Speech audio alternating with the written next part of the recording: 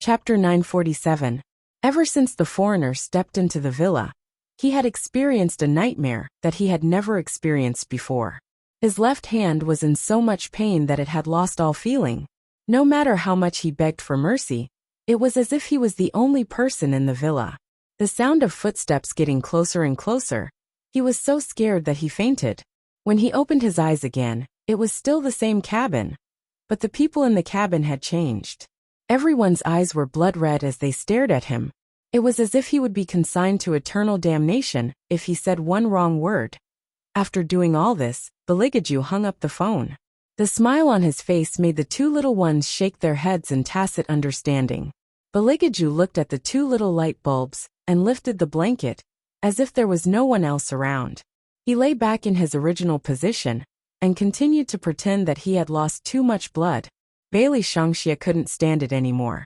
"Dad, don't you think it's very shameless of you to keep pretending like this?"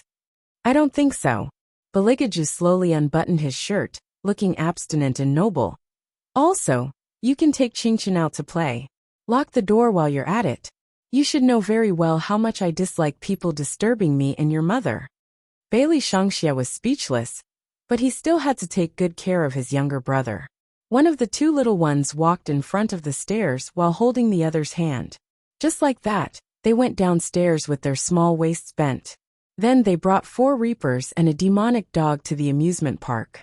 After Hellion Vivian finished boiling the red date soup, she realized that there was no one upstairs. The small bowl that she took out didn't come in handy either. The two little ones must have gone out to play.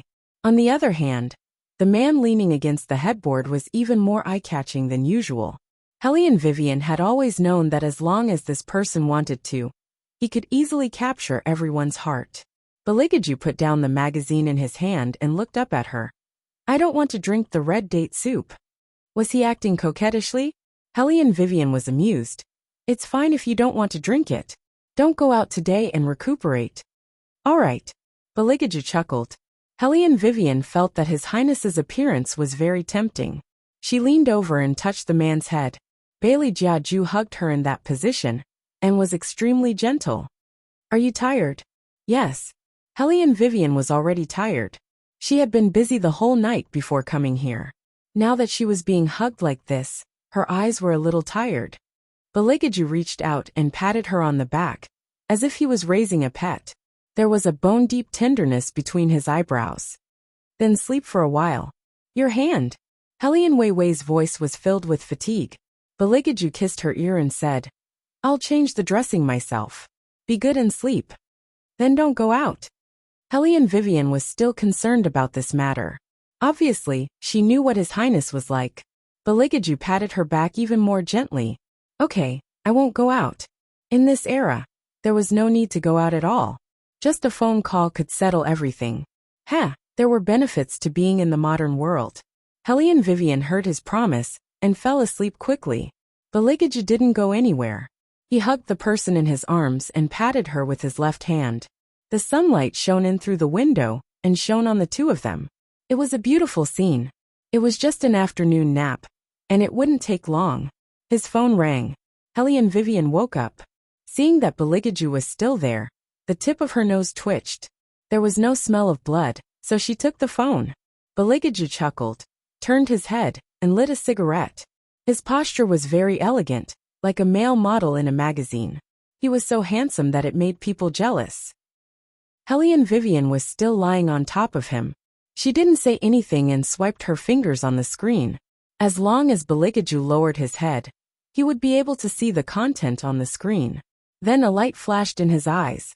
"Class reunion?" Hellion Weiwei didn't mind and yawned. "We have a reunion every year. I haven't been there before. But the class reunion is basically a competition to see who gets there. If it's not a competition to see who's richer, it's a competition to see who marries better. This time is no exception." "I see." Beligaju's eyes darkened and he smiled. "Do you want me to go with you?" "No need. The other half usually doesn't follow class reunions." Hellion Vivian was going to solve something, so she didn't want to bring His Highness along. Moreover, His Highness was so good-looking that she could just admire him at home. Why would she bring him out for others to see? Baligaju didn't insist, but his smile deepened. When you're done, call me and I'll pick you up. Okay. Helene Vivian nodded and glanced at the time of the reunion on her phone. It was 3 o'clock tomorrow afternoon. They probably wanted to drink some coffee before dinner. The location was at Starbucks. That Starbucks was very close to Qingqin's kindergarten. It was just right to pick up the two little guys for lunch, send them back to school, and then go to the appointment. However, what Helene Vivian didn't expect was that when she woke up the next day, Shangxia had already changed into his usual clothes. His leather jacket paled in comparison. His current outfit was very different. It was a hellish black, and his little nails were also black. He looked even more handsome than usual. His little face had the unique arrogance of the demon world. He was just like a little demon. What are you doing?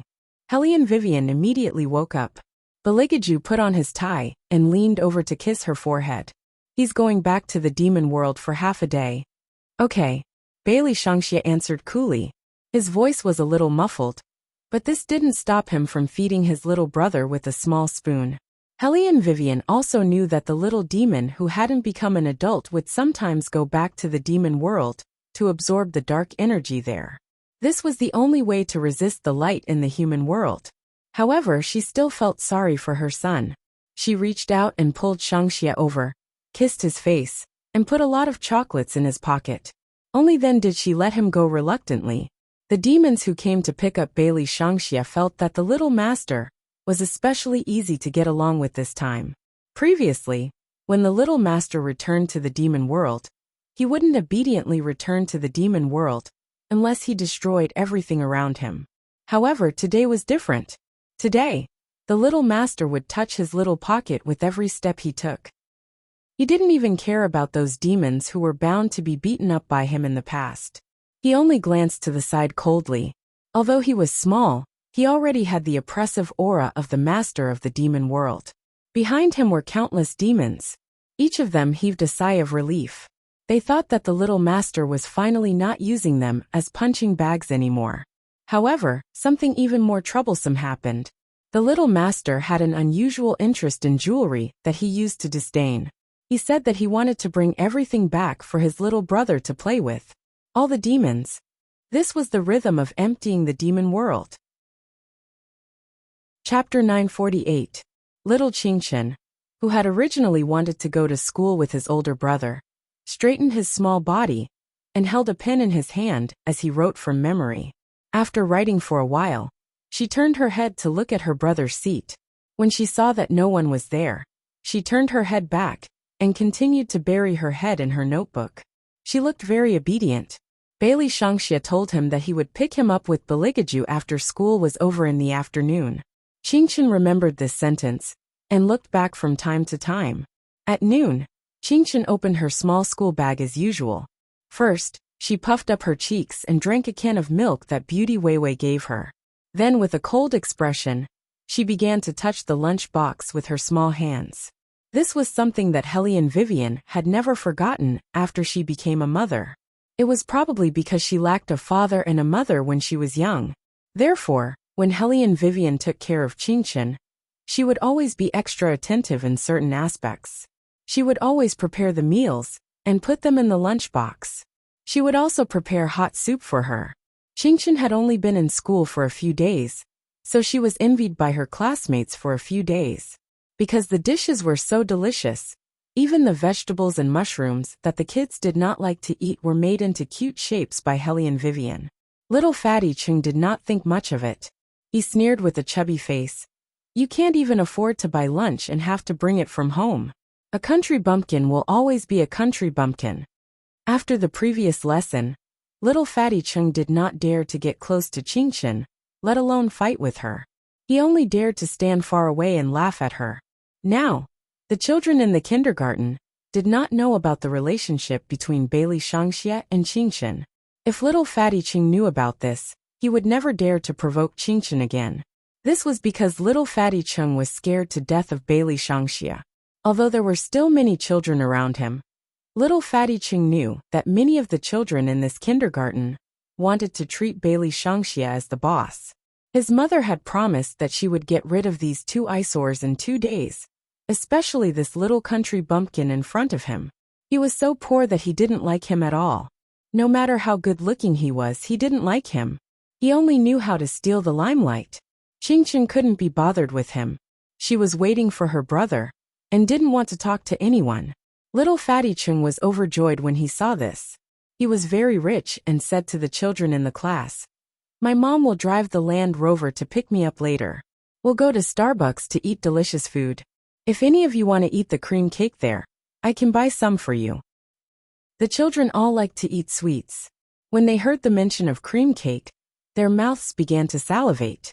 Little Fatty Chung was soon surrounded by people. He liked this feeling. He glanced at Qingchen contemptuously, and remembered the people who usually followed him. He meant to ask the driver to send the cream cake to him later. Children who were able to attend international schools were usually more mature than ordinary children under normal circumstances. This was because their family backgrounds were similar. Except for some children who were originally from this school district. Basically everyone had a chauffeur. That was why little Fatty Chung looked down on little Qingchen so much. In his impression, little Qingchen came from a poor family. It was only because his family lived in this area that he could afford to attend this school. Obviously, the two of them had different principles when it came to making friends. Although Qingchen didn't like to make friends, she would say a few words to the people around her, no matter what their family background was. Little Fatty Chung, on the other hand, had completely learned from his family. It wasn't that it was bad. After all, it was easier for people from similar families to become true friends. However, it was too much to bully others just because one's family was superior. Qingchen wouldn't have much contact with such people. She felt that they were stupid even when she looked at them. After drinking her milk, she dragged the 4 reapers and started to take a walk in the classroom. She had to let the reapers slip away every day. This way they wouldn't always think of running away. The reapers. Who gave you this illusion? Who is it? Every time they were let slip away, the reapers felt that they had died again. Little Fatty Chung didn't know what Qingchen was doing. He arrogantly thought that a country bumpkin would be a country bumpkin who only knew how to play with herself. Qingchen lowered her head and looked at her smartwatch. There were still 4.5 hours before her brother and father would come. Very good. I'll sleep for a while. Just as Qingchen made up her mind to rest, a pleasant chuckle came from outside the classroom. Son, why are you sitting in the last row? Qingchen immediately raised his little head. When he saw Hellion Vivian, his big eyes were smiling. Hellion Weiwei walked in from the outside and hugged her son in her arms. Are you hungry? Shall I bring you to eat something? I still have class in the afternoon. Qingchen reminded his mother like a little adult. Hellion Vivian was straightforward. Skip it. At that time, Qingchen's life teacher was standing behind Hellion Vivian. Her face darkened. How could she educate her child like this? Qingchen was the one who dealt with the aftermath. He blinked his big eyes and said that today was his father's birthday. His mother came to look for him because she wanted to give his father a surprise. Every time the life teacher saw Qingchen's fair little face, her heart softened. Not to mention, Qingchen deliberately lowered his voice. That look of his made people want to hug him in their arms and buy candy for him. As a result, the mother and son successfully obtained an afternoon off. Their outstanding appearance attracted a lot of children's attention. It was especially so for those who knew little Qingchen. One by one they came over and asked, Qingchen, is this your mother? She's so beautiful.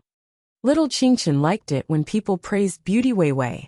He nodded his little head and smiled at those little radish heads, which was a rare sight. Hellion Vivian was very gentle. She did not forget to turn around and say goodbye to the little radishes. Immediately, the children in the class began to envy Hellion Qingchen. Little Fatty Chung was very disdainful. What's there to envy about a car mechanic? My mother is prettier. Also, my mother's education level is high. She's in the court now. She's many times better than her. But I think that Qingchen's mother is prettier. The little princess in the class said in a low voice. Her face was slightly red. Also, she's very tall and has long legs. She's prettier than the celebrities on TV. Children at this age were innocent and bright. Their reactions were also the most direct. Little Fatty Chung was very indignant when he heard that. When he saw Mrs. Chung, who was also Li Meng, his little face was full of resentment. Mom, when did you get rid of that little bumpkin? I feel annoyed whenever I see him. Chapter 949. Didn't I tell you last time? That's my old classmate's son. Once I'm done with this, I'll definitely make you happy. Li Meng coaxed her son as she drove. The class reunion had not started yet. Once it was over, she would ask Hellion Wei Wei and her little country bumpkin to get lost. A lousy car mechanic always loitering in front of her son. Anyway, it was bad luck. Little Fatty Chung was still unhappy. That woman came to class today.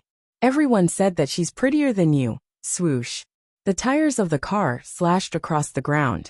The sound was loud and ear-piercing. Li Meng turned around and looked at little Fatty Chung. She's prettier than me? How can she compare to me with that look? Little Fatty Chung was obviously frightened by his mother's ferocious look. However, he was still angry. I didn't say that. It's those people in class. Li Meng's eyes darkened. Then she smiled and said, the people in your class are too young. They don't know anything. I'm going to the class reunion later. Don't go to class this afternoon. Come with me and watch how I embarrass that woman. What Li Meng couldn't stand the most was others saying that Hellion Vivian was better than her. It was fine that she was suppressed by that woman in school. But now who is she? How dare she compare herself to her? Little Fatty Chung had basically been taught by his mother to be a vain child. When he heard that his mother was going to teach the other party a lesson, he was overjoyed. When he went back home, he told his classmates that his mother was the prettiest. Li Meng didn't drive immediately. Instead, she took out her phone. After thinking for a while, she called Du Cece, who was very close to her. Are you ready? If you're ready, I'll come and pick you up. Someone asked in the group just now. Hellion Vivian is near Starbucks. Du Cece laughed. You don't have to come and pick me up. I still have something to do here. I'll go over once I'm done. I haven't seen that woman for so many years. I have to let her know that she's no longer the arrogant law student she used to be. She's just a broken car mechanic. How can she have such a big face? Yes. How can she be compared to our lawyer, Cece? Li Meng chuckled and her eyes darkened. All right, I'll wait for your call. If you don't come, there will be less fun. Du Cece understood tacitly. I understand, Madam Chung. Before I go, you should show the jewelry on your body. That will make that woman behave for a while. If she doesn't want to give face to us, we'll expose her when the whole class is there.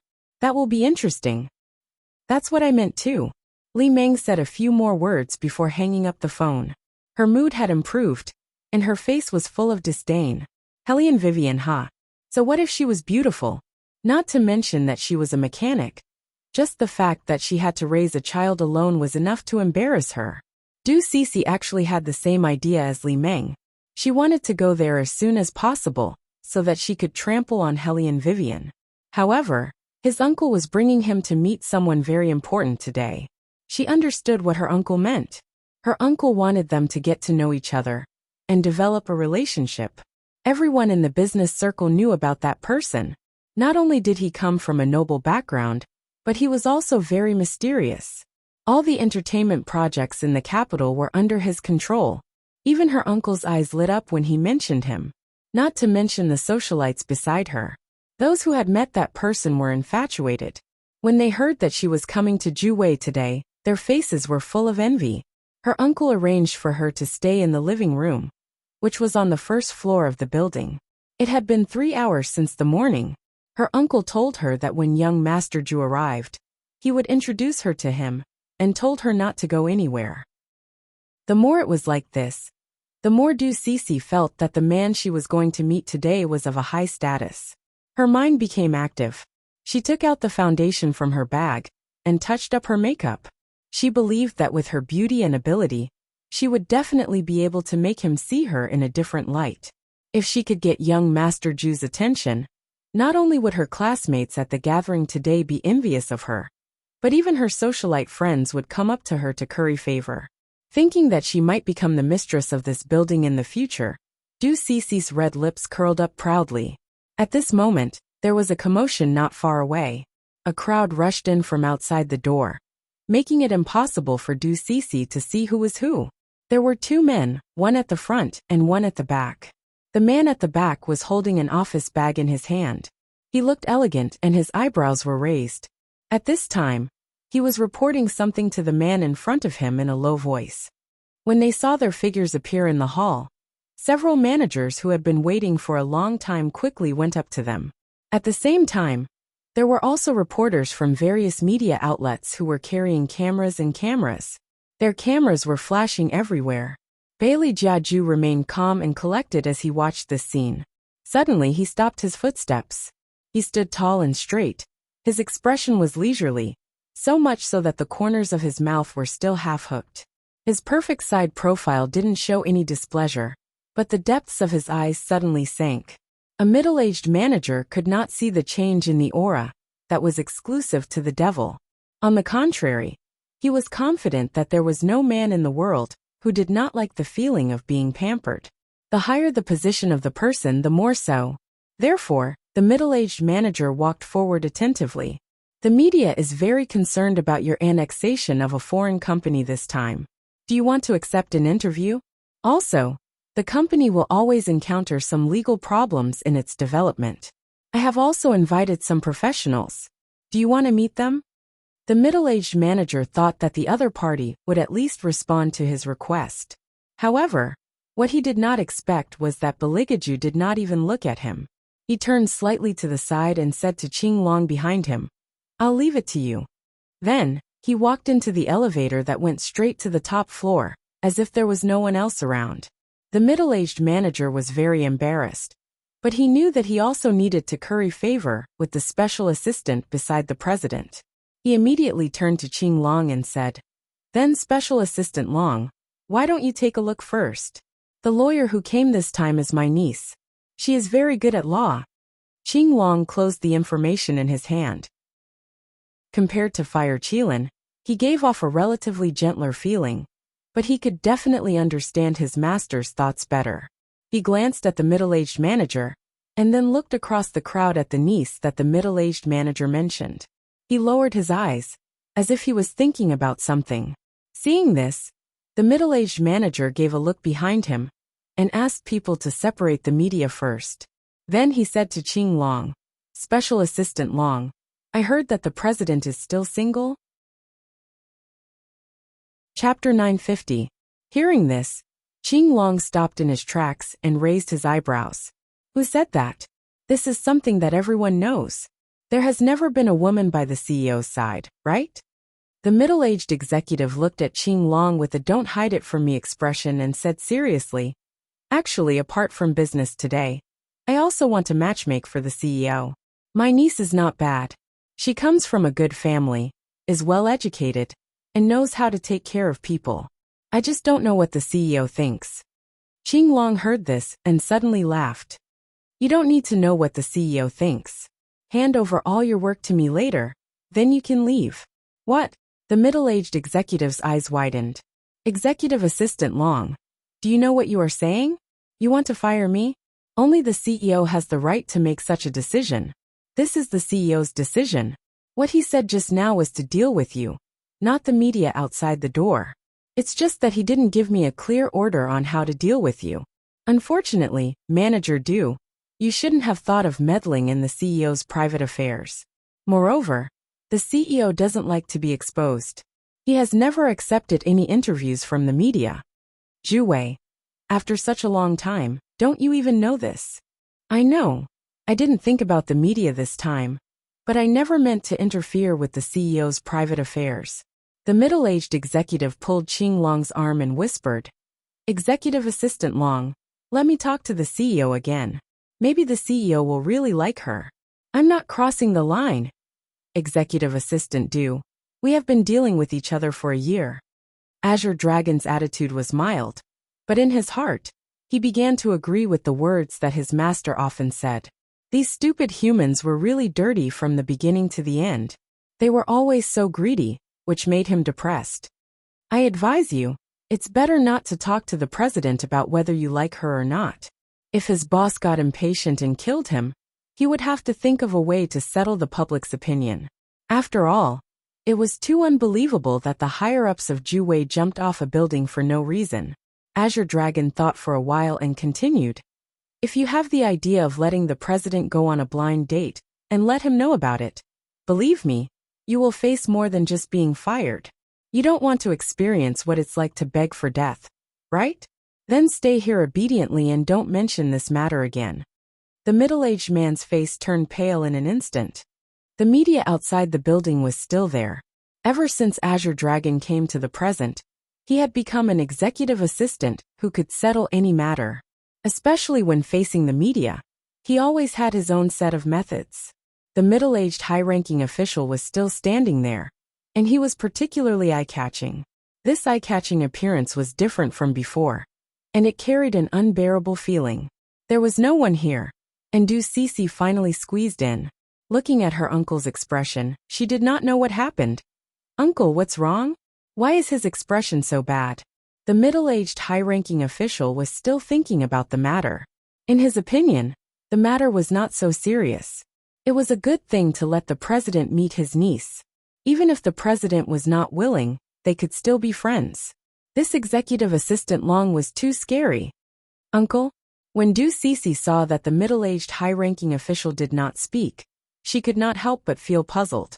The middle-aged high-ranking official waved his hand. "It's nothing. It's just that some people have been with the president for a long time, and they really think that they can make decisions for the president. I'm fine. But Cece, did you see the president just now?" "There were too many people, so I didn't see clearly.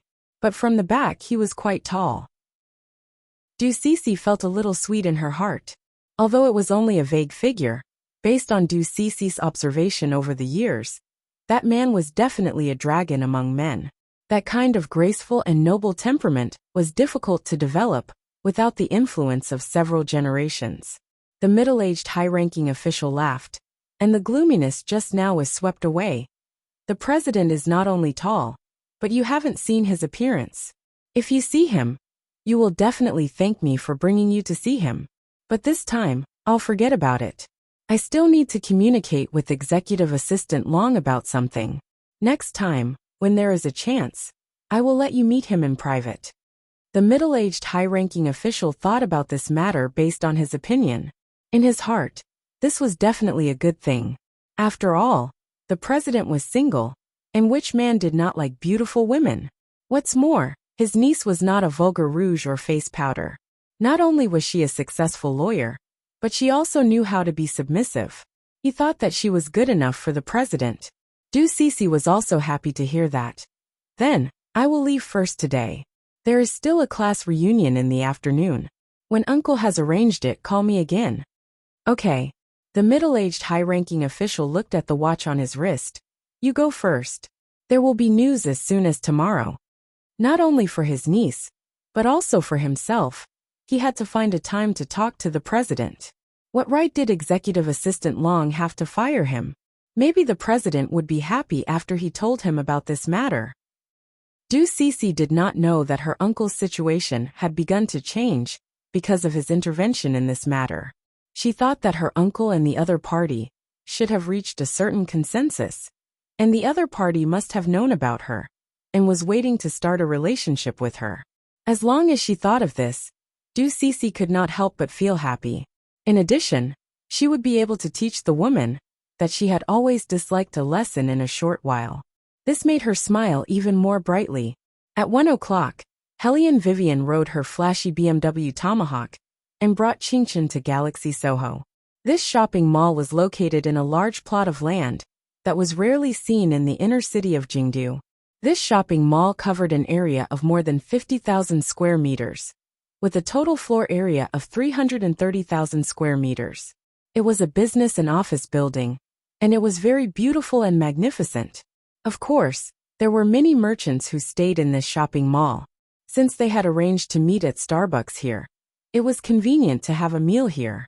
Qingchen stretched her short legs and jumped down from the tomahawk. Then, she carried her small school bag adorably and held Hellion Vivian's hand. Her small face was cold, and she looked like a little prince. Hellion Vivian held the keys in her hand. She did not wear a skirt because she wanted to ride the bike. Instead, She wore cool jeans and a coffee-colored leather hat. Her chestnut curly hair fell behind her back, and she looked indescribably beautiful. Not only did such an outfit not make her look ordinary, but it also made her look more eye-catching. Her face was still without makeup, but it was very fair. Hellion Vivian was looking at the surrounding merchants. She lowered her head and asked her son, "What do you want to eat? Do you want to eat hot pot?" "No." Little Qingchen poked his little palm, and obediently raised his head to add, "Wait for Big Brother to come back before we eat hot pot." Hellion Vivian rubbed her son's hair, and turned to look at a nearby merchant. "What do you want to eat now?" "Beauty Vivian." Qingchen sighed and looked into Hellion Vivian's eyes. "Since you just came in, the number of times your eyes fell on the 3 words Burger King is more than 5 times. If you want to eat Burger King, let's go eat Burger King." Hellion Vivian did not feel embarrassed at being exposed at all. She raised her lips and smiled. "Okay, let's eat Burger King. They have recently released a new product, and it is very delicious. There is a layer of tempura vegetables in it, and it is crispy. You will definitely like it." Qingchen had always known that Hellion Vivian only ate hamburgers and fries from Burger King. She did not even touch other KFC. Undoubtedly, when Beligaju and Bailey Shangxia were not around, the responsibility of spoiling Hellion Vivian fell on Qingchen's shoulders. Knowing that Hellion Vivian wanted to eat, Qingchen naturally put this as her first consideration. She queued up to order in a cool manner, and from time to time, she would tilt her little head to look at the new product in the picture. The waitress had seen children order by themselves before, but she had never seen a child order for their mother. Seeing Qingchen pointing her pinky and pointing here and there, she was really adorable. "Child, this doesn't seem to be enough. Do you want to add an extra hamburger?" Seeing that Qingchen only ordered a hamburger set, the waitress thought that he had ordered the wrong thing, so she reminded him with a smile. Unexpectedly, Qingchen shook her little head seriously and said, "I can't let my mother drink too much cola and eat too much fried food. It is not good for her body." The waitress, as well as the parents queuing behind, they often heard these words from mothers to children, but now it was the other way around. They also wanted this kind of son who doted on his mother. Qingchen's height had just reached the bar counter. He tiptoed, pressed 2 straws, and asked the waitress for an empty cup. Then he carried the tray and wobbled toward Hellion Vivian. Qingchen was good at everything, but he often did not roll up his sleeves and rubbed his little face against her.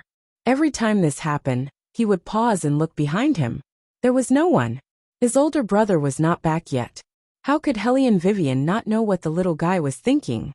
Seeing Qingchen's listless appearance, she hugged her son's little head and kissed him. "I will take you to the arcade upstairs to play later. Let's catch a little devil doll for your older brother, okay?" "Okay." Qingchen's eyes lit up. However, he was still very gentlemanly outside. He wiped his little head with a napkin and said to Hellion Vivian as if he had a headache, "Pretty Hellion Vivian, how many times have I told you not to kiss me casually in front of the audience?" Hellion Vivian replied perfunctorily as she kissed her son's face twice. Qingchen, of course, was not angry. He reached out his little hands to help Hellion Vivian pour 1 cup of cola into 2 cups. Then he sat there, frowning, and squeezing the ketchup in his hands seriously.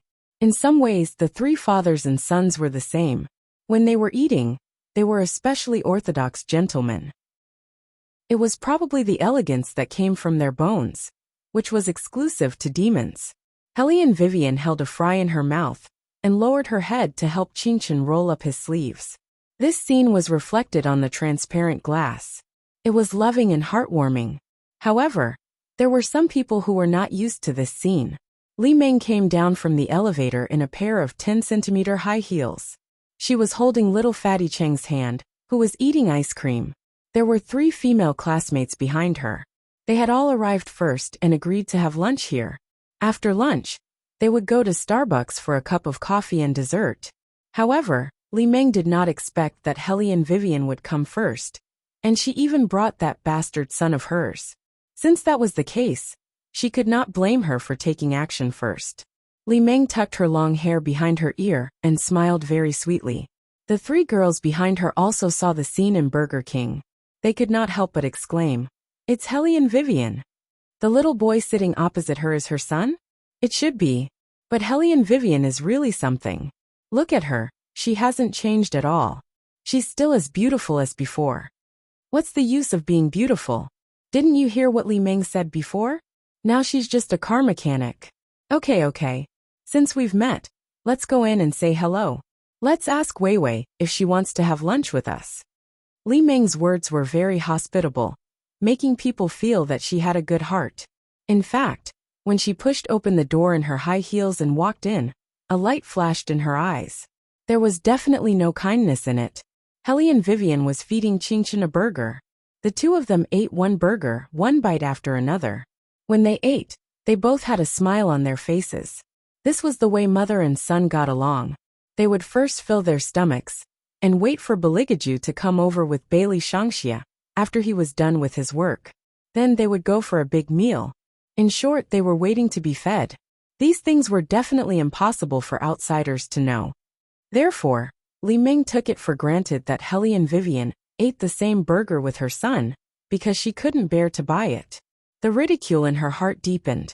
She said, Wei Wei, why did you bring your son to eat this kind of food? It's so unhealthy.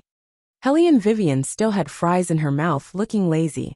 She glanced at the people who appeared in front of her and didn't say anything. Li Meng asked the three female classmates behind her to sit down together and smiled. These are all people in our class. You remember them, right? Hellion Vivian nodded faintly. In fact, she didn't even recognize all of their faces. However, she couldn't be rude. She still had to answer. The three girls glanced at her and then looked at the food on her plate.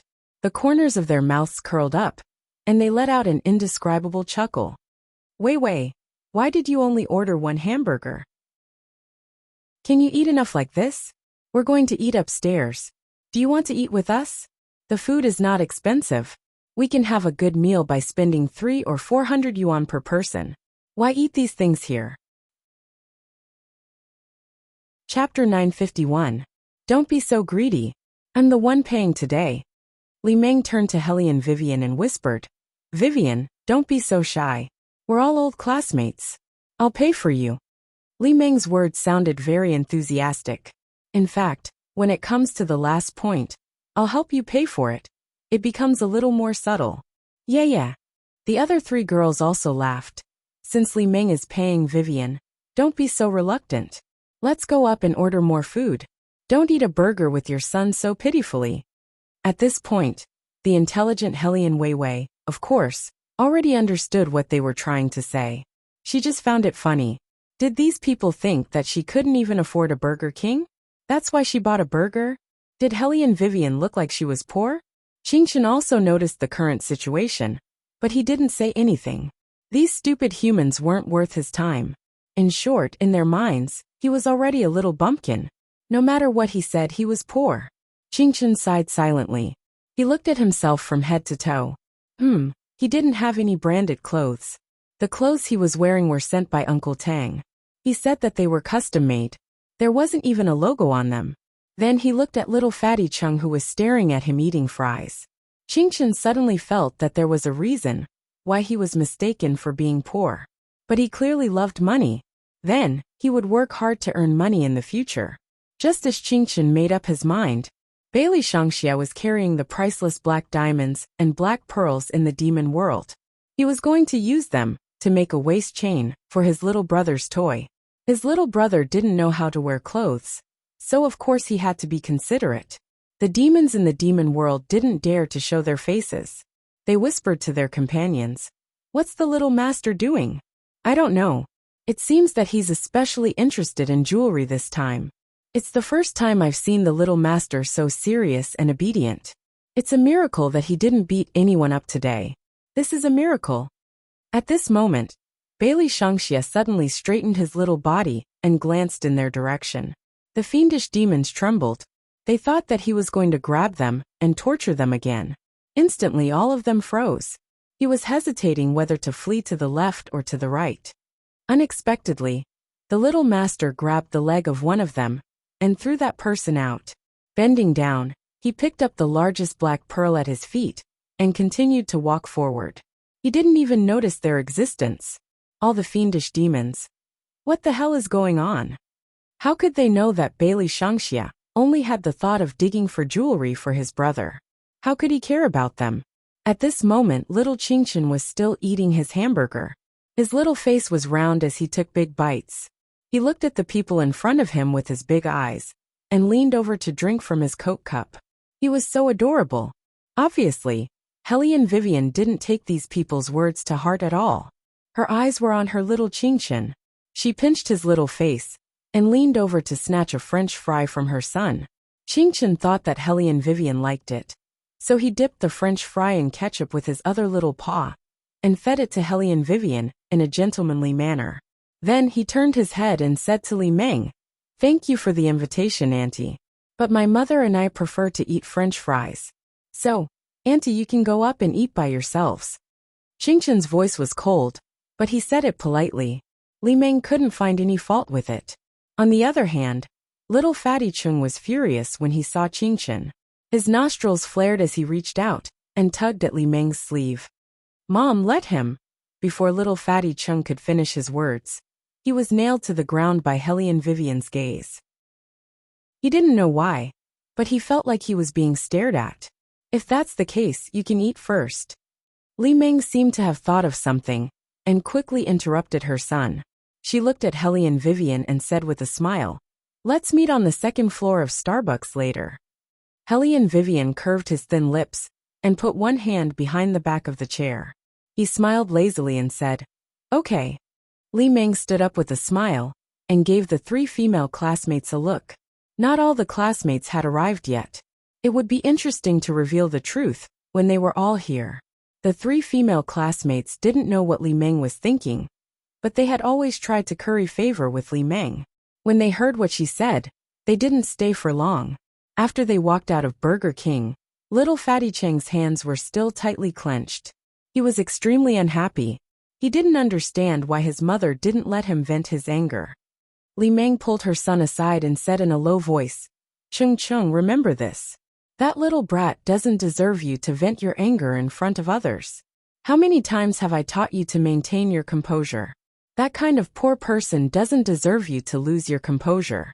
Do you understand?" "I know." Little Fatty Chung gritted his teeth. "But Mom, you have to teach them a lesson." Li Meng smiled. "Of course. I've already said that I'll help you vent your anger. Come, let's go eat first. It'll be almost time after dinner." In Burger King, Qingchen finished the last sip of her cola, and said in a childish voice, "Pretty Weiwei, it seems that your classmates don't just want to have a party with you. Qingchen, you have to remember that the other meaning of any party is to compare." Hellion Vivian flicked his forehead and smiled evilly. "But they seem to have misunderstood something. They think that I'm very poor." Qingchen reached out her 2 little hands to save her little head. She educated Hellion Vivian seriously. "It's not that they think you're poor. They think that you're very poor. So Pretty Weiwei, when I help you in the future, you have to give me more pocket money. Do you understand? You can't exploit child labor. I'm telling you how hard it is to live in this world." Hellion Vivian bent down and picked up Qingchen. She continued, "Besides, look at your brother. He handles so many official matters for your father, but he doesn't have any pocket money. I'm already very generous compared to your father." Little Qingchen was speechless. He finally understood why his older brother had to run away from home. His imperial father and imperial mother were equally shameless. They simply didn't give them any chance to survive. Fortunately, he still had his own little treasure vault. At this thought, Qingchen was about to check the kickbacks in her pocket. Little did she expect that when she lowered her head, Hellion Vivian took away more than a dozen 100 yuan notes, leaving only a 50 yuan note in her pocket. "Pretty Weiwei, you'll lose me if you continue like this. Good girl, it's not good to carry too much money. Last time, you were kidnapped because of this. Mom helped you get rid of it, so you're safe now." Qingchen, tricks, it's all tricks. It was an accident that she kidnapped him, okay? However, Qingchen wasn't strong enough to fight against her bandit mother. After a while, she was distracted by Hellion Vivian's demon-shaped plushie. When Qingchen saw the plushie, she immediately thought of her brother. The plushie was very delicately made. It had a pair of pure black wings on its back, and a few black studs on its ears. Its cold expression was very lifelike. Qingchen was overjoyed. He raised his pocket money, and was about to buy some game coins. All his actions showed that if he didn't take down this little demon today, he wouldn't leave. Hellion Weiwei counted $100 bills, and gave them to the arcade, exchanging them for 1,000 game coins. She wanted to collect 10,000 game lottery tickets, so that she could take down the little devil, who was completely black all over. Qingchen was very good at playing with electronic products, especially when it came to calculating the lottery. Every time she put in a game coin, she would win a lot of money. This made the eyes of the gaming parlor's boss turn red with envy. He never thought that the hit rate of the machine would be so high. He even specially asked someone to adjust it. But no matter how he adjusted it, the result would still be crushed by little Qingchen. In the end, Qingchen won the most expensive plushie in the gaming parlor, with less than 20 game coins. The plushie was an imitation, and it was taller than Qingchen by a head. It would cost at least 600 to 700 yuan in a shopping mall. Qingchen was even cuter when she carried it, because she couldn't see the road ahead. The owner of the gaming parlor didn't believe it. He put in a game coin himself, but he didn't win a single lottery ticket. Damn it, he lost a lot. 20 game coins were exchanged for a 600 to 700 plush toy. Naturally, little Qingchen was in a good mood, especially since this plush toy was a gift for his elder brother. Hence, he did not care about the beads of sweat on his forehead. He wiped himself clean with his little paws behind his back, and continued to walk towards Starbucks. This time, quite a number of students had come. Li Meng sat in the middle. When she saw Hellion Vivian come in, she was very enthusiastic. "Why are you so late? I thought you would finish eating first. Do you want to order dessert for your son? You ate so little at Burger King just now. You must not be full." "Li Meng, don't let Weiwei order anything. A pastry at Starbucks is enough for her to eat a meal at Burger King. How can she be willing to do that?" The female classmate next to her laughed. "How about this? I have a card here. If you order a cup of coffee, you can buy one and get one free. The free cup is just right for Weiwei." Hellion Vivian didn't say anything. She just looked at the female classmate with a smile. The corners of her eyes were raised, and with the half-smile in her eyes, it added a bit of charm to her face. The female classmate was stunned by Hellion Vivian's gaze. She didn't know why, but there was a trace of coldness in her heart. The others didn't know how she felt, and they all urged Hellion Vivian to order something. Hellion Vivian didn't go to the bar counter. Instead, she held Qingchen's hand and sat on the sofa. She was as lazy as ever. "I prefer drinking compared to coffee. I just finished eating, so I won't drink anymore." Seeing this, Li Meng and the three female classmates looked at each other. They were even more sure that Hellion Vivian was reluctant to order. "Since Weiwei doesn't want to drink, then forget it." Li Meng tried to mediate. She lowered her eyes and took a sip of the coffee. Her posture seemed noble, but in fact, she was just pretending. "Oh right, Cece will come over later. Weiwei, you still remember Cece, right? When we were in school, she sat behind you. Now Cece is awesome. Not only is she getting more and more beautiful, but she also became a top lawyer. A few days ago, she even accepted an interview. Now she charges a lot of money. She's really busy. I don't care about anyone, but I have to care about you, Mrs. Chung." As soon as Li Meng finished speaking, Du Cece walked in with a branded bag in her hand. Her hairstyle was very fashionable, with beautiful straight hair. She obviously put on makeup, and wore a pair of high heels on her feet. The color of her thin lips was very light. Although she looked like a pretty girl from a humble family, she exuded a sense of professionalism. Probably because she was born in the South, she looked very petite and cute. However, in fact, her eyes were not harmless at all. After she entered the door, she glanced at Hellion Vivian. Then, she pretended to look away casually, and started to talk and laugh with everyone. When someone asked her what she wanted to drink, Du Cece deliberately said the name of the cappuccino in English. Her pitch was very high. "Cece's English is really good." Someone sighed. "I could speak a few words in English when I was in university, but after I graduated, I haven't spoken English like this." Du Cece took a sip of coffee, My English is just average. Li Meng's is the best. Don't you know who her husband is? He's a manager of a multinational company. His friends and clients are all foreigners. When I come across rare words, I have to ask Li Meng to translate them. Hey, don't think that I can't tell that you're flattering me, Li Meng warned her, but there was a smile in her eyes. Obviously, she liked this kind of compliment. Qingchen, who was raised by 6 rough men, 2 of whom were foreigners, looked at them from the side. She really did not understand. She just ordered a cup of coffee. How could it show that her English was good? If they saw that Beauty Weiwei used English to fight a lawsuit in America, wouldn't they go crazy? Qingchen felt bored, so she started to play with the little devil in her arms. After playing with him for a while, she turned her head and whispered to Hellion Vivian. When will brother come? He said that he will come after the small dinner table is over. If I'm not in school, will brother not be able to find me? Before Hellion Vivian could say anything, Du Cece, who was beside her, said, Weiwei, how about you? We've been talking for so long, but I still don't know where you're working now. Chapter 952. Du Cece's voice was not loud, but it was clear enough. It was as if she deliberately wanted the few male students who were sitting next to them to hear her. It was true that most of the male students only arrived at night. However, Du Cece couldn't help it when she saw that the woman's face was still so eye-catching. She wanted to let them know as soon as possible that no matter how beautiful the woman was, she was just a car mechanic. She didn't even have a graduation certificate. Cece, how could you forget? Didn't I tell you before? Li Meng pulled Du Cece's sleeve. She looked like she found it difficult to tell Hellion Vivian's occupation. Du Cece quickly waved her hand. I'm sorry, Weiwei. I tend to make mistakes when I'm busy. Li Meng told me before that you're now repairing cars at a car shop. You have to take care of your child alone. It's really tough. In fact, if you have any difficulties, you can tell us. We'll think of a way to help you. Repairing cars? One of the male students couldn't believe it. He turned his head and asked, Weiwei, are you really repairing cars now?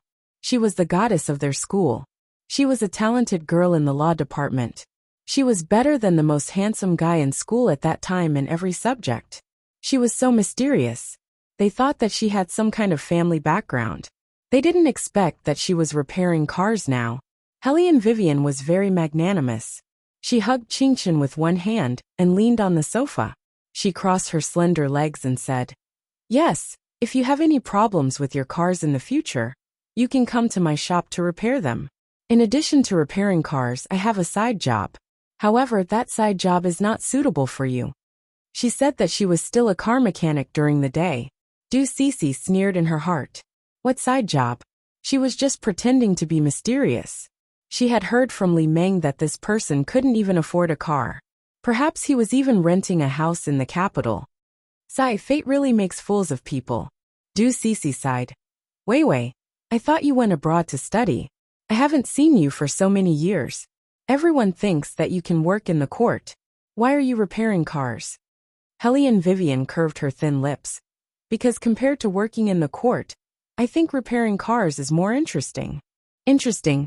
Du Cece couldn't hide her amusement.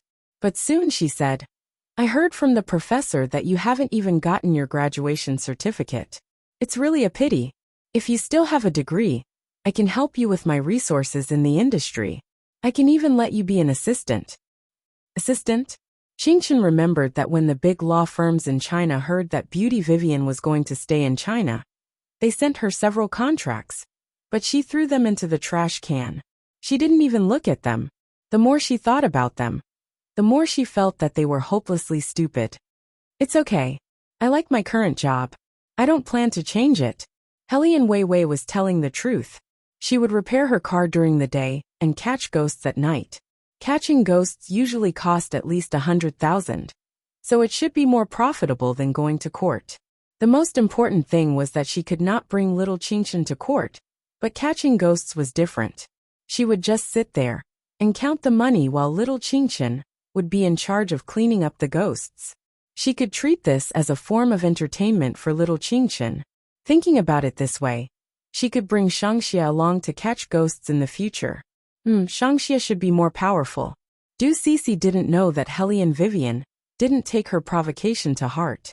She thought that Hellion Vivian was just being stubborn. She sighed pretentiously. Only you can endure this pain.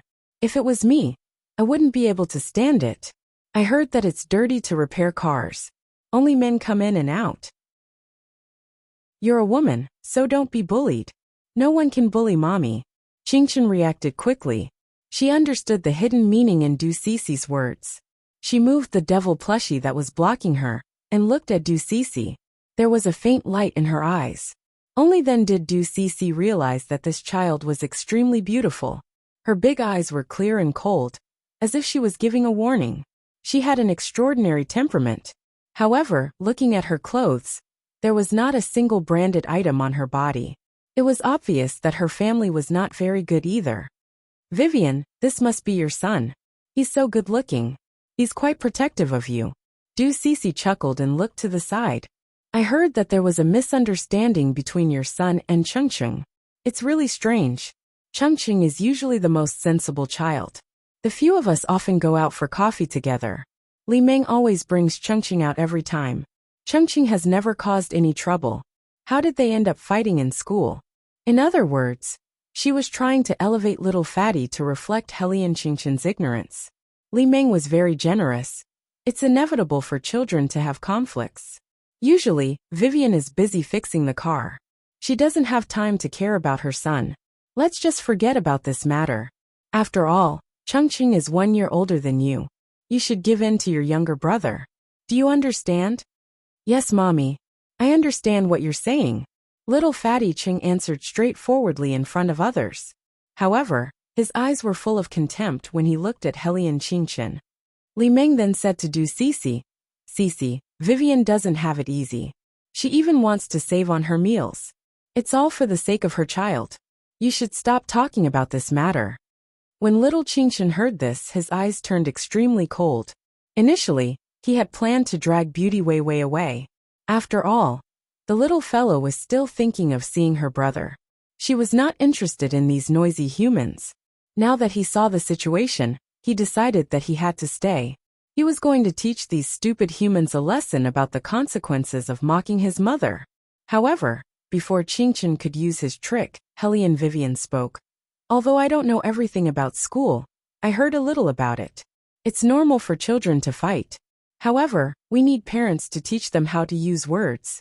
Since you're all here as a mother, I'd like to ask on behalf of my son. Li Meng, why did your son call Qingchen a bumpkin every time he saw him?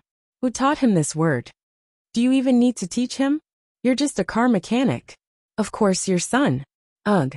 Li Meng covered little Fatty Cheng's mouth before he could finish his sentence. Li Meng glared at him, and he became obedient. However, he already understood the meaning of those words just now. It was nothing more than saying that Hellion Wei and the others were poor. Everyone fell into an awkward silence.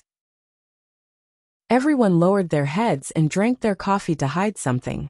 However, some of them still had a smile on their faces. It was as if they were mocking little Fatty Chung together. Chapter 953.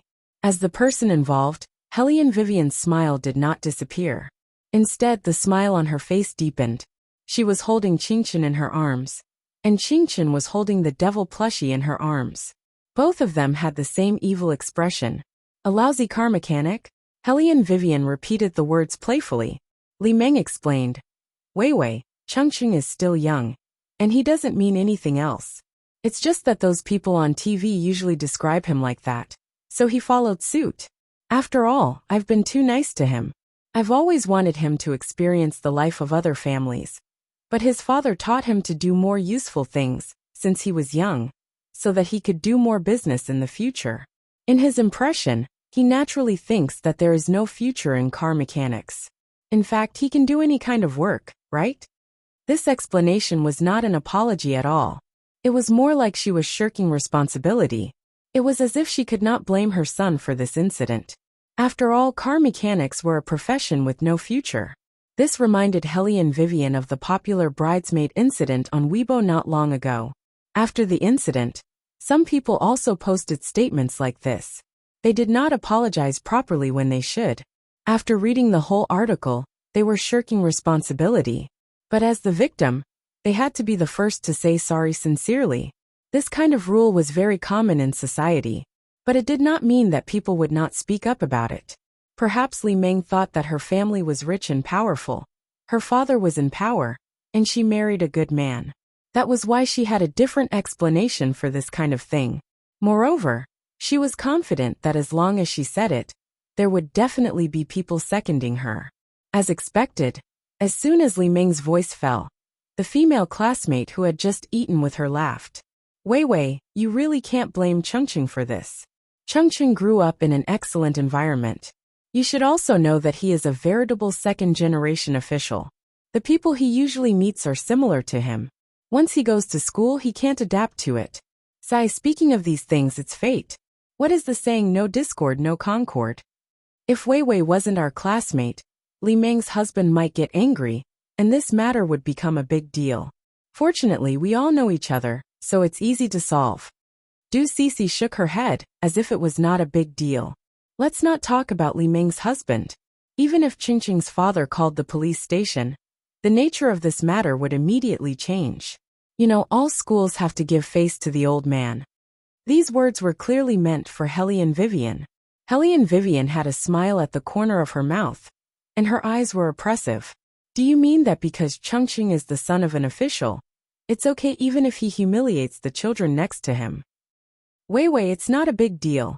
How can you say that it's a humiliation? Du Cece wanted to make things vague. We're mainly saying that Chengqing doesn't have a bad heart. We're afraid that you'll misunderstand. That's why we mentioned Qingqing's family background. Family background? Hellion Vivian's smile grew wider. To be honest, she was not afraid of any family background. Moreover, she felt that little fatty Qing in front of her was not the son of an official. He was just the grandson of the head of a department. Although in the capital, no matter how small an official was, it was still bigger than a city-level official. However, in Hellion Wei Wei's network of connections, such officials could be easily found. Moreover, every one of them was afraid of offending her. However, no one would know about Hellion Vivian's situation. Therefore, Li Meng and Du Cece felt that they were better than Hellion Vivian, and they were very happy. Okay, let's not talk about these things anymore. Li Meng wanted to change the topic, so she looked at Du Cece. Why are you so late today? Didn't you say that you're busy with work? You don't look like you went to work. I didn't hear that you had a case to go to court. Du Cece put down the coffee in her hand and fiddled with the gold chain on her left wrist with her fingers. Her face was slightly red, and she looked a little shy. I was called by my uncle at the last minute to meet the CEO of Juwei. Juwei. Not only the few female classmates next to her, but even Li Meng's eyes lit up. It's the aristocratic CEO that was reported by the media. I heard that he's very young, and is even more handsome than celebrities. He came from the United Kingdom. Now the entire film and television industry in the capital is monopolized by him. He's so powerful. Cece, how do you know him? Did you get his phone number? Du Cece tucked her long hair behind her ear and suppressed the pride between her eyebrows. She pretended to smile calmly. You guys, how can it be so fast? But the next time we have a meal together, he'll probably leave his number. We're not close yet. Look, you even used the word we. Li Meng pointed at her with her finger. How can we not be close when we can have a meal together? At least we've seen him before. I've heard about that person. Even if the mayor asked him out, he wouldn't show up if he didn't want to. The mayor had to go over and greet him personally. This person is almost like a Prince Charming in the eyes of many people. If he hadn't been living in seclusion, I'm afraid his limelight wouldn't be any lower than those popular male stars. Cece, we'll have to count on you in the future. I don't understand what you're talking about. Du Cece's face was slightly red. She deliberately made her words sound very flirtatious, as if she really knew Beligaju. In fact, she had only seen his back from afar. However, she was not afraid of being exposed because everyone here, including Li Meng, would not be able to see that handsome man. Moreover, with her uncle around, she would be able to ask him out for dinner one day. Therefore, she was not lying. Du Cece had always been good at packaging herself. She knew how to speak without exaggeration, so that she could mingle better in front of others. As soon as she finished speaking, the male students on the other side came over. Many of them wanted to see if they had the opportunity to get in touch with Ju Wei. As long as they could get in touch with her, it would mean countless business opportunities and benefits. Just like that, because of Du Cici's words, the atmosphere in the coffee shop suddenly became lively. Everyone wanted to ask Du Cici about something. Only the mother and son who were sitting on the sofa were a little confused. They were exceptionally quiet. The excuse that Helly and Vivian had originally thought of disappeared at this moment.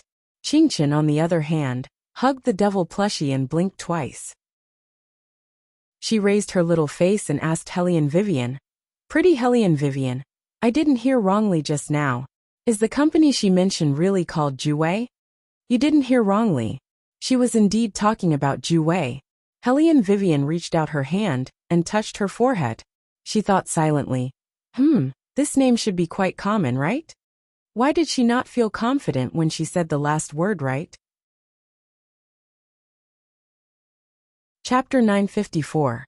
Last time Big Brother said that our family is now an opera company, because he wants to be an opera singer in the future. Dad set up a company for him to play with in advance. We were afraid that he would eat up all the opera singers in a moment of ferocity. Qingchen reached out his little hand and pushed away the devil plushie that was blocking his face. He lowered his voice and muttered to himself, "But Dad's naming skills should be better than Mom's." "Qingchen, are you questioning my aesthetic standards?" Helly and Vivian raised his beautiful eyebrows. "Also, that's not called an opera singer, it's called a star. Your brother came from ancient times. Are you from ancient times too? Please speak modern language." The little one shook his little finger very seriously. "Now it's not a matter of aesthetic standards, it's a matter of coincidence. Anyway, Beauty Vivian, I need you to tell me that the current situation isn't what I think it is, right?" "Cough, to be honest, I think the same as you." Helly and Vivian lowered his eyes very seriously. And so, the mother and son's expressions were in sync again. It had to be said that it was a little cute. However, Qingchen seemed to have thought of something, and suddenly his eyes lit up. "Beauty Vivian, if Dad gave his phone number to another woman behind your back, what would you do?" "He hasn't given it to me yet." Helly and Vivian's voice was very languid. Qingchen said in a small voice, "Then what about eating? Eating with another woman?" From what that auntie said just now, she seemed to have eaten with father, and it was a kind of blind date meal. Hearing this, Beauty Vivian paused and then took out her phone. She directly opened a certain someone's WeChat and sent a few words. "I heard that you went for a blind date meal?" When Qingchen saw that Beauty Vivian sent him a WeChat message, he stared at the screen with great interest. He especially wanted to know how father would reply to this message. Yes. Wait. Qingchen seemed to have found something very interesting. She sat in Helly and Vivian's arms obediently and cutely. After thinking for a while, she felt that she had to tell her elder brother about this matter. Therefore, she imitated Helly and Vivian and took out her small mobile phone. This kind of small phone looked fake from the outside. It was not available on the market at all. However, the core was real. There was no problem with communication. Bailey Shangxia had one, and Helly and Qingchen had one, which was used for family communication. While Qingchen was typing, his little finger poked around on the screen, and his little face unconsciously puffed up like a little bun. The more Helly and Vivian looked at him, the more amused she felt. She hugged her son and kissed him. When Bailey Shangxia received the WeChat message, he was flipping the fourth monster. Halfway through, his pocket vibrated. He kicked the monster away, then took out the small phone. After reading the content, his thin lips curled up fiercely. The monsters standing beside him were so scared that they huddled together, trembling. They were afraid that the little master would rush over and kick them away. But a miracle happened. The little master did not continue. Instead, he lowered his head and typed on the phone. Since when did the toys used by humans become so attractive to the little master? This was completely illogical, okay? Bailey Shangxia first sent a hug emoji to his younger brother. Then, he turned around and opened his father's WeChat. He clicked on the Great Devil's profile picture and sent a provocative message. "I heard that you cheated on me? There was no reply. He should be busy. Bailey Shangxia looked at his small phone for a while, then stuffed the black gem he dug up into his pocket. He looked down at the monsters who were frightened by him. What are you hiding for? Come and help me analyze. If my father cheated, how should I take my mother and younger brother to a faraway place?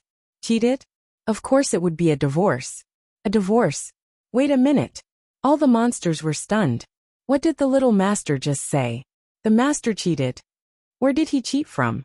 Also, even if the master really cheated, the little master was so happy and excited that he immediately wanted to take the whole family away from home. What was going on? That's your biological father, right? Being a cheater for 10,000 years would not change his nature. All the monsters in the demon world were temporarily summoned to the first prison by Bailey Shangxia to discuss countermeasures against the master's cheating. This was simply impossible. They could not find the meaning of this meeting at all. Helplessly, Bailey Shangxia was very excited. I want to go back to the human world and see which woman my father is eating with. Then, I will send a photo to my mother. All the monsters. If you really do that, you will definitely be hung on the wall by the master and given a good beating. Bailey Shangxia was never afraid of chaos in the world. He packed his things and prepared to return to the human world. In the afternoon, the warm sun cast a brilliant golden light into the blue sky. Bathed in the soft light, the Juwei group looked even more extraordinary. The highest floor of the Huahuang building in the capital was completely open. The luxurious conference room at the top was enough to accommodate hundreds of people. On the low-key and minimalistic office table were the documents that had just been sent by the Ministry of Commerce. The media had not left yet. They stayed in the reception hall downstairs, still hesitant, and kept craning their necks to look at the stairs. Many people did not even have the chance to see the face of the master, let alone interview him. Everyone could not help but feel a sense of regret. But they did not give up, because as long as they got a photo, even if it was a little blurry, there was a chance that they could make today's headlines.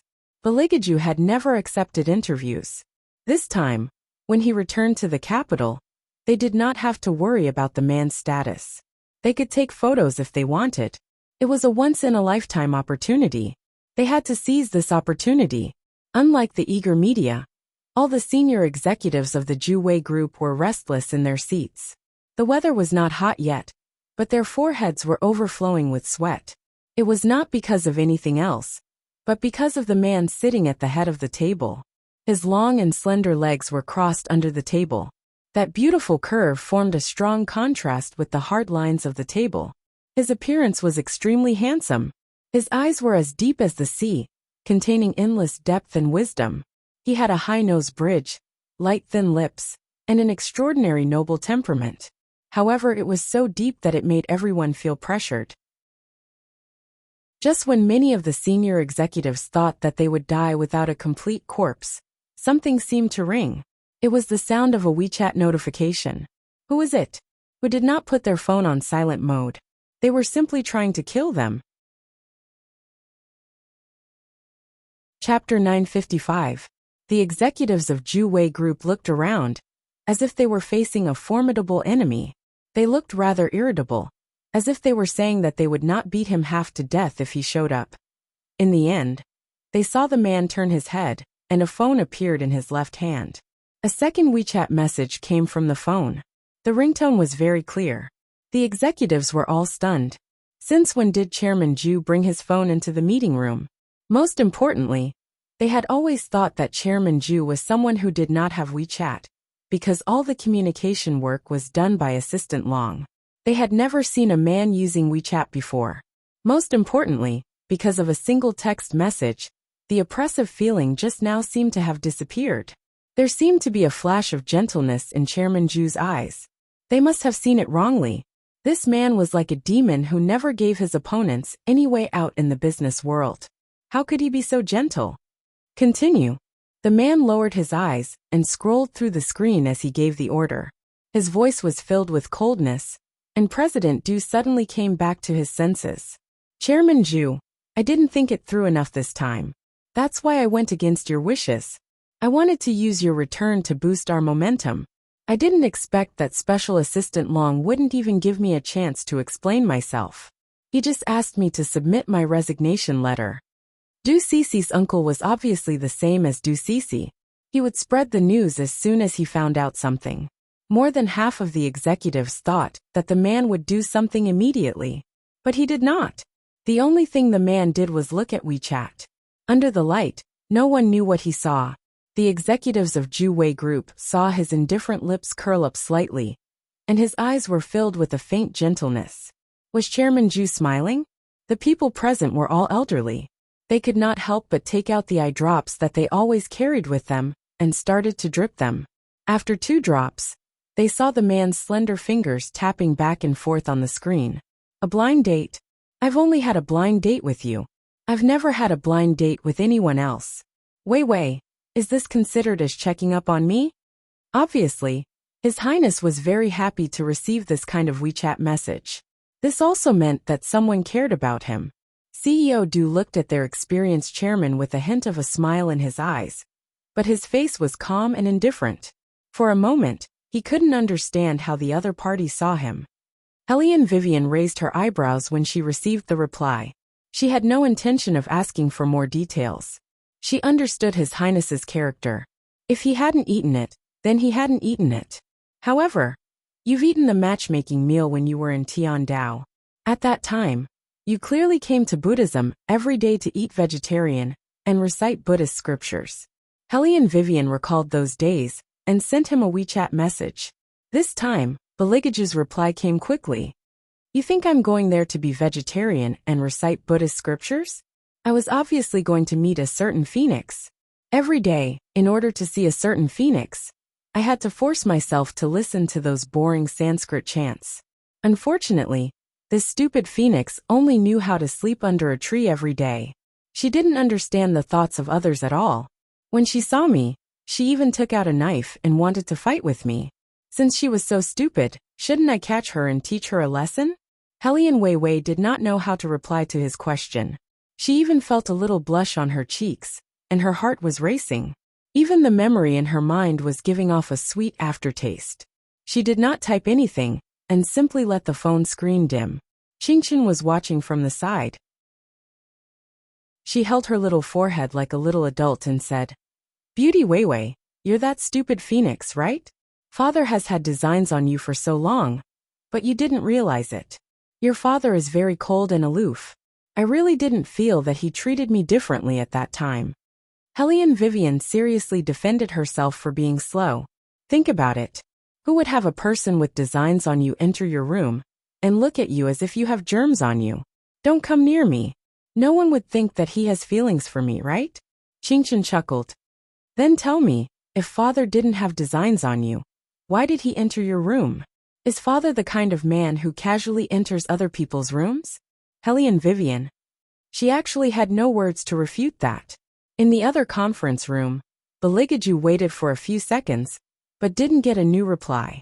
He raised his thick eyebrows and swiped open another WeChat message with his fair and slender fingers. He originally had a casual posture, but after seeing the content, he couldn't help but frown. I heard that you cheated? Cheated? Beligaju didn't like this word. It was one thing to be checked by Wei, but it was another thing to be suspected of cheating. However, Wei would never ask him this kind of thing for no reason. Something must have happened. Beligaju didn't waste any time and made a call. If you want to come back before dinner, you better tell me everything you know. Otherwise, I don't mind letting you stay underground for a while. Bailey Shangxia. I have an appointment with my younger brother to have dinner together. When Bailey Shangxia said this, he took a step forward and stepped on the leg of a big monster. His expression was particularly vicious. Oh, Beligaju's light-colored lips curved slightly, and he was extremely scheming. What does that have to do with me? Shameless, too shameless. Bailey Shangxia knew that his imperial father had something on him again, so he coolly told Beligaju the news that he had heard today. At the end of the call, he didn't forget to make a dig at his imperial father. Father, aren't you afraid that imperial mother will be angry and make you look for her for another 3 years? This last sentence made the coldness brewing in the depths of Bailey Jiaju's eyes burst out in a flash. Even through the phone, Bailey Shangxia could feel his imperial father's demonic aura. The sound from the phone had turned into the sound of static. It was obvious that his phone had malfunctioned because of his imperial father. The senior management of Zhu Wei Group didn't know what had happened because Chairman Zhu had only said one sentence. However, they could clearly feel that the man's aura had changed again. It had become bone-chilling and cold. That kind of coldness was not like the oppressive feeling of a normal man, but a heavy sense of suffocation. The senior management saw him put down his phone, and a strange smile appeared on his face. It was a smile, but not only did it not make people feel any warmth, it was very cold. He raised his eyes and glanced at senior manager, Du, who was still standing. The coldness in his eyes began to surge slowly. I heard that manager Du has a pretty niece? Or is she studying law? Chapter 956. Manager Du was stunned for a moment before he burst into laughter. Not knowing what was going on, he tried his best to suppress his excitement and said, I didn't expect you to know her too, Chairman Zhu. That girl is indeed pretty, and has excellent professional knowledge. I was going to recommend her to be our company's legal consultant this time. Is that so? 2 words were said casually. Senior Du hastily nodded his head. Yes, if it's her. The obvious smile on Senior Du's face suddenly froze when he saw the cold glint in Bailey Jiaju's eyes. What is going on? Manager Du did not understand what was going on. Sweat broke out on his back. Why is the CEO looking at me like that? He tried to figure out what the man was thinking, but he could not figure it out. However, Bailey Jiaju only looked at him with a cold expression. His mockery was so obvious that Senior Du's expression became somewhat unnatural when he looked at him. Manager Du laughed awkwardly. Chairman Zhu, what's wrong? Baligaju played with the phone in his hand and suddenly smiled. You said that Qing Long asked you to write a resignation letter? Yes, this matter itself is unreasonable. Manager Du felt that he finally saw hope. He thought that the CEO did not hear his resignation letter when he sent the WeChat message. This time, he finally had a chance to turn things around. Bailey Jiaju's handsome face tilted slightly toward Qing Long's direction. Since when is it someone else's turn to make decisions for the important matters of the Zhu Wei Group? Qing Long, you only asked Manager Du to write a resignation letter, and you plan to let him go? You've been too lazy recently. Yes. Unsurprisingly, Qing Long lowered his eyes and executed the posture of a special assistant. Manager Du, who thought that he would be rehabilitated, was completely stunned. Wait a minute, is there something wrong? The man's smile was still elegant and indifferent. He leaned back and said in an extremely elegant and slow voice, Release the news now. From today onwards, Du Dui is officially fired by the Zhu Wei Group. No matter when, as long as Du Dui is in the company, the Zhu Wei Group will not cooperate with them, and will even suppress them. So be kind and tell your colleagues not to do anything irrational. Bailey Jiaju said this sentence very politely, but his hidden words were basically saying that in the future, whoever dared to hire Du Dui, he would kill that person. Many of the senior executives of the Zhu Wei Group shuddered. They had always known that the president was capable.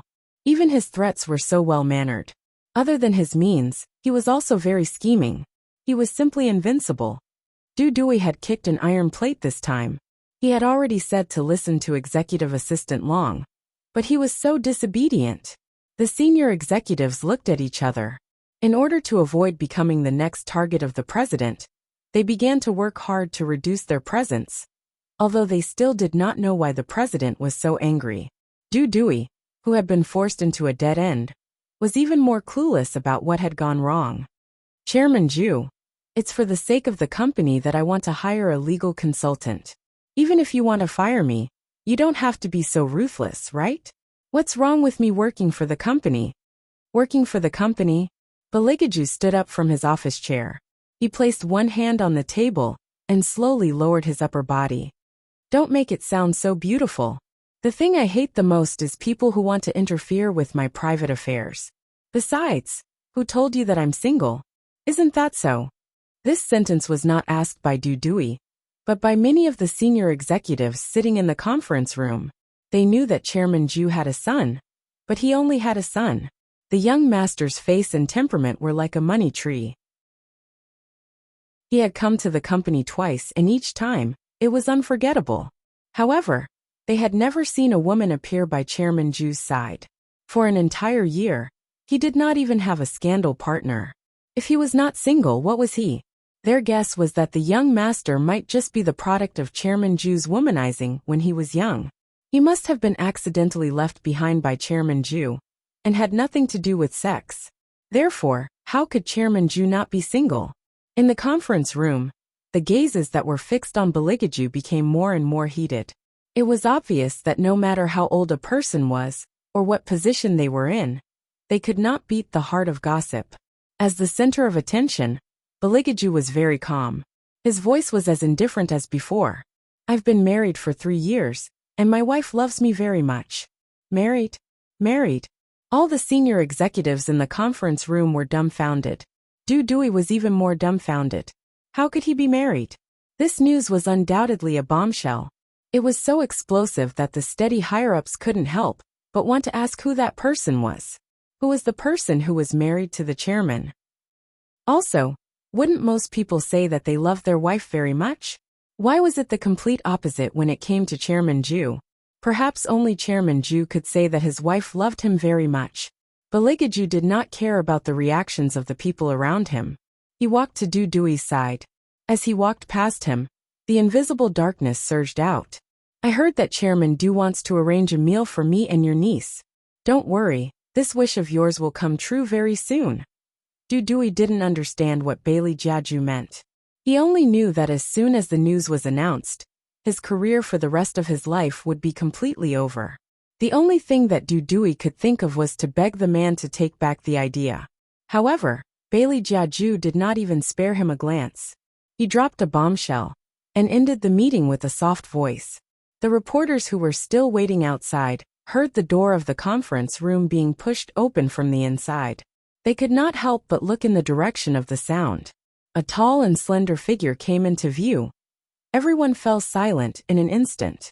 They stared blankly at the man who appeared. Their eyes were filled with amazement and admiration. Following his appearance, the brilliance of the entire afternoon quickly dimmed. He was extremely handsome. His eyes were as deep as the sea, containing thousands of stars and endless wisdom. There was an indescribable grace about him. He looked very much like a vampire aristocrat in the movies. Every move of his was filled with a dark aura. The reporters could not help but want to surround him. However, they did not dare to take a step forward because of the man's noble and powerful aura. Chapter 957. Bailey Jiaju's footsteps didn't stop at all. As if all the lights in his eyes were a product of habit, he indifferently passed through the path that the bodyguards made in front of him and walked toward the elevator entrance. Behind him, other than Qing Long, there was also Fire Qilin in a suit. The reporters wouldn't have any chance to interview him, so Azure Dragon was left behind to deal with the aftermath. Before he even walked out of the building, Baligaju dialed Bailey Shangxia's number for the second time. Bailey Shangxia, the troublemaker, was still figuring out how to get hold of his father's weakness in the devil realm. When his phone rang, he raised his eyebrows slightly and said with a cool expression, "Hello. If you want to return to the human world now, then give your mother a call immediately. Tell her that you want to see her." When facing his son, Baligaju didn't hide his true intentions at all. Bailey Shangxia narrowed his blood-red eyes. "Mother is still at a class reunion right now. If I see her, I'll disturb her." "Dad, just admit it. You clearly want to see her yourself. Then go to her class reunion to see if there are any potential love rivals." "Little Bailey Shangxia, have I ever taught you that sometimes being too smart isn't a good thing?" Baligaju's voice was very light, but there was a special kind of evil in it. "I don't want to hear any more of your guesses. Call her now if you still want to leave the demon world." Bailey Shangxia puffed up his cheeks in anger. "Since you want to see her, why don't you call her yourself? If I'm the one making this call, then what's the use of having you?" Baligaju paused for a moment before adding, "If you perform well this time, you can stay in the human world for a month. I won't threaten you with going to the demon world for a while. What do you think?" Bailey Shangxia's eyes flashed. Deal. As long as his father doesn't threaten him with going to the demon world, he can take his mother and run away from home. That's it, that's right. However, his father was too shameless. He only knew how to use him. Regarding this, Baligaju didn't have the slightest bit of guilt. He turned to Fire Qilin and said, "Have you found the location of the class reunion?" Fire Qilin nodded. How could they not find out? Ever since they found out that Wang Fei was going to attend the class reunion, they began to understand the situation. The Princess Consort is drinking coffee now. In another half an hour, they will go to the Imperial Sky Hotel for dinner. The Imperial Sky Hotel is also one of Zhu Wei's properties. The Shadow is in charge of that place. Very good. Bailey Jiaju's lips curved into a smile, contrasting with his pitch-black pupils, forming a deep and cold phoenix tail line. On the other hand, Hellion Vivian didn't know that His Highness was planning to come over now. After all, they had agreed to wait until everything was over before he came to pick her up. Hence, Hellion Vivian was still sitting in the cafe, studying the WeChat message with Qingchen. Hellion Vivian felt that His Highness would never lie in this aspect. However, when did he set up the Zhu Wei group? As the first successor and first lady, Hellion Vivian and Qingchen expressed that they would need to search the internet to find out how much the Zhu Wei group could fetch if they sold it. Forgive this pair of mother and son, they were money grubbers. However, Du Cece, who didn't know anything about this, looked at Hellion Vivian's side profile and smiled faintly. Look at how you guys are always talking about me and neglecting Weiwei. Hearing this, the girls looked at each other and laughed again. Weiwei, look at how confused you are. You probably don't know who the CEO Zhu is, right? It's a pity that you don't know about this, since you usually repair cars. The Zhu Wei Group's properties are spread all over the world. He is a real business tycoon. If Cece really gets together with him, it will be difficult for us to even see Cece in the future. What are you guys talking about? Am I, Du Cece, the kind of person who is vain? Du Cece took a sip of coffee. With Weiwei's current profession, it's normal that you haven't heard of the CEO Zhu's name. However, Weiwei, if you have the chance in the future, you can come and look for me. Who knows, you might be able to meet the CEO Zhu. Hellion Vivian still didn't say anything. She just looked at Du Cece with a languid expression. There was an obvious interest in her eyes. It seemed like she was mocking or ridiculing her. Du Cece's expression became a little unnatural when she looked at Du Cece. What's wrong with this woman? She seems to be able to see through people. In the past, Du Cece didn't like Hellion Vivian's gaze.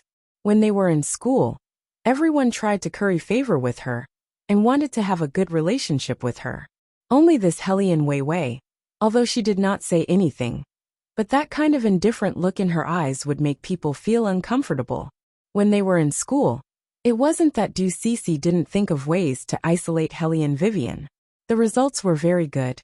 This was because Hellion Vivian, who was popular with boys, was always a little hateful in the eyes of the other female students. However, in Hellion Vivian's eyes, this kind of thing was like a clown's prank.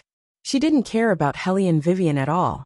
Even if she was isolated by the other people in the dormitory, Hellion Vivian didn't seem to care about it at all. At first, Du Cece thought that Hellion Vivian didn't know anything and was just too cold-blooded. However, when they were in class again, Hellion Vivian looked at her with a mocking gaze. It was as if Hellion Vivian had seen through everything. Hellion Vivian's gaze at that time was just like how it was now. Du Cece secretly clenched the coffee cup in her hand. What kind of joke is this? What right does Hellion Vivian have to mock me now? She's just a lousy car mechanic who has a son who doesn't even know his father. How can such a woman be qualified to look at me condescendingly? Du Cece changed her mind and said, Speaking of blind dates, Weiwei, it's really hard for you to raise a child by yourself now. Have you ever thought of finding someone to take care of you? Weiwei, don't blame me for being blunt. We're all old classmates. I'm saying this for your own good. Back then, you were a talented law student in our faculty. Many people would worship you whenever you looked back and smiled. But now, we're not young anymore. You have a child by your side. Don't be too picky. If you continue to be picky, it'll be too late for regrets when you're old. How are you going to live in the future? You can't just rely on your car repair job. Cece, you're right. Li Meng looked at Du Cece's eyes and smiled. Wei Wei, no matter what you did in the past, it's all in the past now. The resources we know here are all good. If you really can't do it, we still have the resources from our male classmates. We can ask them out to meet you. With Wei Wei's appearance, it's still possible to find an ordinary worker. However, since you have a son, you have to lower your expectations. Chapter 958. I have a good candidate here. Du Cece put down the coffee cup in her hand. Her gaze was leisurely, and there was a hidden meaning in her smile. He's a colleague from our law firm. Although he's only an assistant now, there's a high possibility that he'll be promoted to a full member in the future. Although he's a little chubby, he's very down-to-earth and knows how to work. He's quite a good match for Wei Wei. After the gathering is over, I'll introduce him to Wei Wei. Hello. You're at the Emperor Hotel? Let's go there now. Du Cece was very gentle when she was on the phone, and there was even a smile on her face. She nodded while putting the things into her bag. After exchanging a few pleasantries, she ended the call. Then, she said to the dozen or so classmates in the coffee shop, the private rooms at the hotel are ready. Senior Xiao is waiting for us. Let's go over now. Hurry up and pack up. Hearing the name of Senior Xiao, a few of the female classmates were moved even though they were no longer students. Li Meng did not forget her initial purpose. During this class reunion, she wanted to completely embarrass Hellion Vivian in front of that man. Now that everyone was present, the show was about to begin. Li Meng turned her head and exchanged a glance with Du Cece. The two of them were well aware of what they wanted to do. The female classmate at the side was inevitably excited. Senior Xiao has never participated in a class reunion before. Why is he here this time? He picked up Li Meng's call and specially flew back from abroad. It's really difficult to meet young Master Xiao. Du Cece smiled and walked out. She did not forget to reveal a little something in her words. Fortunately, we all live in the same military compound, so we can get together once during the new year. The people around them were discussing the appearance of Senior Xiao. Only Qingchen was holding her devil plushie shakily and asked her mother in a low voice, Beauty Wei Wei, why didn't you tell them that the CEO Jew that you've never heard of before is actually my father? Little Qingchen, I think you saw it. Before I could say anything, they were already planning to change locations. Hellion Vivian smiled and picked up her son. What's more, aren't you curious about what happened between Miss Du and His Highness? Qingchen, you're the one who's curious. Also, pretty Wei Wei, did you know that the corners of your eyes were very cold when you said that? Qingchen was carried out of the coffee shop by his mother. Because he was not able to walk steadily, his face was adorable. Li Meng stopped and said to Hellion Vivian, Vivian, don't you have a car? Do you want to take my car? It's not far, only about 10 minutes, but it's a bit far if you walk. Qingchen and Chengqing can talk in the car. Little Fatty Chung, who was called out, glanced at Hellion Qingchen. When the male students heard that Hellion Vivian did not have a car, they also stopped. Hellion Vivian looked at the smile on Li Meng's face. She knew very well what Li Meng's intention was. However, Hellion Vivian would never take this kind of boring comparison to heart. She calmly hugged Qingchen and said, It's okay. I came here by bike. It's very fast. Bike. Du Cece turned around, as if she had never heard the word bike before. Li Meng continued, Wei Wei has a motorcycle. All right, let's meet at the Royal Hotel. Motorcycle? Some of the students looked at Hellion Vivian with a different expression. Hellion Vivian raised her eyebrows and smiled. Why? Is it strange to have a motorcycle? No, it's not strange. We just didn't expect you to be so poor. The female students smiled awkwardly. The male students also understood in their hearts. They turned around and continued to walk to the parking lot. Obviously, they had been brainwashed by Du Cece and Li Meng's words. They thought that Hellion Vivian's motorcycle was similar to a delivery motorcycle. However, they did not expect that Hellion Vivian was riding a limited edition BMW Tomahawk that every man wanted. Since the parking lot was different, they did not know much about Hellion Vivian until they arrived at the Royal Hotel. However, They originally thought that Hellion Vivian would be late, because she was riding a motorcycle. Unexpectedly, when they walked into the lobby, Hellion Vivian was already waiting there. Her waist-length chestnut hair was as beautiful as seaweed. Standing in the middle, she was very eye-catching. All the students had to admit that no matter how poor she was, her beauty had seeped into every detail with the passage of time. They could not help but chase after her. A large number of students were brought in by Xiao Zifeng. Du Cixi and Li Meng bent their heads and were talking to him. The man was undoubtedly very good-looking. His well-ironed suit outlined his elegance perfectly. His voice was also low. It was not difficult to see the charm that he was exuding. Although he was not talking to Li Meng, there was a faint blush on Li Meng's face. Suddenly, Xiao Zifeng stopped in his tracks. His good-looking deep eyes stared at a spot in the lobby. There was an obvious fluctuation in his eyes. Others could not see this, but Li Meng, who was standing next to him, saw it clearly.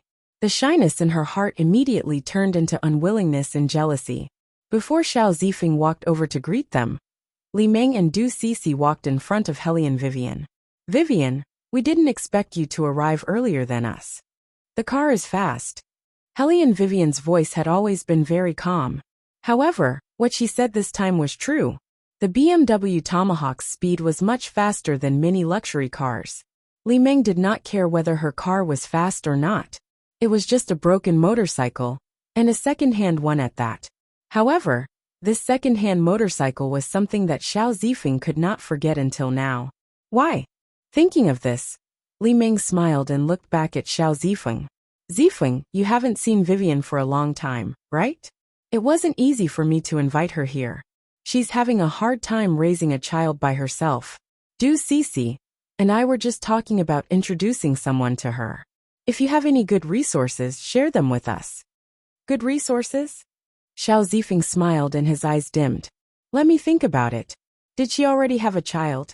Xiao Zifeng could not imagine that anyone would be willing to abandon Hellion Vivian after getting her. Was he too late?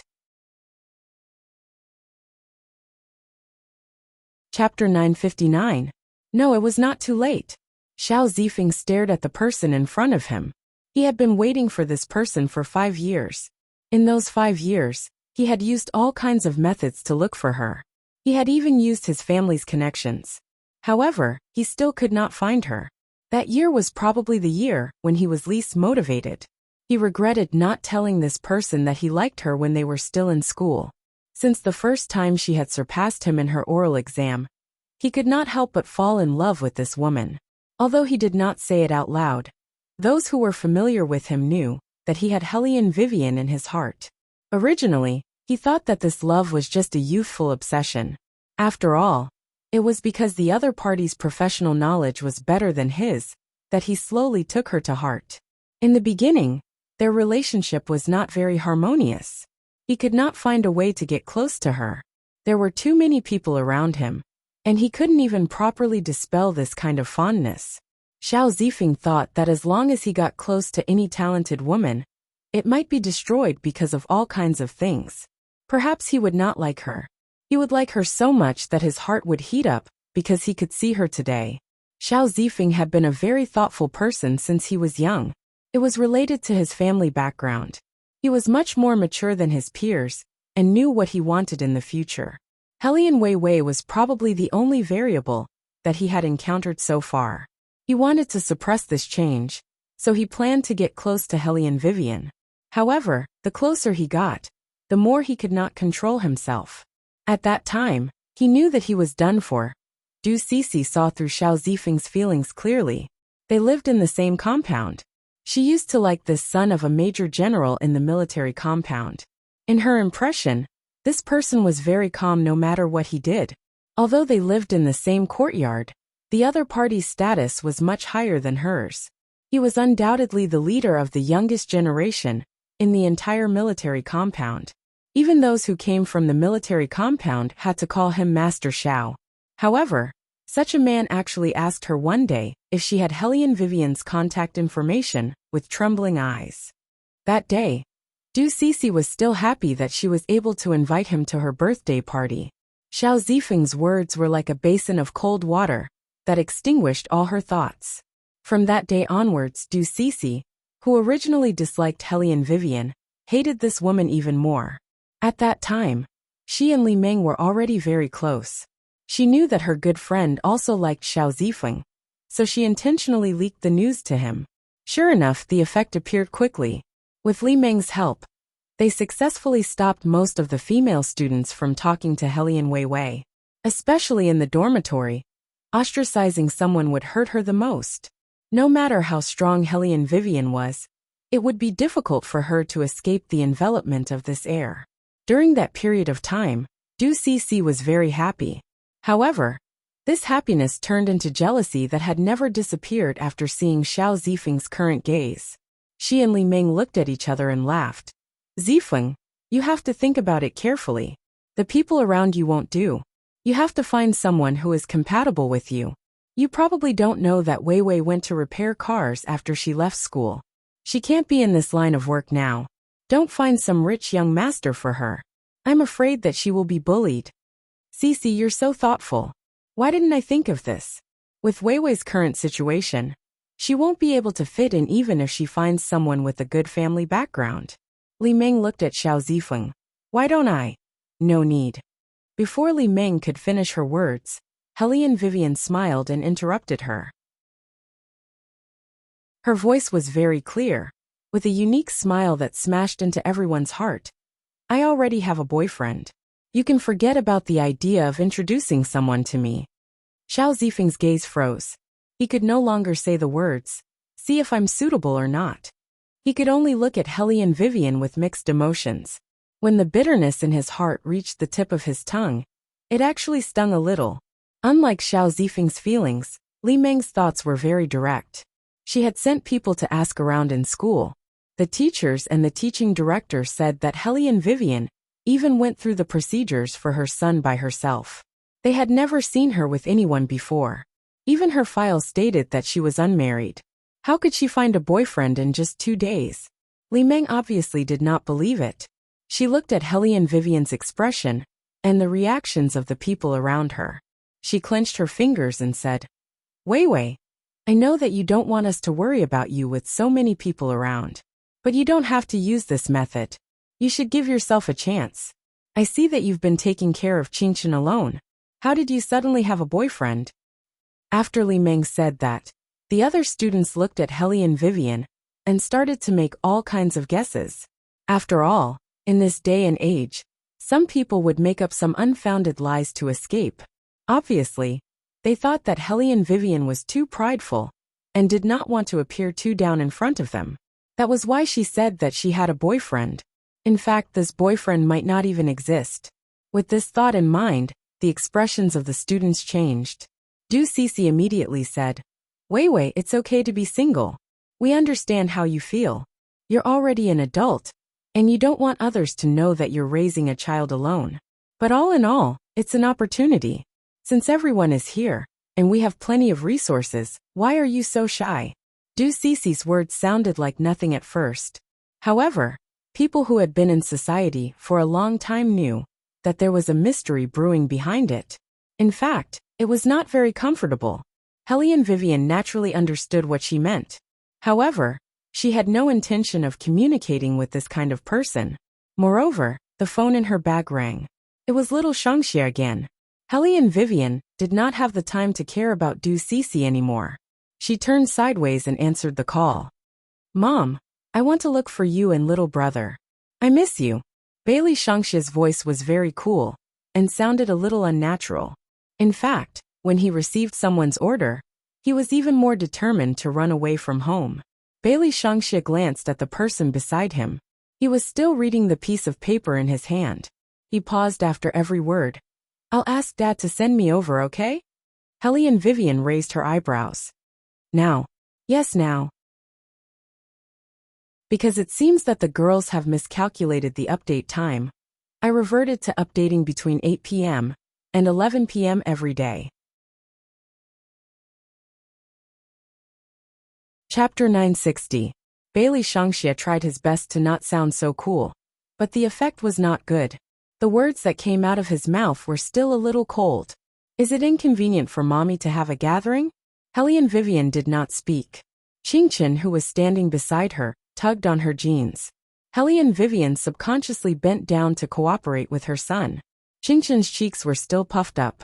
She hugged the demon plushie in her hands and said obediently to the other side of the phone, "I miss Big Brother too.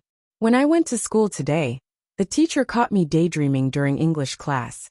Hearing his younger brother's voice, Bailey Shangxia did not need to read the piece of paper in his hand anymore. His little face was very cool. "Be good, wait for me to come over." Hellion Vivian. Can these two little fellows not decide the adult's itinerary without permission? Of course, Baligaju would not allow his son to continue wasting time like this, because this excuse was not enough. Hence, a certain highness took the phone. His low and deep voice was very pleasant to the ear. "Vivian, Shangxia has been clamoring to see you. It's probably because he was injured after returning from the demon world. But he didn't want to tell me. That's why he wants to look for you and Qingchen." Bailey Shangxia. "All the demons? The one who was injured was not Little Master. It was us, okay? Little Master was domineering and cold now. And he even looked like he was stepping on a demon. How did he look like he was injured?" Bailey Shangxia had always thought that his imperial father was very shameless. After all, he would always use the trick of injuring himself to gain sympathy with his imperial mother. However, he had never thought that he would also be the victim of that trick. He was so shameless that there was no bottom line. Baligaju calmly said what he wanted to say, completely ignoring his son's disdainful gaze. To a certain highness, getting the result he wanted was the most important thing. As expected, when Hellion Vivian heard that her son was injured, she immediately said, "Okay, then come over." "That's right, I'm at the Emperor Hotel. Call me when you arrive and I'll go out." How could Du Cece and Li Meng let Hellion Vivian go at this time? They interrupted and asked, Wei, who is it? You want to leave first? That won't do. The professor will be here soon. Back then the professor was very good to you. You can't just leave like that. We still need to gather and have a heart-to-heart talk later. How can you leave without eating?" Hellion Vivian was still holding her phone. She raised her eyebrows and the corners of her eyes turned cold. Is he her boyfriend? Someone guessed. He looks like a boyfriend. Some of her classmates were still very nice, especially some of the female students who took Hellion Vivian as their role model. Now that they saw Hellion Vivian, they always had an indescribable feeling.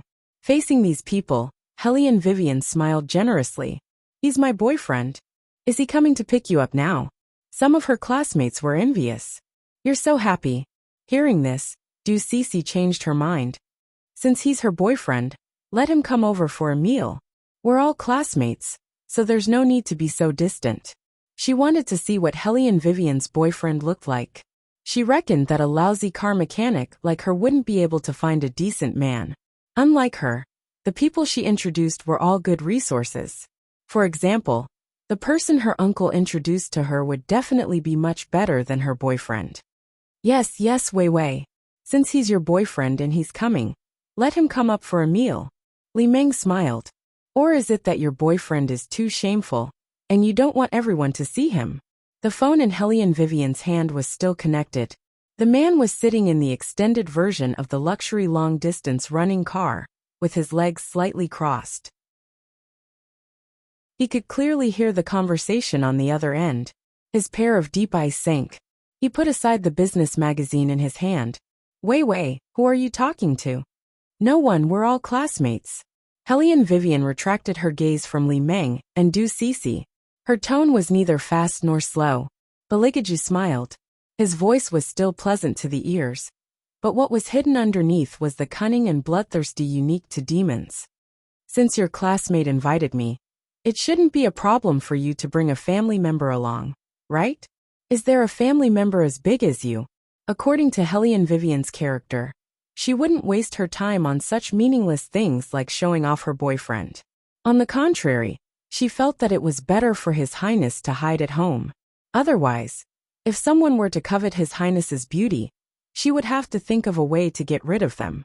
She always felt that the loss outweighed the gain. That's right. Hellion Vivian was still very domineering in certain aspects. Du Cece saw that Hellion Vivian didn't have any intention of bringing her boyfriend along.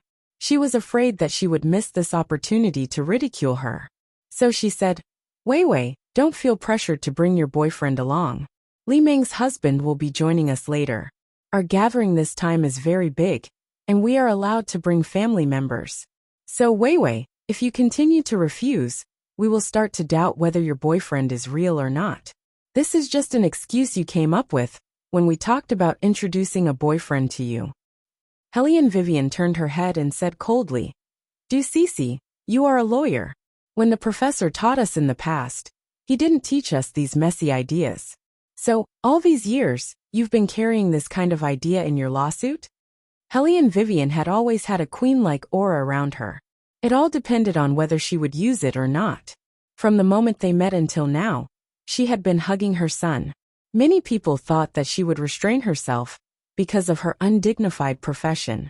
Who would have thought that her temperament would be revealed inadvertently like this? At that moment, Du Cece felt a sense of oppression. She pretended to be pitiful and said, Wei Wei, I don't mean anything else. I'm just joking. Why can't you take a joke? A joke is to make everyone feel happy, not to judge others based on your thoughts. Hellion Vivian's every word made Du Cece speechless. Du Cece didn't expect that after all these years of cultivation, she still couldn't compare to Hellion Vivian. In the past, she couldn't win against her in debates. Why is this woman still so eloquent? Wei Wei, aren't you a little too sensitive? The female classmate who wanted to use this class reunion to get closer to Du Cece naturally wouldn't let Du Cece be at a disadvantage.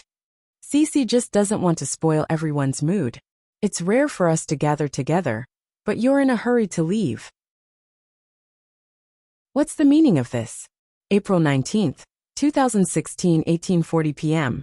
If you can't see the latest update, please refresh the page. Chapter 961. Alright. Li Meng tried to smooth things over. We all have the same thoughts. I hope it'll be more lively. Wei Wei, Cece is right. My husband will be here later. What's your boyfriend's job? Maybe we can sit down and eat together. My husband is usually very busy. If there's a good project, he can bring everyone to work together. Then, you won't have to work so hard. Don't be so secretive. On the surface, it sounded like nothing, but in fact, Li Meng used a charitable tone from the beginning to the end. It was very obvious that she had already imagined Hellion Wei Wei's boyfriend to be the most basic type of person. She was implying that her own husband could lead everyone to become rich. Originally, Li Meng didn't want her husband to come along when she came to see Xiao Zifeng. But now she didn't think so. Although her husband wasn't very good-looking, his family background was first class. He even had cooperation with the Xiao family. In addition, he often appeared in financial news. Everyone here knew him. Everyone who came to work wanted to be their own boss. Presumably, Hellion Vivian's boyfriend was the same. When that person came and saw her husband, he would naturally lower his attitude.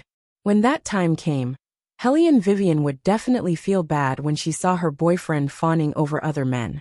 This was the only way to thoroughly humiliate Hellion Wei Wei to the core. Thinking of this, Li Meng faintly felt a sense of victory in her heart. How could Hellion Vivian not understand the meaning behind her words? The corners of her mouth curled up with a hint of sarcasm. Then she said to the phone, Do you want to come up and have a meal with us? Hellion Vivian thought that His Highness would definitely refuse with his personality. Back in Tiandao, when they were together, once someone invited him to a heavenly banquet, he would immediately give it to them. He handed the invitation to her, and then continued to read his ancient scroll, with one hand propping up his chin. His Highness obviously couldn't be tempted by delicious food.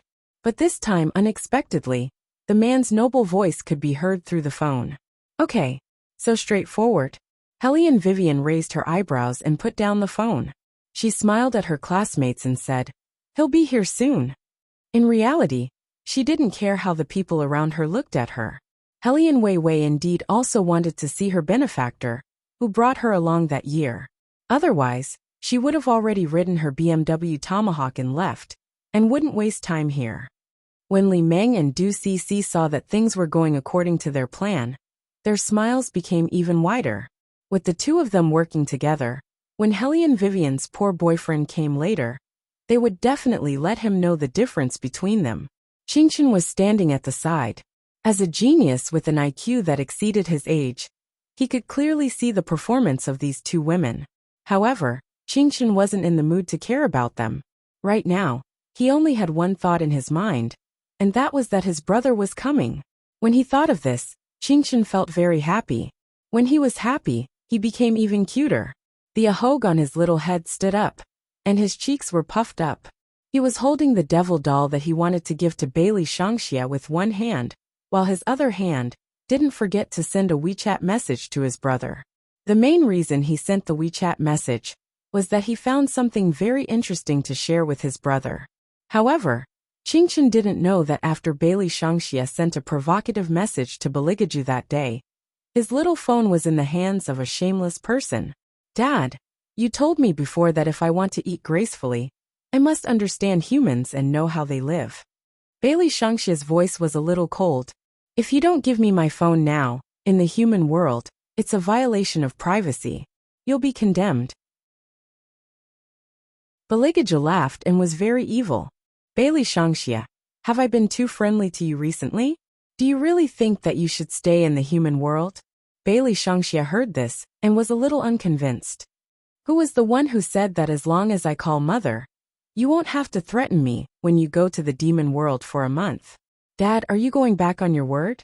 I won't threaten you for a month, but that doesn't mean that I won't threaten you after this month. Baligaju was very calm. If you want to stay in the demon world for the rest of your life, I can return your little phone to you now.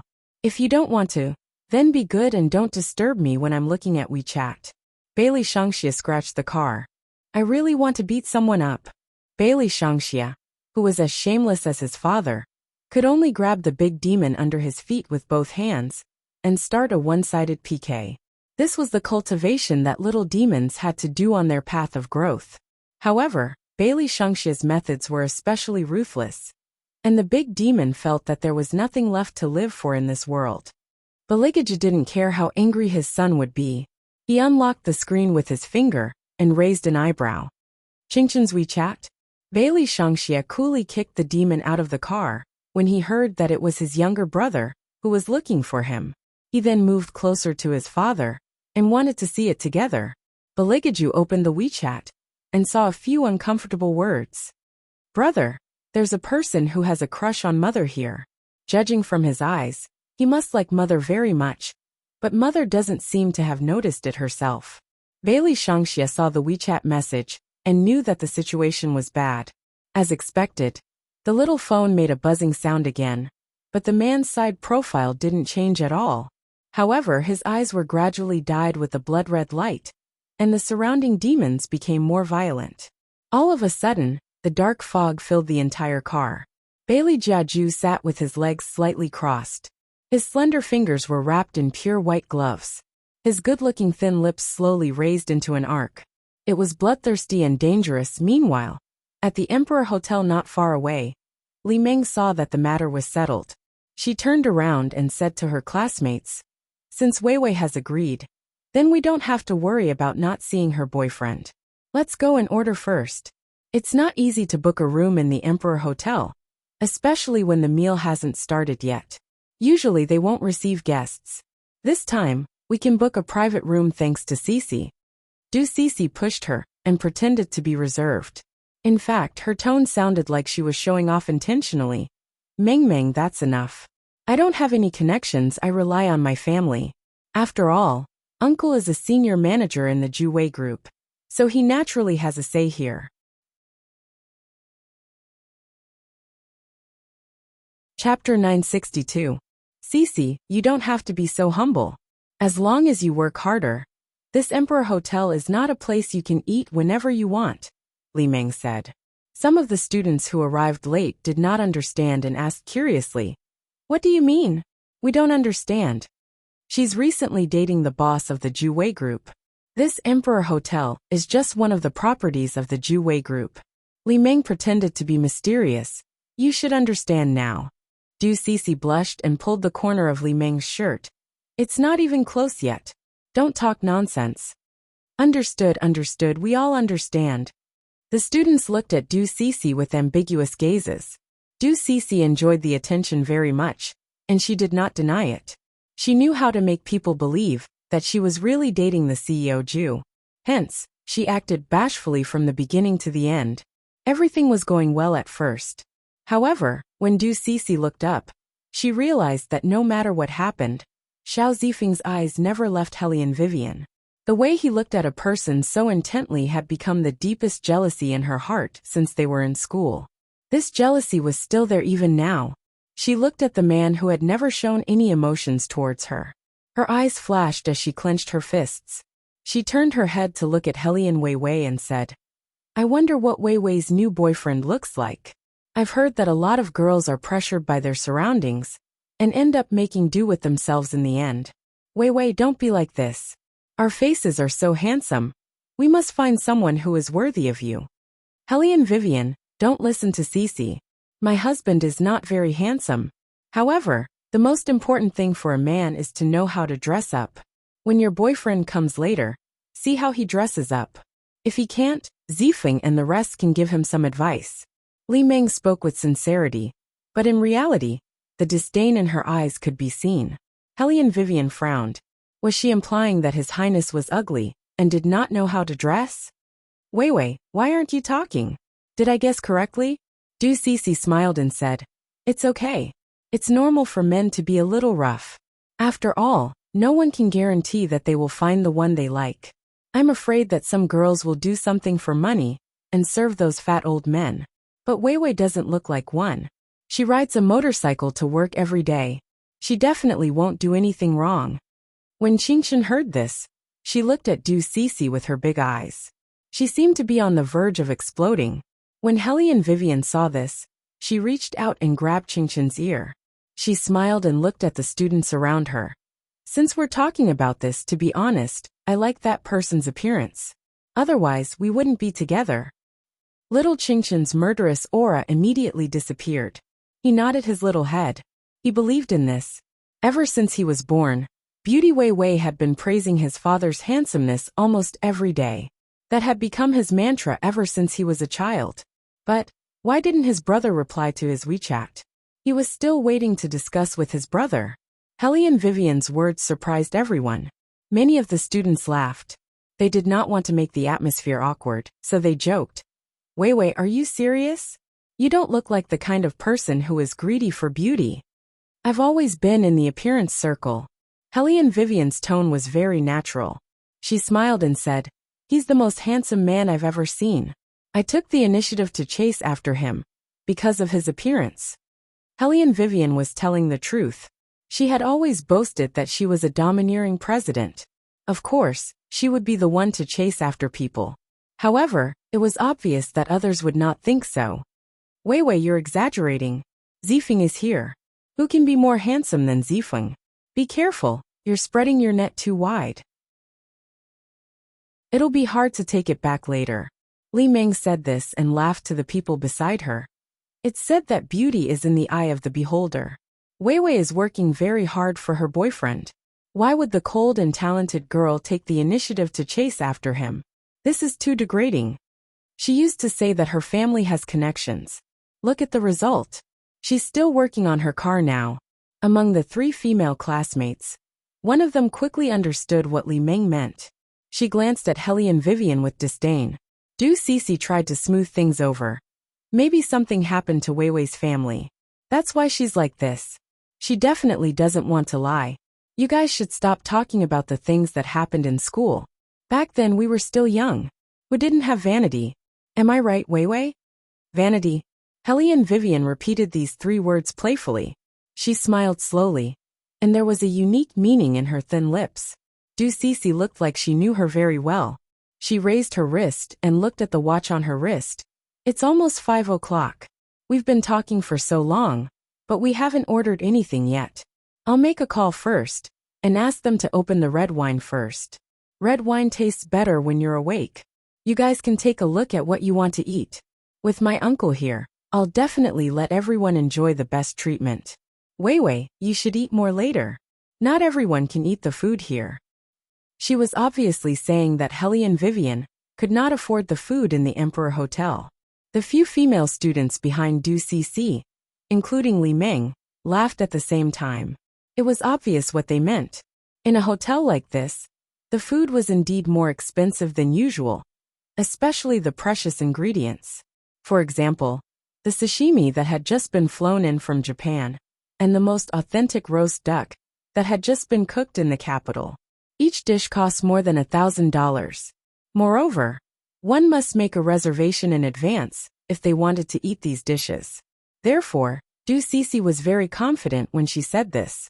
In her opinion, Wei Wei did not have the ability to spend money, let alone find an outstanding boyfriend. When she thought of this, Du Cc added with a smile, Wei Wei, don't worry. Even if your boyfriend isn't as good looking as you said, we won't say anything. We won't be so. Before Du Cc could finish her words, a graceful and noble voice slowly sounded from behind the crowd. It was accompanied by a slightly cold and deep voice. Am I late? Chapter 963. The voice was not loud, but because it was so pleasing to the ears, it broke the noise of the hotel. It was hard for people not to notice it. Everyone turned their heads to look at the source of the voice. They saw a man standing against the light. They did not know how long he had been standing there. He was wearing a black trench coat that was half open, revealing a pure white shirt underneath. Although he was wearing a pair of wine-red trousers that they could not identify, the texture was very good. It successfully made his legs look slender and powerful. His silver-white hair made him look like a character who had walked out of a comic book. He was full of dazzling handsomeness. His eyes were long and slightly slanted, exuding a faint sharpness. His skin was pale white, and the dioram style seemed to be tailor-made for him. From afar, the man looked like a vampire aristocrat with an oriental charm, exuding a kind of enchanting nobility. In an instant, the surrounding crowd seemed to have become a part of the background. Du Cc and the others were all speechless. Even though they had seen a lot of things, they had never seen such a handsome person. Involuntarily, several female students looked at the man in front of them in a daze. Their eyes followed his movements. He was standing at the entrance of the hall, holding a child with his slender ivory fingers. That child was also very handsome. His facial features were very deep, and his small face was fair. He was dressed in a cool manner, and he looked a little like a little devil in the TV series. He was even wearing a small leather glove on his hand. Just when Du Cc and the others were tongue-tied, the man walked over. The man had already walked over. At that moment, the dim lights in the hall seemed to have all run into his eyes. They were like flowing diamonds, pure and beautiful. Helene Vivian had long known that this man would be able to catch other people's attention, even if he was thrown into a crowd. But in fact, it was even more shocking than she had imagined. She did not know how that kind of aura was formed. He was obviously dressed in the most modern clothes, but it made people feel that this person was like a movie character from the 19th century. Just by standing there, he was handsome and peerless. Du Cc was still wondering who this man who suddenly appeared was. After all, she didn't have such an outstanding classmate in her class. At this moment, the few female students behind Du Cc, who had mocked Helene Vivian earlier, were blushing. No matter who the other party was, they had to strike up a conversation first. Thus one of the women, who thought that she was pretty, reached out to stroke her long hair, and said in a sweet voice, "It's not too late. We just started." The woman's words were about to come out of her mouth, when she was abruptly stopped by what happened next. The man didn't even look at them. He walked past them, and stopped in front of Helene Vivian. He asked intimately, "What's on the corner of your mouth?" "The corners of my mouth." Helene Wei Wei was confused. Baligaju simply reached out his hand, and slowly brushed his finger across Helene Vivian's lips. As if on purpose, this action was done extremely slowly and gently. In fact, Bailey Shangxia could see very clearly that there was nothing on the corner of his mother's mouth. His shameless father was simply declaring his sovereignty. No one else would use such a method. Xiao Zifeng stood aside and looked at Helene Vivian. His eyes were extremely gloomy. Some of the male students were still talking to him, but he could not hear what they were saying. He could only look at the man, who could get close to Hellion Vivian, without any scruples. His fingers were stiff and his heart was in turmoil. Everyone present was stunned when they saw Beligage's action. They more or less understood what was going on. Vivian, who is this? Before Hellion Vivian could say anything, Beligage smiled. He was cold and well-mannered. He curled his lips and said, "Hello, I'm Vivian's husband." Husband? The university students were stunned by his smile. Didn't he say that he was her boyfriend? Hearing this, the man curled his thin lips and looked to the side to rub Hellion Vivian's head. He said rather helplessly, "We already have a child together. Why are you still telling others that I'm your boyfriend? Vivian, you're always so unclear about your position." Hellion Vivian. She was really not used to His Highness being so gentle. Moreover, he seemed to be very cooperative with other people's questions today. Why? He was usually very cold and aloof. Even if it was for her sake, according to His Highness' way of doing things, he would only reply with a light when others asked him a few questions. What was going on today? Bailey Shangxia, who knew his father's way of doing things, did not complain about his father's shamelessness. Instead, he tiptoed and picked up Qingchen from Hellion Vivian's arms. He acted like a good brother. "Are you hungry?" Qingchen nodded her little head and pushed the devil plushie in her hand forward. "This is for Big Brother. I didn't buy it. I caught it." Bailey Shangxia hugged his younger brother, who was only a head shorter than him. Clearly, he did not have the time to take the plushie. A rare smile appeared on his cool little face. He was happy that his younger brother always thought of him. The two little ones were already very close. After being separated for a day, they had a lot to say to each other. "I also have something for you. I'll help you put it on when we eat later." As a good brother, Bailey Shangxia was more mature than Qingchen. Hellion Vivian asked him to put Qingchen down. Bailey Shangxia did not let go. Although he was a little shaky when he walked, he still felt that it was necessary to carry his younger brother. It was more dangerous to let Qingchen go down. There was such a stupid human here. What if they bump into each other later? Looking at this warm and intimate scene, Du Cece and the others felt their faces hurt. Especially the few female students who tried to strike up a conversation with the man. They felt jealous and ashamed. They never thought that Hellion Vivian would find such an outstanding-looking man. Li Meng remembered what she said just now. She wanted to scratch the wall because compared to her husband was really too weak. Fortunately, her son said that he wanted to go to the toilet, and her father took him there. Otherwise, standing here would only show the gap between them. Seeing through Li Meng's thoughts, Qingchen, who had been waiting for a chance to counterattack, suddenly seized the best opportunity. Holding the devil plushie in her hand, she said in a childish voice, "Auntie, now that you have seen my dad, you should give up the idea of letting your husband teach my dad how to change clothes, right? After all, my dad is really not ugly, and obviously, Uncle can't teach my dad how to wear clothes."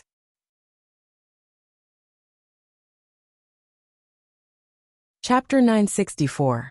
After little Qingchen's reminder, all the students recalled what Li Meng and the others had said before the man appeared. They all turned to look at Li Meng and the others.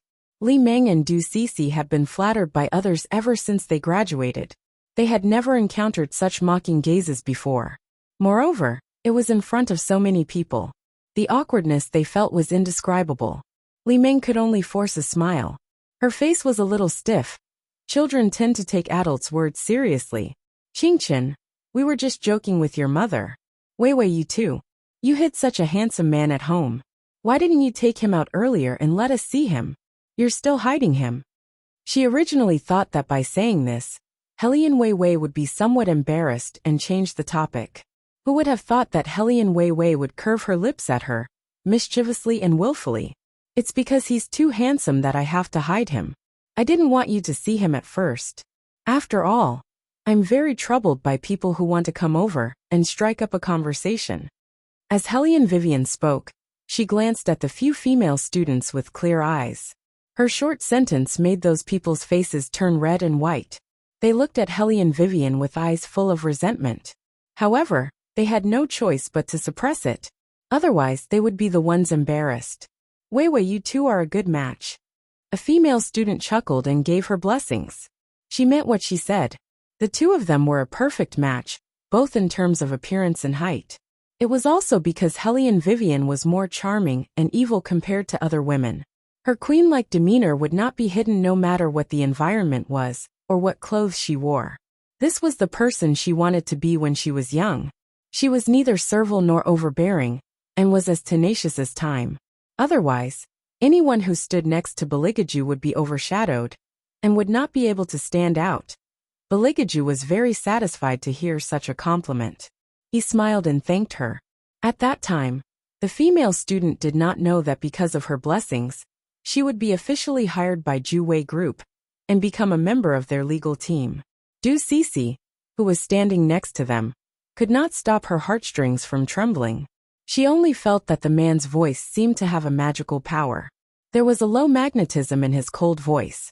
Now that she was listening to it again, his voice was clear and bright like the spring breeze in March. It was refreshing and gave her a special sense of comfort. What kind of luck did Hellion Vivian have to meet such a man? However, even if he was extraordinarily handsome, so what? He must be extremely poor. Otherwise, Hellion Wei Wei wouldn't be a broken car mechanic until now. Thinking of this, Du Cece's heart calmed down a lot. While leading everyone into the private room, she smiled and said, Wei Wei, listen to what you're saying. We're not young anymore, and we're not love-struck women. Why would we look at a man's appearance? At the very least, we should look for a successful boyfriend. Looks are secondary. Your boyfriend should have never been to the Emperor Hotel before. You should take care of him later. Come, let's start ordering. Let's eat some fruits first. I'm hungry.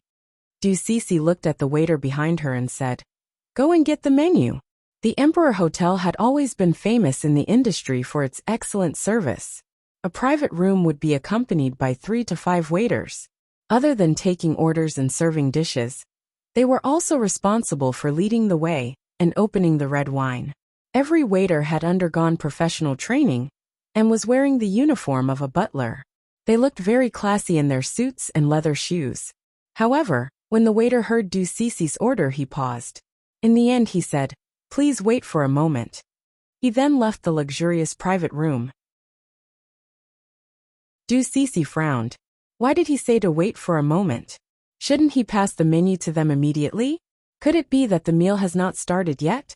Forget it, these are all trivial matters. Du Cece looked at the students behind her and smiled. You don't have to be so polite. Sit anywhere you like. Today this private room is ours.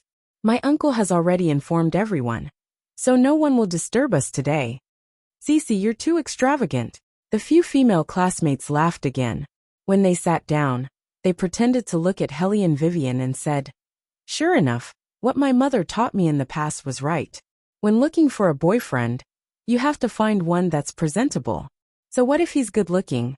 I heard that the president of the Ju Wei Group is rich and handsome. Cece, you have to seize the opportunity. When the time comes and the two of you are together, some people will see what the most perfect boyfriend is. Look at what you're saying. Don't you know Cece?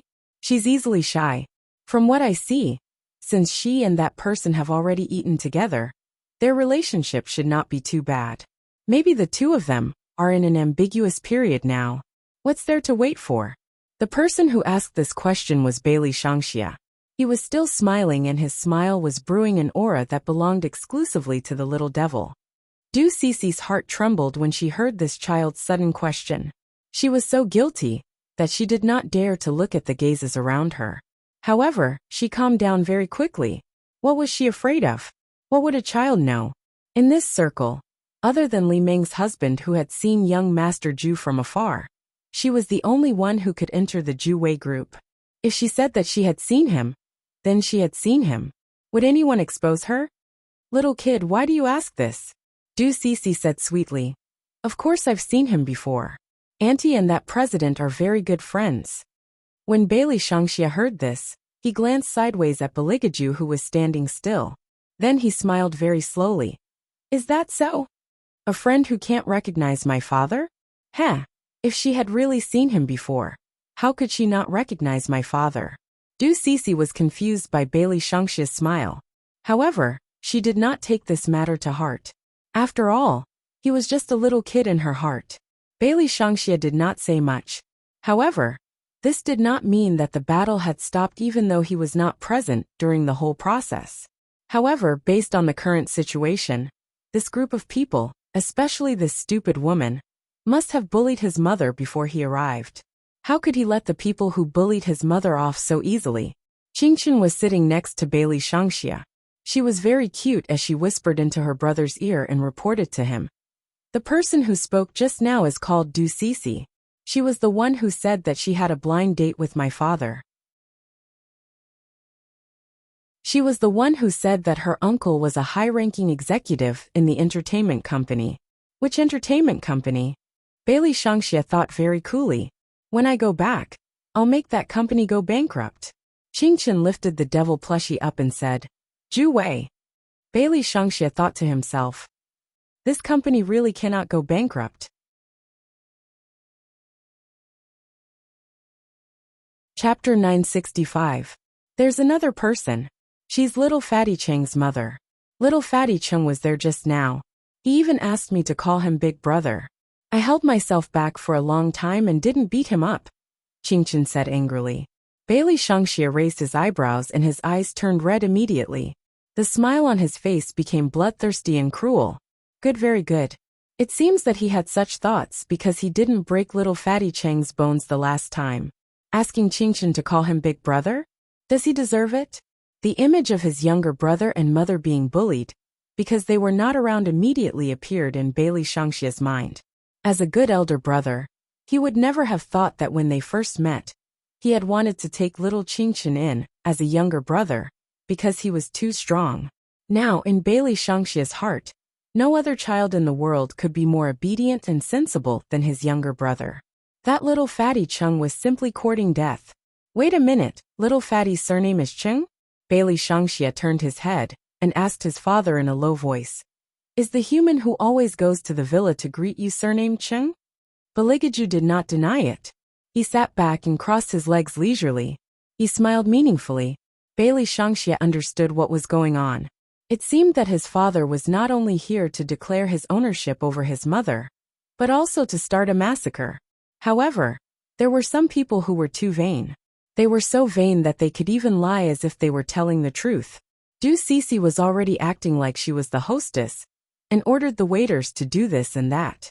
Li Meng had just found her sense of superiority. She deliberately dialed her husband's number in front of her classmates. Hello, are you done? We're about to start eating. Yes, there are a lot of people. There are a few male students who want to meet you and talk to you about the project. Ask the waiters to open a few more bottles of red wine. Put the cost on me. Cheng sounded very rich. Li Meng put the call on speaker. She smiled and hung up the phone when she heard his words. The surrounding female students were envious. Li Meng, your husband is so generous. Emperor Sky Hotel's red wine isn't cheap. The cheapest one costs more than 1,000. This is Li Meng's husband. If it were someone else's husband, they might be heartbroken after drinking a few bottles.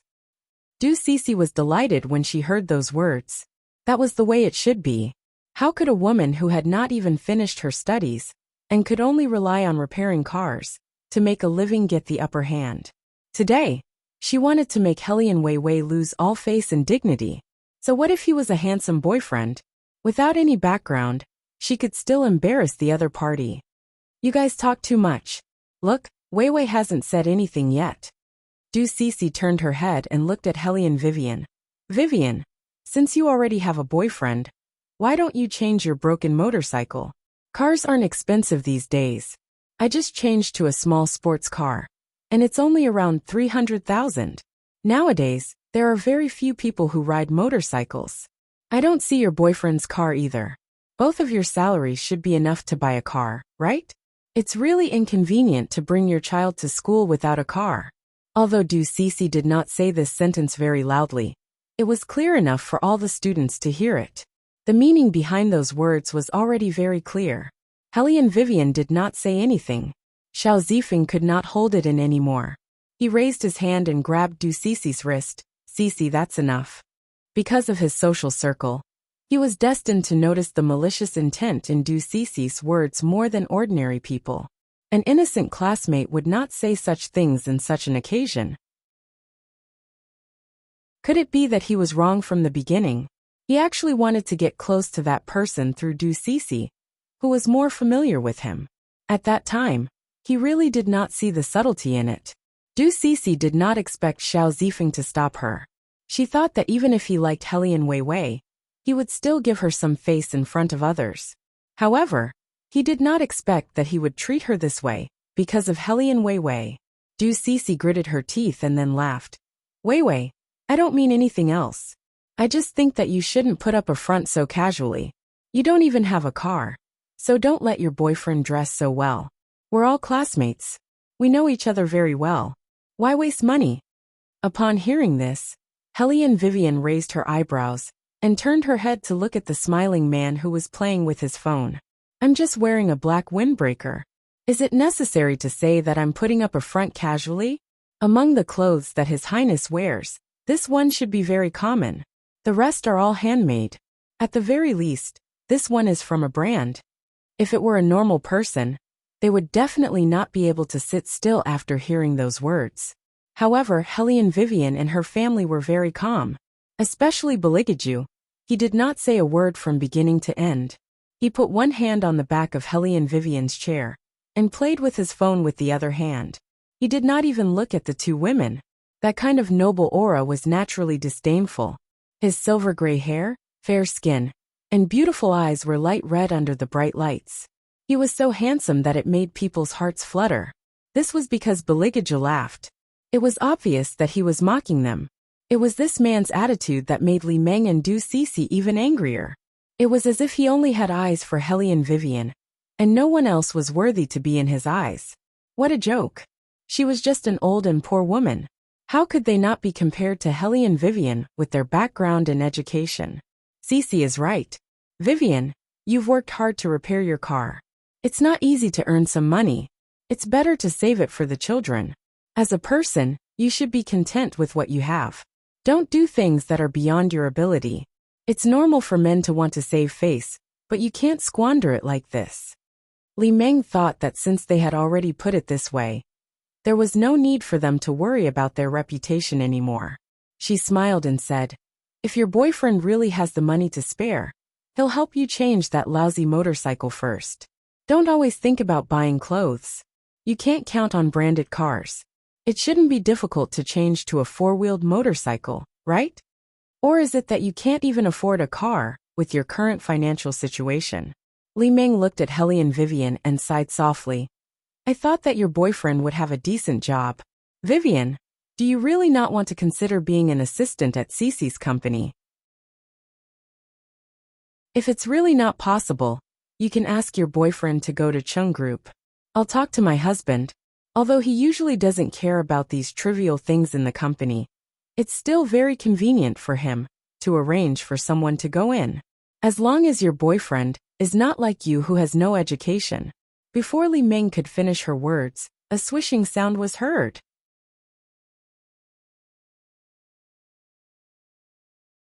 Chapter 966. The door of the private room was pushed open from the outside, and two people walked in while talking and laughing. One of them was very old, and he was holding a book in his hand. It was obvious that he was a scholar. The other person had a very strong appearance, and it was obvious that he was not a local. The students did not care about the foreigner. In their eyes, only the white-haired scholar was left. Teacher. Du Cici was the first to stand up. She immediately greeted him with a smile. You're here. Why didn't you call me and ask me to pick you up? The scholar was not so particular. He waved his hand and said in a scholarly manner, it's only 2 or 3 steps away, and I know which private room it is. There's no need for you to pick me up. He did not like Du Cici, but he did not dislike her either. No matter how outstanding Du Cici was in the country, he would only acknowledge her as his disciple in his heart. The scholar did not notice Helian Weiwei, who was standing outside the crowd. In order not to lament like an old man, he introduced the foreigner beside him to Du Cici and the others who surrounded them. This is Robert. You should have heard of his name before. There is never a case that he cannot win in the judicial field. After graduation, many of you will enter the legal field. If you have any difficult cases in the future, you can look for him. But remember, Robert is very busy. If you encounter a difficult case, don't look for him, understand? Do you understand? The scholar was undoubtedly a good teacher. After graduation, there were very few professors who still wanted to introduce their own connections to their students. Robert was a gentleman. He tilted his head and smiled. He had the typical forthrightness of an American. Hey, old Yuan, although I'm very good, I'm not that good. There are still some cases that I can't win. He spoke in English, but it did not hinder the people present from communicating. After all, they were all graduates from famous universities. Even if they did not learn English well, they could still communicate with each other. For lawyers like them, Robert was simply a godlike figure. There were countless legends about him. Those who were in this line of work had heard of his name. Du Cece had always wanted to meet her teacher's good friend, but her professor had never introduced her to him. Du Cece did not know the reason until she went to visit the professor's house. She heard the professor's wife whispering, "Do you want to keep these connections and give them to Hellion Vivian in the future? Old Yuan, why are you so stubborn? What's so good about that child? In my opinion, she can't be compared to Cece at all." What do you know? The professor's voice sounded angry at first, but then he slowly lowered his voice like he was sighing. Nowadays, people in this field are either competing for connections or merits. Everyone wants to be a lawyer to make money, but who would be willing to fight for those who really need justice? Are you saying that Wei Wei doesn't like money? Come on, who is different from who? Old Yuan, you have lived to this age. How can you be so muddle-headed? The professor's wife was still trying to persuade him. The professor shook his head like a dying old man. I was the one who taught Wei Wei personally. She was the only disciple I acknowledged back then. It wasn't because of her high attainments in law, but because you haven't met this child. This child looks normal on the surface, but in fact, she should have experienced a lot. In the field of law, you never need people who are like a blank piece of paper, because this blank piece of paper will eventually be dyed black. The strong people who seek justice for others are always those who have experienced darkness and know all kinds of unspoken rules, but their hearts are still bright. She has her own way of doing things, and this way of doing things is very suitable in this field. Her methods have never been upright. When she was in school, she was only in her early 20s, but she already knew how to use underhanded methods. But this is nothing, because what she wants to do is very upright. This child has justice in her heart. Cece can't do it. She wants to acknowledge me as her teacher, because she values my connections in this field. If I am just an ordinary teacher, she will not come to me every 2 to 3 days. The two of them are fundamentally different. How can I be assured to hand everything over to her? Du Cece's face was extremely gloomy at that time. She, who was separated by a wall, crushed the strawberries that she was washing. Her heart was full of disdain.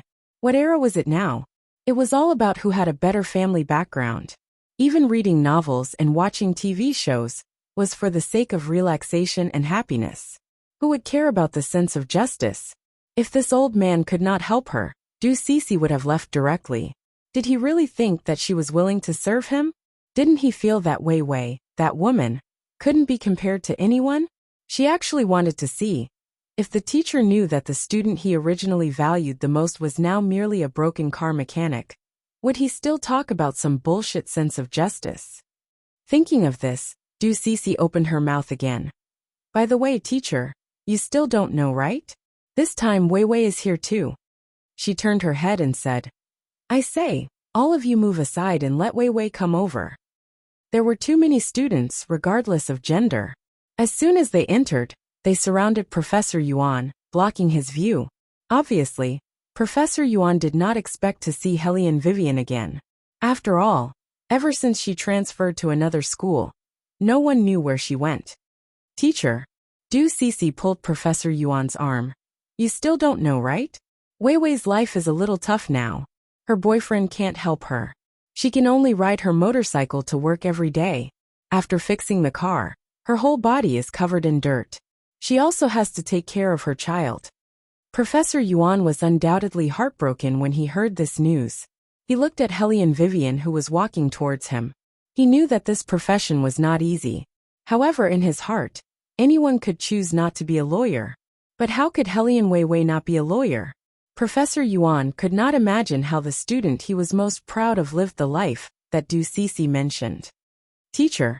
Hellion Vivian walked in front of him, and then stopped in front of him. She smiled faintly. You haven't changed at all. You still like to hold a law dictionary in your hand. Is it in English? This child? What a pity. Professor Yuan did not know what to say. His eyes were a little bitter. It's good that you're back. Wei Wei, you don't know that after you left, teacher has been talking about you every day. After all, teacher has spent too much effort on you. Li Meng let out a long sigh. But who would have thought that not only did you not become a lawyer, but you also worked as a car mechanic in a small place. You have really let down teacher's cultivation. Hellion Vivian did not say anything, because she was not looking at Du Cece. Instead, she was looking at Robert meaningfully. Robert felt that he was hallucinating. Oh my God!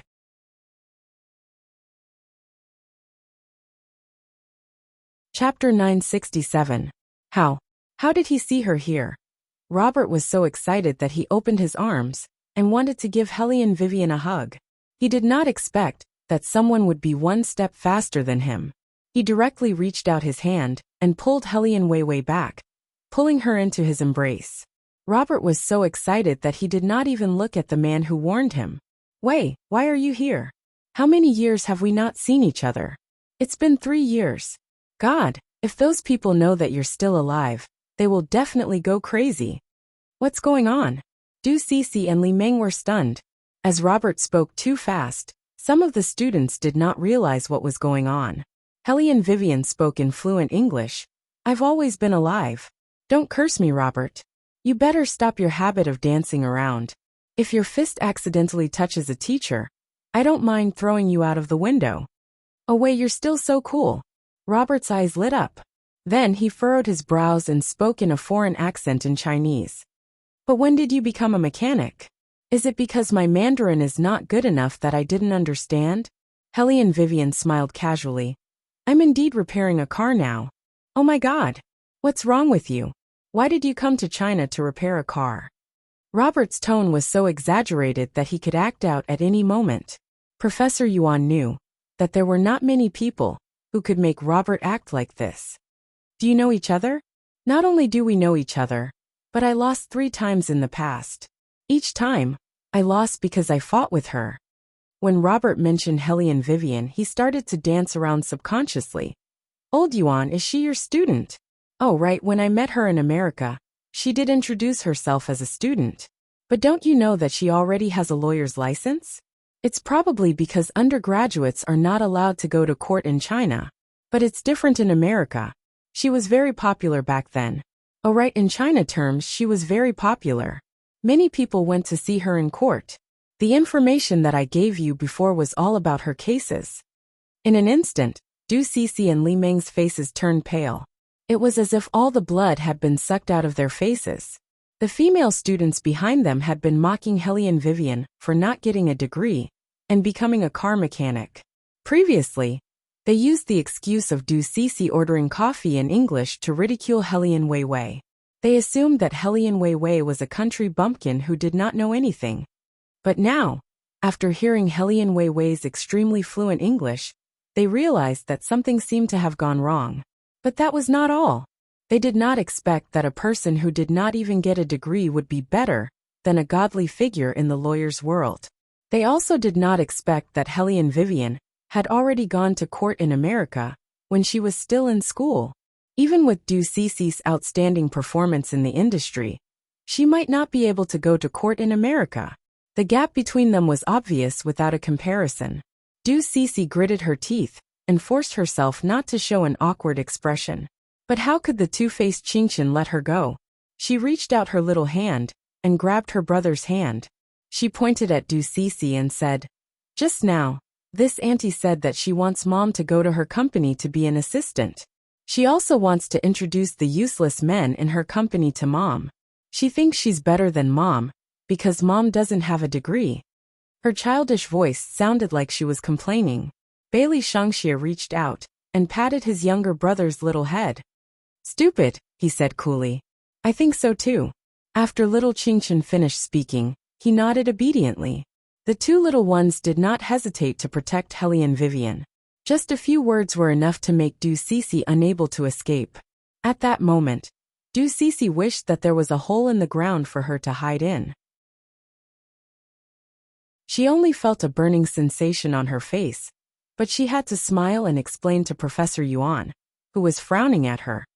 I saw that Wei Wei was working too hard, so I wanted to find a job for her. I didn't expect that she would hide it so well. Oh, now it seems that I was meddling in other people's business. I really didn't expect Wei Wei to be so powerful. Li Meng also wanted to help Du Cece out. After all, they were on the same side. Yes. Cece had good intentions. She didn't want to overreach herself. Qingchen, you're still young. You don't understand that this is how old classmates are. When you see that others are not doing well, you want to help them. Now that we know that Wei Wei is so good, we are happy for her. Only Li Meng herself knew how reluctant she was to say those words. Originally, they wanted to make Hellion Vivian be ridiculed after the student union meeting. They wanted Professor Yuan to know that it was a mistake for him to not accept Cece as his disciple. However, they didn't expect that they would be the ones who couldn't free themselves. Not only did Hellion Vivian not disappoint Professor Yuan, but because of Robert's appearance, he looked at Hellion Vivian with a gratified expression. Even the students' gazes changed. Everyone was looking at Hellion Vivian, Cece, and Li Meng. The more they were like this, the more jealousy Li Meng felt. What kind of luck did Hellion Vivian have? Isn't she just a lawyer? Even if she isn't a mechanic, the current her can't be compared to Li Meng and Cece. That's because the men they have are different. After understanding this, Li Meng calmed down. She didn't care about how others were looking at her and Du Cece. She only gave Du Cece a look. Du Cece was smart. She quickly changed her mood and said to Hellion Vivian, Wei Wei, I really wanted to help you. That's why I said that. Also, I didn't understand the situation. You won't blame me, right?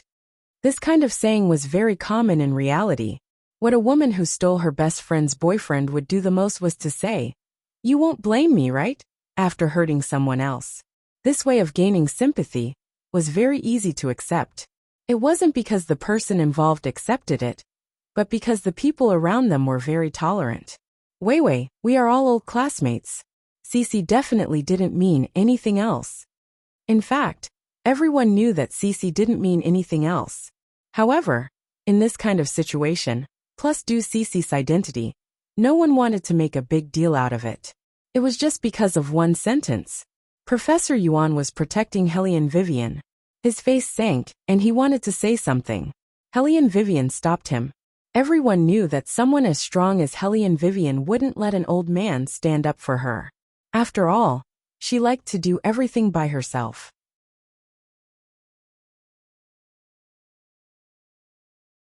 Chapter 968.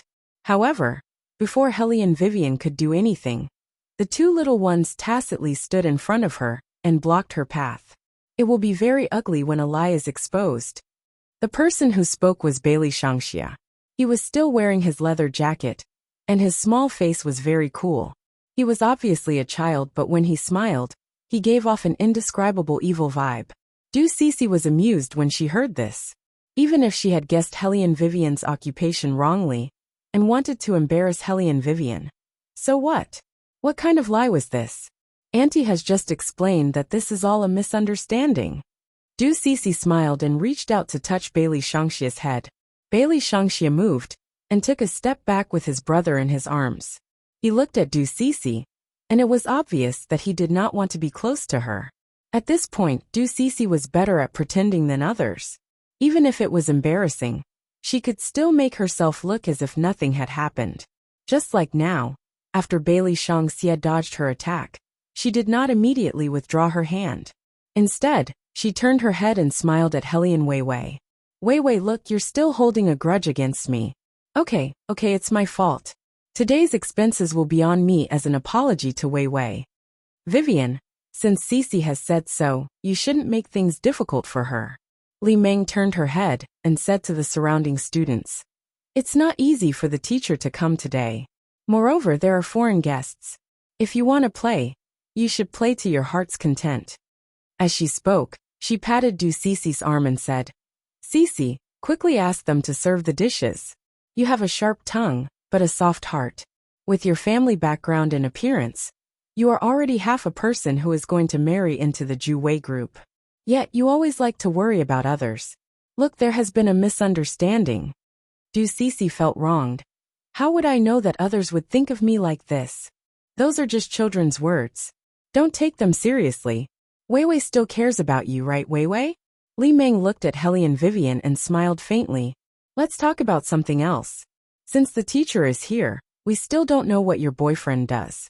Baligaju, who had been called out, had been sitting on the wooden chair, playing with something with his slender fingers. It seemed that he had not said a word since the beginning. But even so, his sense of existence was not exploited in the slightest. After hearing Li Meng's words, Baligaju suddenly curved his thin lips and put the thing that he had been playing with in his hand on the table. If Li Meng had found out what was in his hand, she wouldn't have been so stupid to ask this question. But it was obvious that no matter how rich the Chung family was, it was just an empty shell in terms of education. No matter how many luxury goods they bought, they would not be involved with Italian brands. So, they would not know that the simplest matchbox in Baligaju's hand was worth an ordinary person's monthly salary. Robert noticed the flash of silver light, but he did not say anything. This was because he found this scene to be quite interesting. When Du Cece saw that Baligaju had no intention of speaking, she continued, Is it inconvenient for you to say it? If that's the case, then we won't make things difficult for you. There's nothing inconvenient about it. His Highness' voice was always pleasant to listen to, especially when he revealed a devilish smile. It made people feel graceful and noble. My company is Ju Wei. This sentence originally had two meanings. However, Du Cece and the others would never think of the second meaning. They would only think that he was just an employee. Wei Wei, why didn't you tell us earlier that your boyfriend works in Ju Wei Group? Li Meng looked at Hellion Vivian. If you had told us earlier, we could have asked Cece to talk to her uncle and ask for a promotion for your boyfriend. Du Cece pushed Li Meng, stop talking. Otherwise, Wei Wei will think too much. What's there to think about? You're going to be the lady boss of Ju Wei Group in the future. Wei Wei won't be so narrow-minded. Her boyfriend will definitely be willing to be promoted by your uncle. Li Meng said matter-of-factly. Professor Yuan frowned when he heard this. He looked at Hellion Vivian worriedly. Hellion Vivian poured a cup of tea for the old man. She did not say anything, and was still as calm as ever. Just when everyone thought that Wei Wei would not speak, she wiped her fingers with a napkin and looked up casually. Lady boss? Li Meng looked at her as if she still didn't understand. Didn't we just say that Cece's blind date is the CEO of Ju Wei Group? Wei Wei, does your boyfriend never talk to you about his company? That's enough, Li Meng. Du Cece held her back and smiled at Hellion Vivian. She acted as if she was the one in charge of Ju Wei Group. I'll tell my uncle about your boyfriend later. If he's really capable, it shouldn't be a problem for him to be promoted. A few female classmates who were trying to curry favor with Du Cece came over when they heard this. Cece, what about us? Can we also work in Ju Wei Group? If it's really not possible, I can be a manager. Isn't it just taking care of celebrities? We can definitely do it. Okay, I'll help you talk to him when the time comes. Du Cece smiled. Hellion Vivian spoke again. An outsider shouldn't be in charge of Ju Wei Group, right? Hellion Vivian said this sentence very slowly. It was so slow that Du Cece narrowed her eyes. Wei Wei, Cece is not an outsider. A female classmate laughed. Although this kind of thing won't happen to you, it's very normal for Cece. When the time comes and everything is settled, you won't say this anymore. Cece, when you get married, you must send an invitation to Wei Wei. Du Cece reached out and ran her fingers through her long hair. Actually, Wei Wei is right. We haven't even started dating yet. I'm indeed still an outsider now. As she spoke, she looked to the side. Where's the waiter? Why isn't he here yet? Call your manager over. Tell him that I'm here. Even if I'm an outsider, I can still order people around. Zhu Wei Group's service was really good. As soon as Du Cece finished speaking, a waiter walked over. Madam, how can I help you? Du Cece glanced sideways and was very arrogant. Call your manager over. Tell him that my surname is Du. The waiter did not move. He stood there and frowned. Why aren't you going? Du Cece's voice turned cold. In the end, the waiter decided to report to the higher-ups first. Please wait a moment.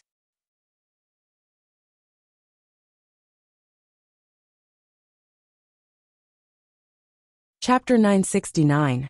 Cece, you're amazing. When Du Cece heard the compliment, she smiled even more happily. She then poured a cup of tea for Lecturer Yuan. Lecturer, you can try the grilled duck tongue here later. It's really authentic. As she spoke, she turned her head to Hellion Weiwei and said, Weiwei, it's fine if you don't want my help. After all, your boyfriend definitely doesn't want to use my relationship to climb up the social ladder. I understand all these. Before Hellion Vivian could say anything, Baligaju responded with a playful oh. A hint of mockery could be seen in his eyes. Your relationship? What relationship do you have? Du Cece still felt that his face was too handsome. She couldn't help but feel weak in her legs. However, she quickly recovered and said in a disdainful tone, You'll know in a while. The reason why she said this was because the waiter had walked in. She wanted to show Hellion Vivian that the distance between them wouldn't change, just because of who was better at winning a lawsuit. Her wealth and connections were not something these people could compare to. Compared to Hellion Vivian's boyfriend, who only had looks, the man she would get in the future would be 1 in a million. This was because even if she didn't get him now, she would be able to make decisions in the Emperor Hotel. Thinking of this, Du Cece raised her chin even higher. She turned her head and looked at the waiter. Is the person I asked you to call here? Yes. The waiter looked at Du Cece. Madam, the manager you mentioned is no longer in our hotel. The person who came today is our person in charge. When Du Cece heard the words person in charge, she felt even more proud. It doesn't matter who comes. Let's order the dishes first. Introduce the ingredients today. And tell me which one is the freshest. I'm sorry, madam. The person in charge originally had a professional smile on his face. However, when he saw the man in a black trench coat at the end of the private room, his voice trembled. The words he wanted to say were completely stuck in his throat. He must be dreaming. Why would Ju always appear here? Isn't he supposed to be traveling outside? Why didn't anyone tell him that CEO Ju is back? The person in charge's heart was boiling. He wanted to run to Baligaju. However, he didn't know what was going on, and he didn't dare to act rashly. Where's Special Assistant Long? Where's Manager Qi Ling? Where are they? How could he let CEO Ju out alone? Wait a minute. It wasn't just CEO Ju alone, there was also the young Master Devil. What was he holding in his arms? A child about the same age as him? Since when did the demonic young master become so compassionate? He didn't usually have this kind of attitude towards children. No, that was not right. Not only did he not have such an attitude towards children, but he also made adults suffer in the company. Back then, he had wanted to leave the corporation as soon as possible and come to Emperor Sky's branch to be in charge of food because of the demonic little young master. In any case, he wasn't going to be in charge of an entertainment company because he hadn't forgotten that the young Master Devil had said that he wanted to enter the entertainment industry. The person in charge turned around and coincidentally saw Bailey Shangxia sitting in the corner with his little brother in his arms. It was obvious that Bailey Shangxia knew the person in charge. When Shadow first brought these humans to him, he had to play with them for a while. Among his toys, this human was quite interesting. If the person in charge knew what Bailey Shangxia was thinking, he would definitely cry. Unfortunately, he was only thinking about why the CEO, who didn't like to go out, would suddenly come to the place he was in charge of for a meal. Could it be that he wasn't satisfied with the recent performance of Emperor Sky Hotel? The person in charge recalled what punishment the previous subordinate, who made CEO Ju unhappy, received, and felt a chill down his spine. Even when Du Cece called out to him twice, he didn't respond. The waiter had never seen the person in charge lose his composure like this. Was it because the temperature in the private room was too low? Why did he have an illusion that the person in charge's hand was trembling? Director Liang, the guest is calling you. The waiter couldn't help but pull the person in charge's sleeve. The person in charge regained his senses and immediately stood up straight under Beligage's gaze and said to Du Cece, "I'll prepare the ingredients for you immediately." The person in charge's humble attitude made the other students believe Du Cece's words without a doubt. They felt that Du Cece was very capable. Du Cece was a little surprised. After all, no matter how powerful her uncle was, he would only ask the manager to come out for a while. It was also her first time meeting the person in charge. She didn't expect that her uncle's position in Juwei Group was higher than she expected. The unexpected reward made her feel even more proud as she enjoyed the envious gazes around her. She pointed at the menu with her red finger and said, "Let's have the lobster first. Teacher likes lobsters. Li Meng, take a look and see what you want." She passed the menu to Li Meng as she spoke. The person in charge was about to nod his head and say yes when he saw the man sitting on the seat curling his thin lips. The coldness in his eyes was definitely not satisfactory. In an instant, cold sweat broke out on the person in charge's forehead. Did he do something wrong? But these people were CEO Ju's acquaintances. Did CEO Ju want him to refuse? The person in charge guessed carefully and said tentatively, "I'm sorry, madam. According to our hotel's regulations, the lobster dish must be pre-ordered." Finally, CEO Ju finally moved his gaze away from him. It seemed that he was on the right track this time. Du Cece didn't understand why the person in charge's attitude changed so quickly. The other students were somewhat disappointed as well. "We need to pre-order? I thought that we could eat the freshest lobster with Cece." Du Cece felt a little embarrassed at this time. She closed the menu in her hand and said politely, "I never needed to pre-order before coming here. It's the same this time. Since you're the person in charge of this hotel, you should be an old acquaintance of my uncle. My uncle's surname is Du, and he's one of the higher-ups in Juwei Group." Du. When the person in charge heard this surname, he subconsciously looked in the direction of his boss. Was he the one who was banned by CEO Ju during the meeting this morning? Du Cece was puzzled by the person in charge's gaze. "What are you looking at?" The person in charge opened his mouth. What should he say to satisfy CEO Ju? Beligaju didn't make things difficult for his subordinate. He tilted his head and sat on the wooden chair. His slender fingers twirled Hellion Vivian's long hair. He started to release the coldness that he had been thinking about for a long time with a faint smile. Du Dewey was fired this morning. How can he be considered a higher-up?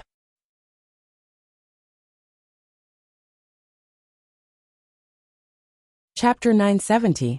What did you say? Du Cece raised her head. She did not intend to accept such an excuse. Her voice was filled with anger. What do you mean by fired? That's impossible. Wei, shouldn't you control your boyfriend in such an occasion? Ask him to watch his words.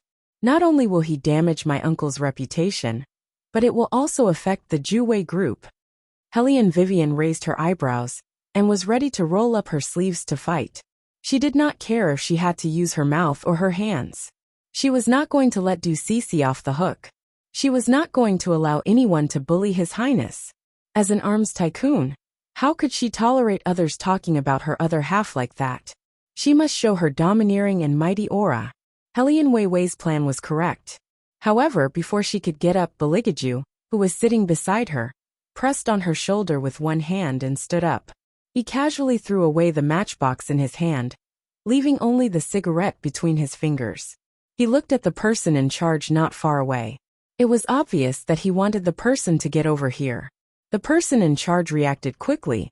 When he saw Beligaju, he immediately walked over and said in a panicked tone, CEO Ju, I have a fire here. I have a fire here. CEO Ju. These two words seemed to have penetrated everyone's brain. All the students present were stunned, and their thoughts were tangled into a mess. Li Meng looked at the man who was called a poor employee in a daze. Her face was drained of blood. No, it can't be what I think it is. Du Cece's lips trembled because of the way she was addressed. She slowly turned her head around, and her throat hurt from the pressure. What did you just call him? The person in charge did not speak. He only looked at Baligaju respectfully. His expression was still nervous. However, he repeated the name, CEO Ju. The two words were so clear that Du Cece could no longer lie to herself that she had heard wrongly. Her body trembled, and she fell back into the wooden chair. How could this be? How could Hellion Vivian's poor boyfriend be the king of the business world? The person in charge didn't look at her, and didn't know what was going on. He was just very confused. Didn't this group of people know CEO Ju? Then why would CEO Ju appear in this private room with them? Ju. CEO Ju. The person in charge stuttered when he spoke again. Baligaju, on the other hand, seemed to be easy to talk to. He reached out and patted him on the shoulder. With the same smile he said, "Relax? How am I supposed to relax when demons patrol?" The person in charge roared in his heart, but on the surface he still said respectfully, Yes, but why are you here? Is there a problem with the hotel's recent performance?" Although he shouldn't have asked this question, the person in charge felt a chill in his heart. Bailey Jiaju's action of throwing the matchbox just now had scared him out of his wits. That was why he accidentally asked the question that had been bothering him for a long time. Baligaju seemed to be surprisingly easy to talk to today. He reached out and held Hellion Vivian's finger. His other hand flicked the cigarette on his finger. "She is here for a party. I am accompanying her as a family member." A what? At first, the person in charge couldn't react. When he came back to his senses, he suddenly looked at Hellion Vivian. Could this be the legendary wife of the CEO? He really wanted to know what kind of secret this is. Baligaju didn't care about the person in charge's expression. After all, he didn't say this sentence for his subordinates to hear. "There is one thing that I am very curious about." Baligaju seemed to be very indifferent. He glanced at Du Cece's ugly face and said, "Miss Du, didn't you say that you have seen me and even had a meal with me? Why can't you recognize me even though I am standing here?" Just one sentence made Du Cece's whole body tremble. Her face was very pale, and the hand that was holding the menu was trembling. From the beginning, you said that you know Ju Wei Group very well." Baligaju's thin lips curled up. His smile was so perfect that it could almost move everyone.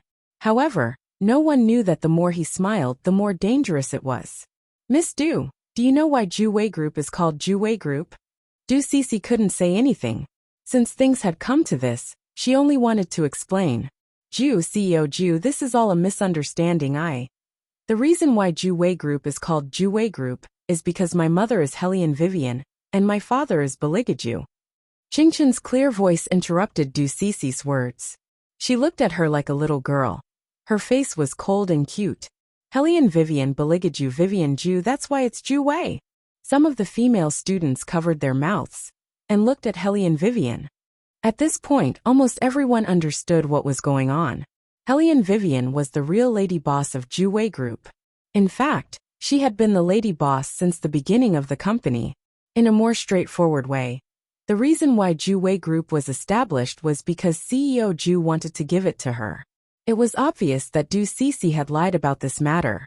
She had never seen Bailey Jiaju before, let alone having a meal with him. Everything was just a lie that she made up for her own vanity. Regardless of whether it was the male or female students, even Professor Yuan, they frowned and looked at Du Cece. Du Cece's face turned pale when she was stared at by those gazes. It shouldn't be like this.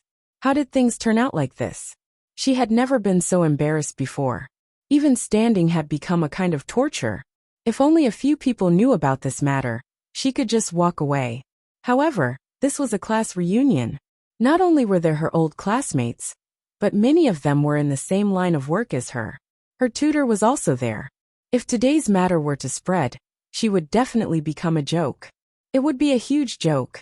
This was a loss of reputation that was even more unbearable than death. In the beginning, she and Li Meng had planned to embarrass Hellion Vivian here. It shouldn't be like this. It shouldn't be like this. Du Cece's face was red. She reached out and tugged at Li Meng's sleeve, wanting her to say a few words for her. Li Meng did not move. She was still digesting the series of events. She knew that Du Cece was usually very vain. However, she did not think that there was anything wrong with being vain. Therefore, she was willing to cooperate with Du Cece. Both of them were sisters, so their thoughts were the same. However, she did not expect that the poor man they were mocking was the CEO of Ju Group. What should I do? What should I do now?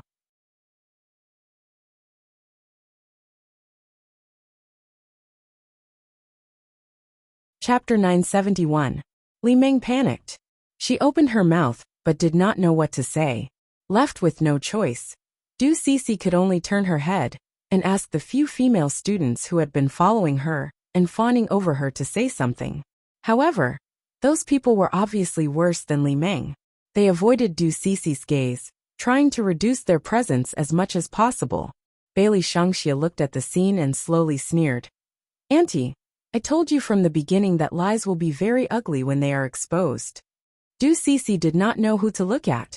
She only realized how wrong she was. She did not expect that she would be caught red-handed, just because she said something a little too big as usual. How was she going to clean up this mess? You want to be the lady boss? Bailey Shangxia's little face was very cool, and his words were very cold. At such a young age he seemed to be able to make decisions. What a joke. The legal person of Ju Group is not my father, but my mother. My father is just an employee. Although it was not the right time to say this, as a younger brother who knew his brother very well, Qingchen could hear the disdain in Bailey Shangxia's words towards his father. But legal person? Qingchen was no stranger to this word. Her big eyes looked at Hellion Vivian as if to ask, when did you become the legal person? Hellion Vivian also wanted to know, so she simply turned to His Highness who was still destroying the enemy, and asked, when did I become the legal person of Ju Group? This morning. Baligaju felt that at this time, seeing this face would greatly reduce his lethality. He directly pulled her away and said, betrothal gift. Oh, Hellion Weiwei replied.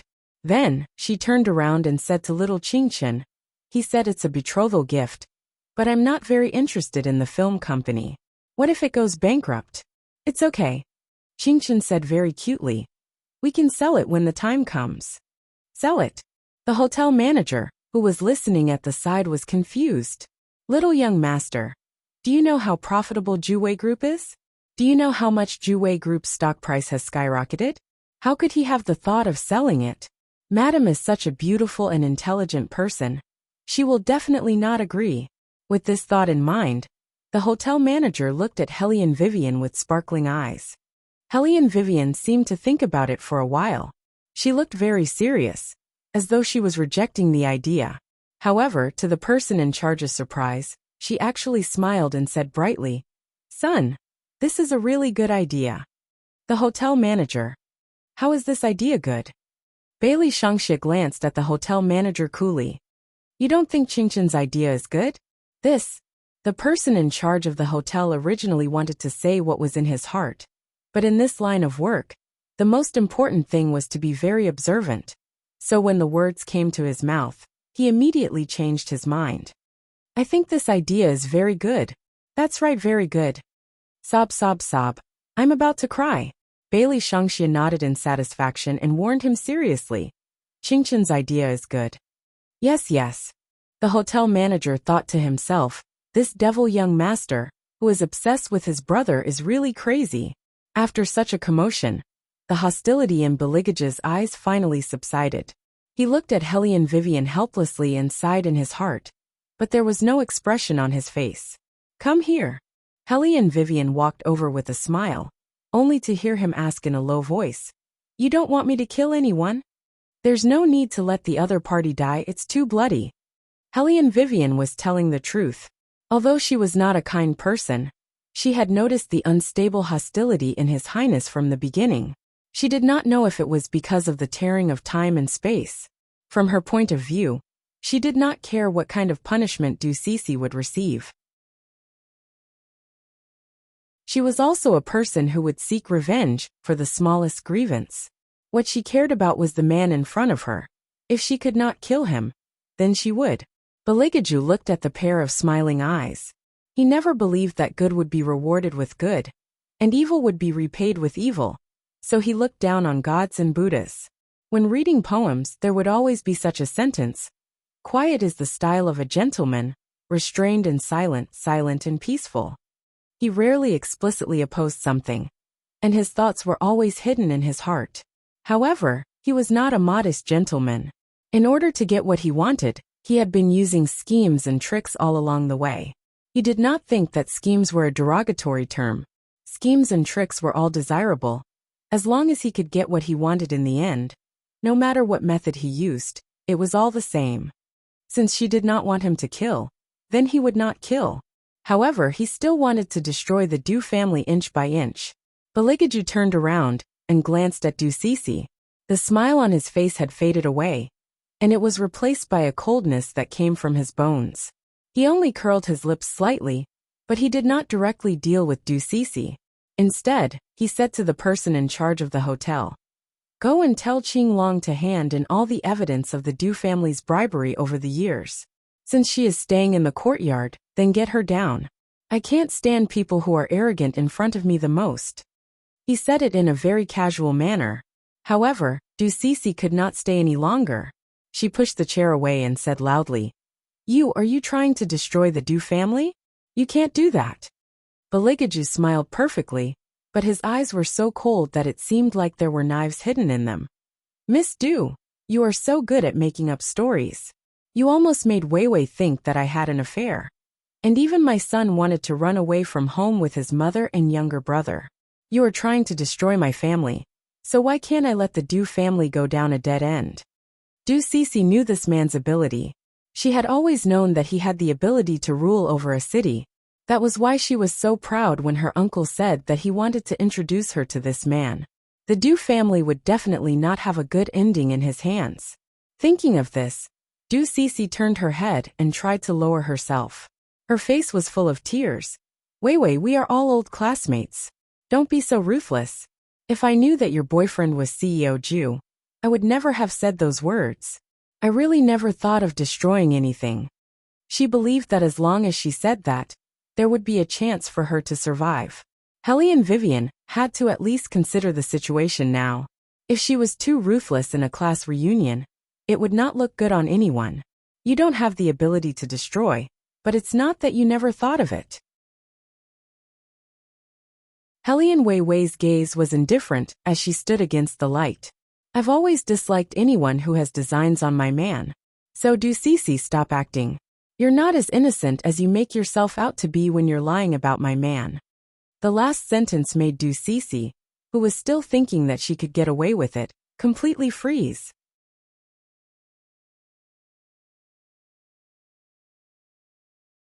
Chapter 972. Everyone present was a student of the law. Basically, everyone understood the meaning behind Hellion Vivian's words without much thought. Du Cece was obviously trying to seduce him, but now that she was exposed, she said that she didn't do it on purpose. Thinking of this relationship, the surrounding students looked at Du Cece with condemnation instead of awkwardness. Basically, anyone who didn't follow such a woman would hate her, regardless of how powerful and influential she was, or whether she was an old classmate. Everyone would hate this kind of woman from the bottom of their hearts. After all, anyone would be wary of a woman with the potential to be a mistress. Du Cece didn't expect that her words of retreating to advance would not help her break free from the situation just now. Instead, she fell into an even more embarrassing situation because of Hellion Vivian's words. Du Cece looked at the surrounding people sizing her up. Her face was so red that she couldn't stay there any longer. Biting her thin lips, she ran out of the private room in a panic. Outside the Emperor Hotel, she didn't know who called in the reporters, but they surrounded her in the middle. "Miss Du, I heard that your law firm deliberately lost the case after accepting it just to help some black-hearted businessmen bully the migrant workers. Is that true? Don't you feel uneasy by always helping such people? Miss Du, please answer the question. Have you ever thought about those who have difficulties in getting money? When they finally gathered enough money to sue these black-hearted businessmen, you used the dirtiest means to block their only hope. Don't you feel guilty at all? As a lawyer, you accepted money and deliberately lost the case. Isn't this against the most basic professional ethics? Du Cece didn't expect to face such questions as soon as she stepped out of the hotel. Because she was caught off guard, she froze on the spot. Her pale face was exposed. No one should know what she did. Those stupid migrant workers didn't know anything. After the case was over, they even sent her smelly local specialties, saying that they were grateful to her even if they lost the case. Who was it that exposed this to the reporters? No matter how well Du Cece hid it, her spoiled temper was still there. She screamed and threw her bag on the ground like a shrew. Shut up, all of you. All of you shut up. This scene completely destroyed the image that Du Cece had worked so hard to maintain. There was a TV in the luxurious private room. It was the clearest live broadcast. Many students couldn't help but shake their heads and sigh in their hearts. Hellion Vivian poked the man sitting next to her and said in a low voice, "You've been holding back for this scene, haven't you?" "How could that be?" Baligaju laughed. His eyes were filled with the dark aura unique to demons. If she didn't claim to be the mistress of the Ju Wei group, she wouldn't have to embarrass herself. Besides, I don't like to make things difficult for a woman. Hellion Vivian raised her eyebrows. When did His Highness become so kind? He added with a smile. If you want to make things difficult for them, then make things difficult for their entire family. Hellion Vivian. Li Meng was still trying to clear Du Cece's name. I didn't expect Du Cece to be so stupid. Professor Yuan looked directly at her. For the first time, his voice was filled with displeasure. This isn't called stupid. This is called asking for it. If anyone dares to do such a thing in the future, don't say that you graduated from a university. Not only will you embarrass the university, but you will also embarrass your classmates. Accepting bribes and purposely losing the case. This is the worst lawyer I've ever seen. In the United States, if this kind of thing is exposed, you will go to jail, Robert said seriously. It was not difficult to see that he was against this matter. The smile on Li Meng's face froze after being slapped in the face by the two most authoritative people. She could only shut her mouth obediently. However, she didn't expect that when she raised her head, she would meet Bailey Jiaju's gaze. It was so deep that it made people's hearts beat faster. He curled his thin lips at her. That kind of smile could make anyone fall for him. Li Meng had always boasted that she was good-looking. Even after she got married, she was pursued by many men. After all, she was petite, had fair skin, and was very particular about her dressing. Moreover, her current situation and expression made her look a little pitiful. She looked back at Baligaju with a pitiful gaze. She looked like she wanted to say something, but stopped herself. Li Meng did not think that she was wrong, because she was not the one who made up the lie. At most, she just wanted to teach Hellion Vivian a lesson. Therefore, even if something happened, it would not spread to her. What's more, she raised her head and looked at Bailey Jiaju again.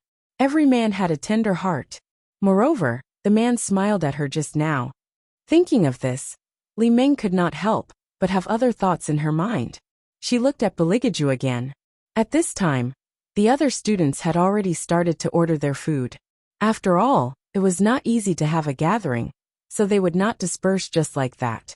However, the atmosphere was obviously not as lively as before. Everyone lowered their heads to study the menu, so no one saw this scene. Even Hellion Vivian was worried about what to eat. For a foodie like her, eating was indeed something worth worrying about. The two little ones sat on two small chairs. Bailey Shangxia reached out and pressed the menu for Qingchen, allowing her to choose whatever she wanted. There was no doubt that he was a young master. He instructed the person in charge to get a glass of milk for his younger brother first. He tested the temperature first before feeding Qingchen the cup. He raised his head and saw this scene. His little mouth moved coolly, and he only spat out 2 words. Stupid. Inexplicably, Qingchen did not know who her older brother was talking about. She raised her little head from the menu. Bailey Shangxia pressed down the stray hair on his younger brother's head and reached out to touch Qingchen. His little face was still cool. It's okay. Continue to order what you want to eat. You can also order what isn't on the menu. I'll get them to buy it. The person in charge was speechless. He was indeed a brother Khan. He had never seen the devil young master speak so much and so patiently to anyone. Under normal circumstances, the standard was 1 to 2 words. For example, scram, annoying and stupid. When such a child first went to the company, everyone thought that CEO Ju used to be a gangster. This was because the devil young master was too similar to the Italian mafia. The aura he exuded did not belong to an ordinary 3-year-old boy at all. Moreover, this child's IQ was very high. He was able to play around with adults like them. Whenever he said the word stupid, it meant that someone was going to be unlucky.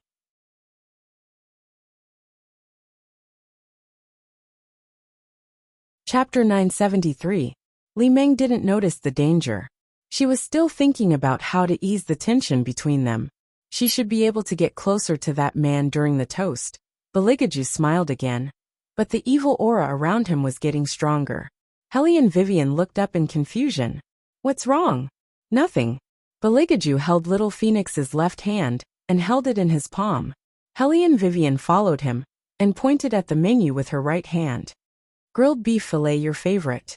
Do you want it? I don't want to eat beef today. Beligaju's voice was very calm. It's just ordinary meat. You don't have to do anything with it. Just throw it into your mouth and eat a few bites.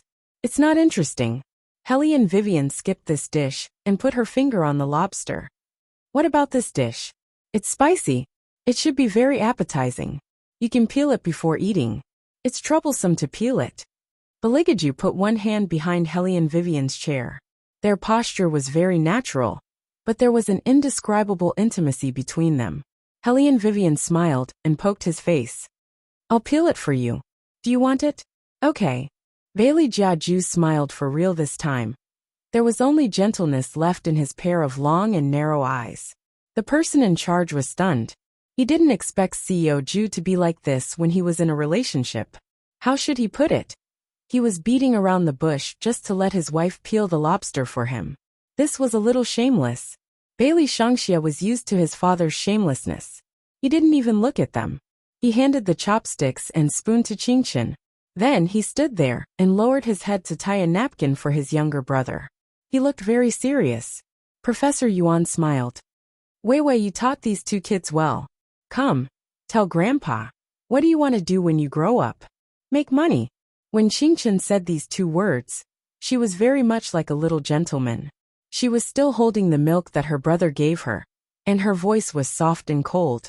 Professor Yuan paused for a moment. Make money? Yes. Qingchen said seriously. Big Brother is going to be an actress in the future.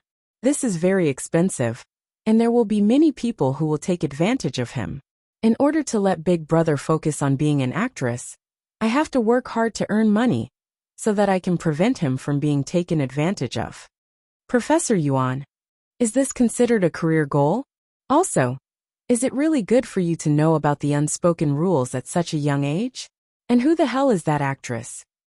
Bailey Shangxia's little face was very cool, but there were too many things going on in his heart. For example, no child in the world was as sensible, well-behaved, and considerate as his little brother, etc. The person in charge calmly understood the demon young master's thoughts from the smile on his face.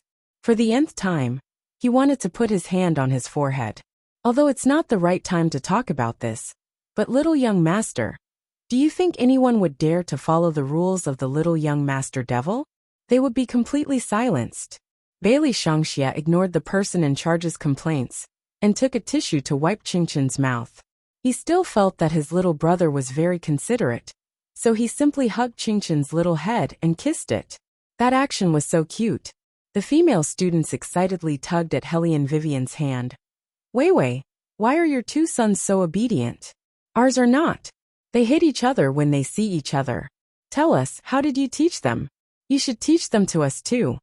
Speaking of this, Helly and Vivian still felt guilty because in her memory, Qingchen had never needed her to teach him. He had always been very obedient. As for Shangxia, other than the fact that he liked to eat humans when he was hungry, he was very responsible the rest of the time. Therefore, Helly and Vivian had no choice but to put the issue of education aside. Shangxia has always been taken care of by Jiaju.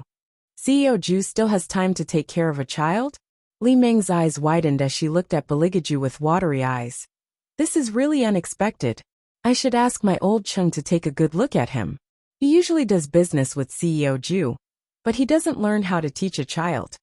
Bailey Jiaju's fingers were still entwined with Helian Weiwei's long hair, while his other hand casually wiped the corner of his lips. His voice was slow, and it was unusually pleasing to the ears. Don't worry, he will see it very soon. Hearing such a voice, Li Meng couldn't help but blush. She wanted to see more of Beligaju. However, she realized that the person in charge was standing there. She didn't know if it was intentional or not, but he blocked her view just like that. Li Meng was angry, but it was fine. When her old Chung came later, they would definitely be able to talk. Counting the time, her old Chung should be here by now. Wasn't it just taking Chung Chung to the bathroom? Why did he take so long? The dishes were about to be served. Li Meng took out her phone and wanted to make a call to urge him. The door of the private room was pushed open. Her husband walked in with little fatty Chung in his arms. Just as he was about to complain that there were too many people outside, and it wasn't easy for him to come in, he saw the man sitting at the dining table. In just an instant, his expression changed from gloomy to cheerful. I was wondering why there were so many reporters outside. It turns out that CEO Ju is here. CEO Ju, you are. I'm here for dinner.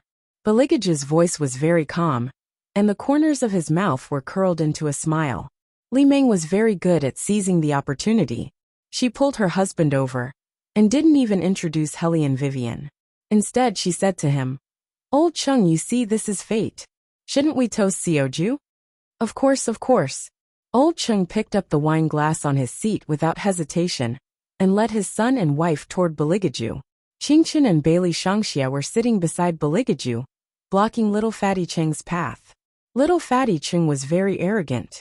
He didn't dare to provoke Bailey Shangxia, but he felt that he had made Qingchen suffer before this. Naturally, he became fearless. He scolded Qingchen in a low voice. Little country bumpkin, get out of my way. Bam!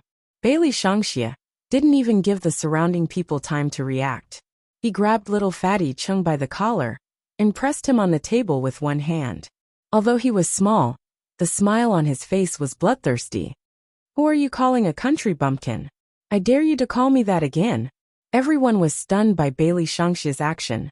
Li Meng was the first to react. What happened? Shangxia, what's wrong? Did my Chengqing make you unhappy? Let me apologize to you on behalf of my Chengqing, okay? She could tell from the beginning that Bailey Shangxia was the closest to CEO Ju. She had to let Chengqing build a good relationship with him. Chengqing was also very scared. He was actually a coward. He had always bullied people in school because of his family's power. He didn't know that Bailey Shangxia and Qingchen were brothers. Little Fatty Cheng's memory was still stuck in the impression that these two people didn't get along well. Therefore, he didn't expect that the one who flipped out at him would be Bailey Shangxia.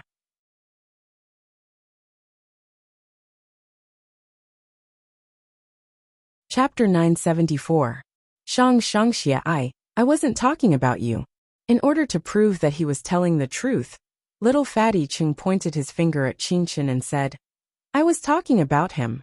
Really, I was talking about him. Qingchen was still drinking milk when little Fatty Cheng pointed his finger at her. Her eyes were big, and she looked like a cute kitten. Helian Vivian smiled and wiped her son's mouth.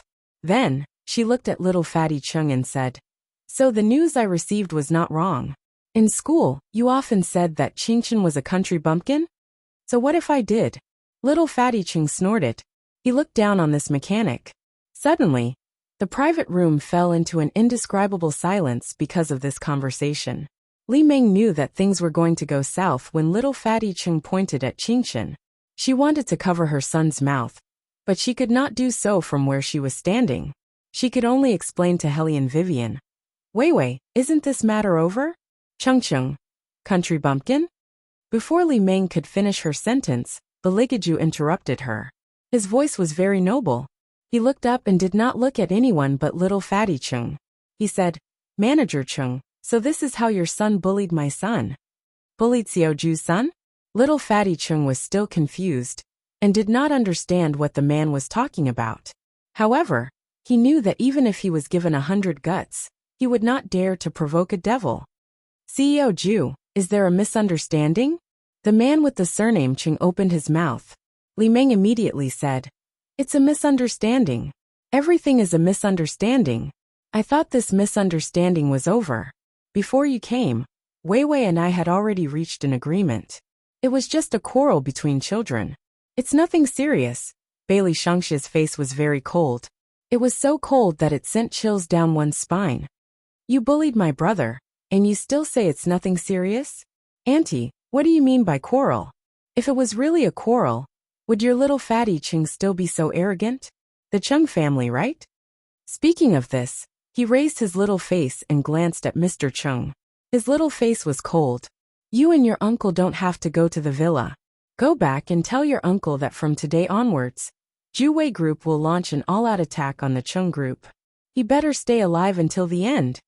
After hearing this, the man surnamed Cheng was completely stunned, as if he had been struck by lightning. Li Meng did not expect things to turn out this way. She bit her lip and looked at Beligaju. She felt that since she had caught his eye, he would not be so heartless. "CEO Ju, this is such a big matter. How can you let a child make the decision, right?" Unfortunately, she didn't know Beligaju at all, and she didn't know why the man was looking at her just now. The demon's revenge had always been ruthless. Indeed, we shouldn't let a child make decisions. Beligaju twirled the goblet in his hand casually. After all, the Li family is involved in this matter. The last word Li family made Li Meng's expression change. "You won't do this, CEO Ju. Didn't you want to see how I teach my child?" Beligaju leaned back and released all his domineering aura at this moment. "Now you've seen it. And the way you looked at me just now was really disgusting. Manager Cheng, you can throw away the woman you married." What did he mean by the way he looked at her? Needless to say, everyone more or less understood. After all, there was something wrong with Li Meng's behavior just now. She ignored Hellion Vivian and toasted Beligaju alone. At first, everyone thought that she was just trying to curry favor with Beligaju. Now that Beligaju mentioned it, they guessed her true intentions. This woman was too unruly. The students present more or less did not want to look at her anymore. They only looked at Manager Cheng with pity. Manager Cheng was also someone who had been in the business world for a long time. When he heard what Li Meng said, his face turned even greener than if he had eaten a worm. Li Meng still wanted to say something. However, Manager Cheng had already pulled her back and gave her a furious slap. Li Meng's face was almost disfigured by this slap. She loved to show off how well her husband treated her in front of her classmates. She could not stand those who were still unmarried. Even when Hellion Vivian did not explicitly say that she had a boyfriend, she would intentionally or unintentionally spread the news in front of others. She just wanted to say that there was something wrong with Hellion Vivian's way of doing things. But now, it was clear who the one with the wrong way of doing things was. Little Fatty Cheng, who was standing at the side, was scared out of his wits. He didn't understand why his father was so angry. He just stood there trembling. Even when his mother, who was the one who protected him the most, was beaten, he didn't say a word. Professor Yuan, who was standing at the side, saw clearly that this child was very rude and unreasonable when it came to bullying his peers. However, he was extremely cowardly when it came to his family. There was no saving him. No one in this family, from old to young, could compare to Hellion Vivian's family. Indeed, no one was more obsessed with his younger brother than Bailey Shangxia. When he thought of little Fatty Cheng's reaction just now, he was filled with anger. Bailey Shangxia glanced at the person in charge beside him and said coolly, "Throw this family out. Also, tell the reporters outside that Juwei Group will announce a new successor in 3 days." A new successor? The person in charge looked in the direction of his boss. When he saw that Beligaju's expression did not change at all, he could only ask meekly, "Who is it?" Bailey Shangxia did not beat around the bush. He carried his younger brother forward and said coolly, "Him." The person in charge's mouth twitched as he met Qingchen's eyes. He reached out and held his head. He had a premonition that there would be a bloodbath in Juwei Group. "Little young master, you're so obsessed with your younger brother. This time, Li Ming tasted humiliation that she had never tasted before. She was chased out of the hotel like this. Her husband was cursing and swearing at her as he walked away, demanding a divorce. She was just reaping what she sowed. Bailey Shangxie retracted his gaze from the family and carefully placed Qingchen back on the chair. His younger brother was drinking his milk obediently. Who did he offend? Why did he call Qingchen a country bumpkin for no reason? If mother was not here, he would have gone on a killing spree and crushed all their souls. A bunch of stupid humans. However, he had just estimated that the punch would be enough to make little Fatty Chung suffer for a week. Little Fatty Chung was indeed in a lot of pain. This brat's first reaction was to call his grandfather and complain.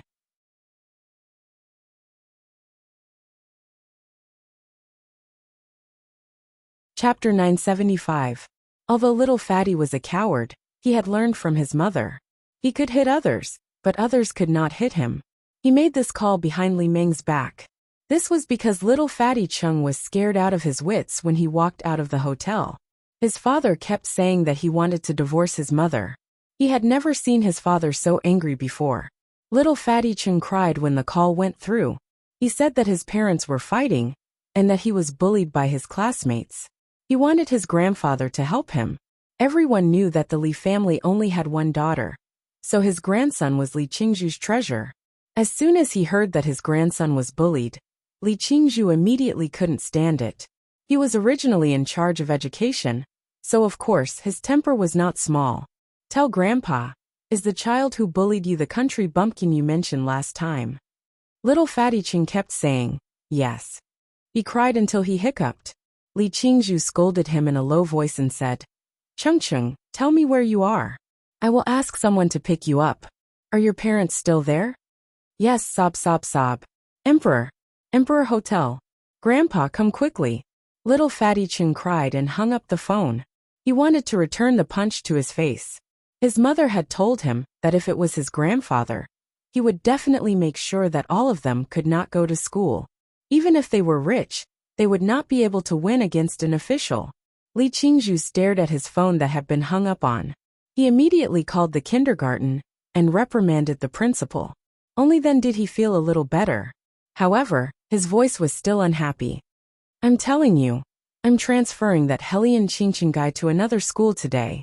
What kind of students are you taking in? She has no manners at all. The principal kept apologizing, but he still did his duty. Is there a misunderstanding between the two kids? Why don't I ask Qingchen to apologize to Chungchung? Principal Dong, children can be forgiven if they make a mistake once or twice. However, if they make too many mistakes, I, as a deputy minister, will doubt whether you are fit to be in your current position. Li Qingzhu was obviously using his status to pressure the principal.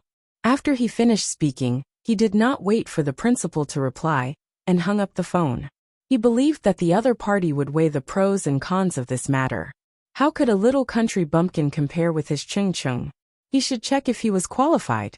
Li Qingzhu stood up from his chair and was about to go out to pick up his grandson when the phone on the table rang again. He did not pay much attention to it. He thought it was Principal Dong. He picked up the phone. Have you decided? Fire him as soon as possible. Deputy Minister Li. A familiar chuckle came from the microphone. Every word was oppressive to the listener's nerves. Who do you want to fire? Li Qingzhu's eyes suddenly shook and his voice became unsteady. Young Master Tang. Ha! The man casually rested his slender legs on the desk. The light shone through the large floor-to-ceiling window onto his well-ironed military boots, looking unusually sharp. I just received a piece of information from the Juwei group today about you accepting bribes. Originally, I wanted to wait for 2 or 3 days before taking action, but your attitude inexplicably made me want to push the schedule forward. Li Qingzhu's lips turned pale. No, young Master Tang, listen to me. You thought it was Principal Dong who called you? The man interrupted his stuttering. He played with a thin cigarette with his fingers. He seemed to be smiling, but his eyes were cold. Li Qingzhu, don't you know that Hellion Qingchen is under the Tang sex protection? Oh right, you don't seem to know, but it doesn't matter. As long as I know that your grandson often calls him a country bumpkin, and you want Principal Dong to fire him, it's fine. A bolt from the blue. Li Qingzhu fell back into the wooden chair. When he looked up again, someone had already handcuffed him. He had always known that anyone who fell into the hands of the Tang sect would not have a good ending, but he didn't know that anyone who provoked His Highness would basically be destroyed. In the office, the man tilted his head and lit a cigarette. He smiled and instructed the person beside him. Go and reply to CEO Zhu. Tell him that I hope our future cooperation can be as pleasant. Also, tell him that it's impossible to guard against a love rival at a class reunion. When a fox befriended a demon, the degree of black-bellied was often double. Baligaju looked at the message on his phone. When he saw the word love rival, he raised his eyebrows. Why aren't you eating? Hellion Vivian was still working hard to peel crayfish. When she looked up, she saw that His Highness had stopped. His handsome face seemed a little cold. Baligaju smiled and held Hellion Vivian's hand. He opened his mouth and ate the crayfish. His voice was low. Nothing. I was afraid that you would be tired from peeling crayfish. I'm not tired. Hellion Vivian lowered her voice and whispered in his ear. This is what an arms tycoon should do. But can you eat the ones on the plate that are already peeled? Don't bite my finger so often. Our classmates are watching. It's not good. That way, Bailey Jiaju could almost see the wagging tail behind her back. Therefore, his little phoenix often confused her position, which was also a very wonderful thing. Vivian, let me toast to you. Xiao Zifeng stood up from his chair. He was good-looking, and even his posture was eye-catching. The corner of his mouth was very gentle, and there were too many emotions brewing in his deep eyes. If anyone treats you badly in the future, you can come and find me at any time. Hellion Vivian choked on the crayfish in her mouth. Why did this sound a little weird? However, Hellion Vivian could still feel the kindness shown by the other party. She also stood up, and was about to speak with the wine glass in her hand. Someone put an arm around her shoulder. It was Baligaju. His smile didn't change at all, and he was still as elegant as ever. You don't have to drink this wine, Vivian, because she will never have that chance. Is that so? Xiao Zifeng smiled faintly and looked up. His words were very meaningful. There are always some things in the world that people can't control, but I still wish CEO Zhu good luck. Baligaja's thin lips curled slightly. Compared to some people who want something but can't get it, I am indeed very lucky. Xiao Zifeng's fingers tightened, and he didn't say anything else. It was all because a certain His Highness words were too harsh. Hellion Weiwei was at a loss as she listened at the side.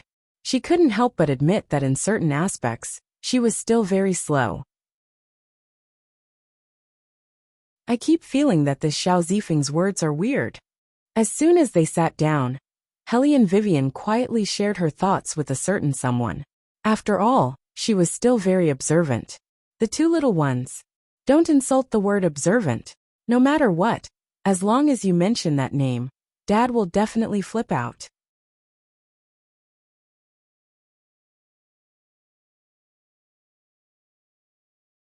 Chapter 976. However, what the two little ones did not expect was that Baligaju did not get angry after hearing the sharing. Instead, he laughed and began to analyze the situation seriously with Hellion Vivian. His eyes shone. Do you feel that there is hostility in his words? Hellion Vivian nodded. Baligaju let out a long sigh. Obviously, he doesn't want us to grow old together, just like your female classmates just now. But why? Hellion Vivian did not understand.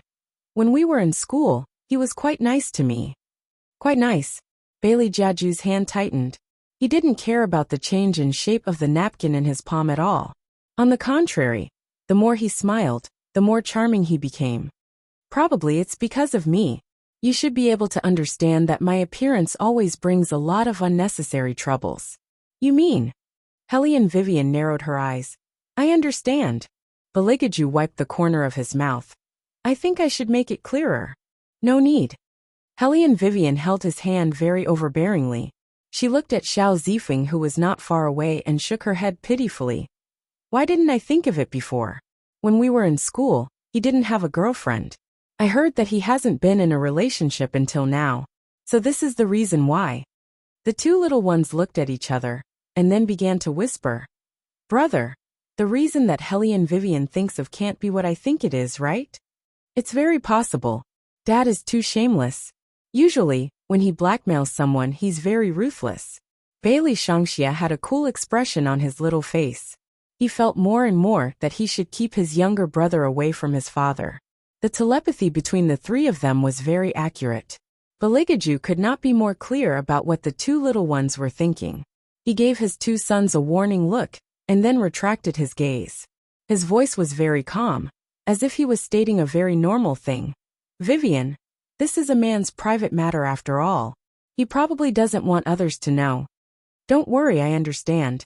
As Hellion Vivian spoke, she put the piece of beef that His Highness had given her into her mouth. She continued in a low voice. Actually, it's normal for men to like men nowadays. He doesn't have to suppress himself at all. The two little ones, as expected. His Highness was very satisfied with Hellion Vivian's conclusion. He smiled and fed his little phoenix. Although the beginning of the meal was a little dramatic, the people who came to attend the class reunion were very happy after that. What's more, the Emperor Sky Hotel even specially made a cake for them.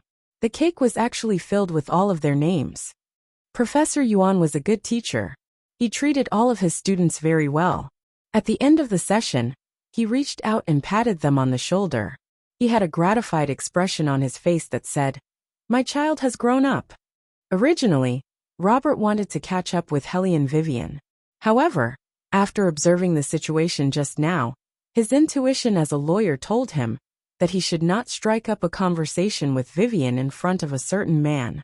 Therefore, Robert cleverly chose to retreat with Professor Yuan. Some students wanted to stay and continue singing. It was rare for them to be so happy. Xiao Zifeng looked at the woman standing in the crowd and chuckled wantonly.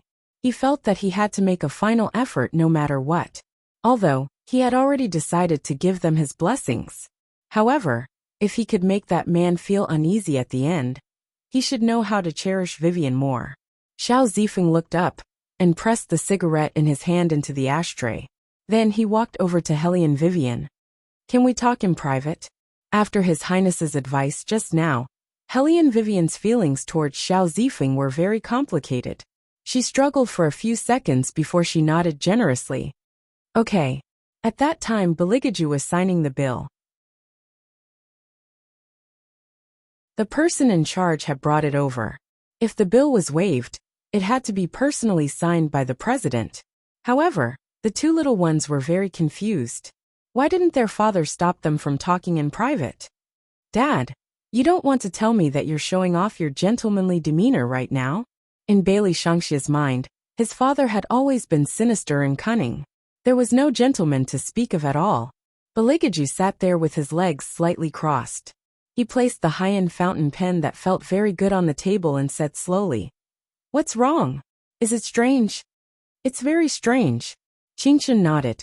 She hugged the devil plushie and approached Baligaju. She stared at her father with her big eyes, trying to figure out something from him. Baligaju smiled. His fingers lazily supported his chin. His eyes flashed slightly. Someone wants to make him completely give up. This little time alone can still be given to him. Bailey Shangxia couldn't guess his father's thoughts.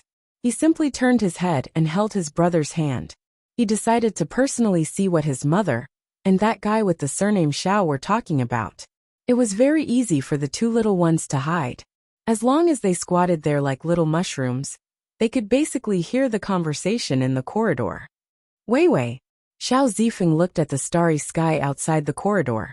The corners of his mouth were gentle, and even his voice was lower than usual. There's something that I've thought about for a long time, and decided to tell you. Hellion Vivian's eyes lit up. She thought to herself, is it coming just like that? When Xiao Zifeng turned around, he saw Hellion Vivian's gaze. Although he didn't understand why she was so excited, he felt that this was the person he had always liked. Until now, she hadn't changed.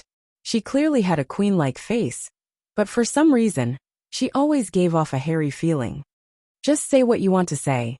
Hellion Vivian felt that at this time, she should enlighten him. But don't force yourself. Okay. Xiao Zifeng stared at those beautiful eyes that were like stars. He could clearly hear the sound of his own heartbeat. He had overestimated himself and couldn't help but like her. Actually, Hellion Vivian was a secret agent. She could clearly feel the strong uneasiness in the other party. Her heart softened in the end, and she softly interrupted him. I know what you want to say. You know? Xiao Zifeng was shocked, and his eyes started to shake. Hellion Vivian solemnly replied with an then reached out and patted him on the shoulder. It's not your fault that there's something wrong with your sexual orientation. I'll keep this a secret for you. I know that you want to tell me this, because you treat me as a friend. Just now, Ju also reminded me that you would probably look for me. What I mean is, no matter whether you like men or women, as long as you don't steal my man, I'll be your friend and support you. You're touched. Hellion Vivian thought proudly. She finally had good friends in school. In the past, they were all her good buddies. This school hunk Xiao really thought so highly of himself. His Highness was right. The two little ones were speechless.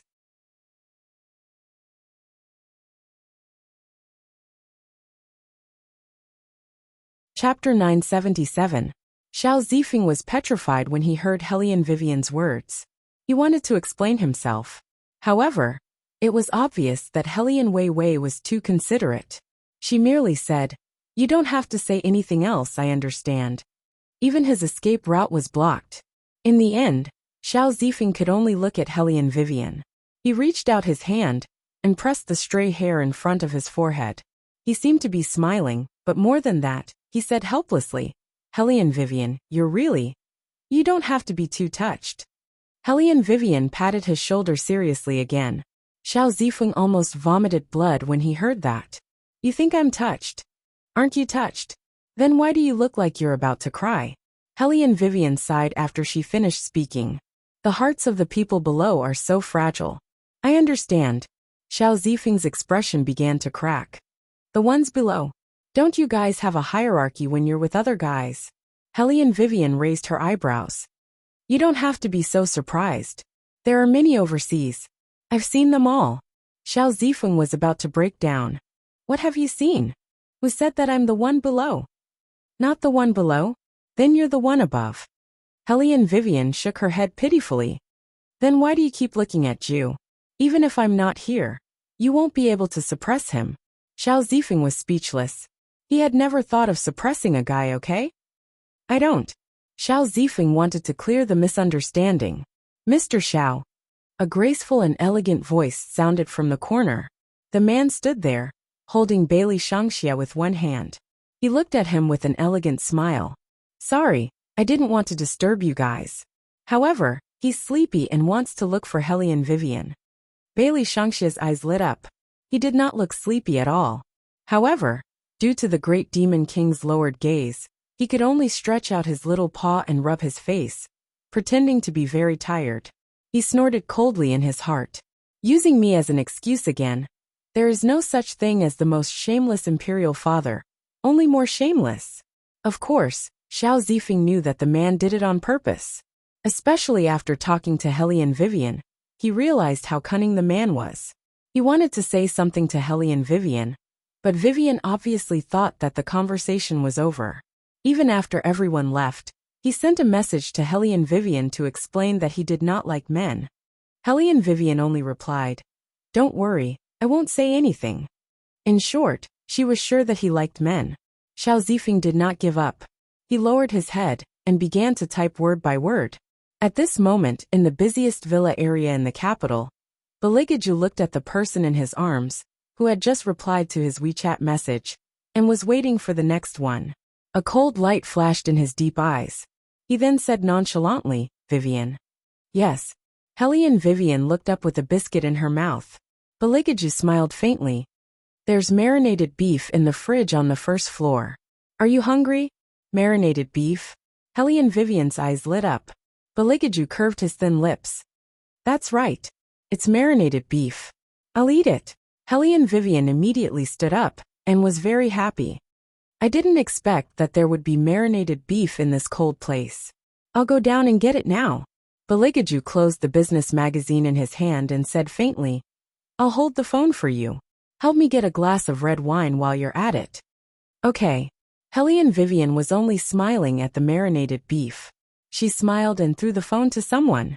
Then, she stretched and went downstairs like a cat that had just gotten food. At that time, Bailey Shangxia was playing with blocks with his younger brother. When Hellion Weiwei came downstairs, he curled his lips coolly and said, "I don't remember there being any spiced beef in the fridge. Other than wine and blood, there was nothing else in the fridge." Bailey Jiaju did not pay attention to his son's provocation.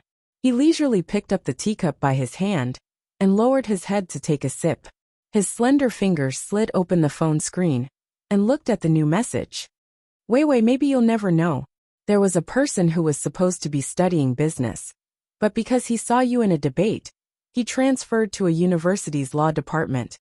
At that time, you always came to class alone. You liked to sit by the window and look out the window. It's easy to like you. Maybe it's because I'm too conceited. I thought that you would notice me as long as I sat behind you. But other than academic discussions, you rarely turn around to look at me.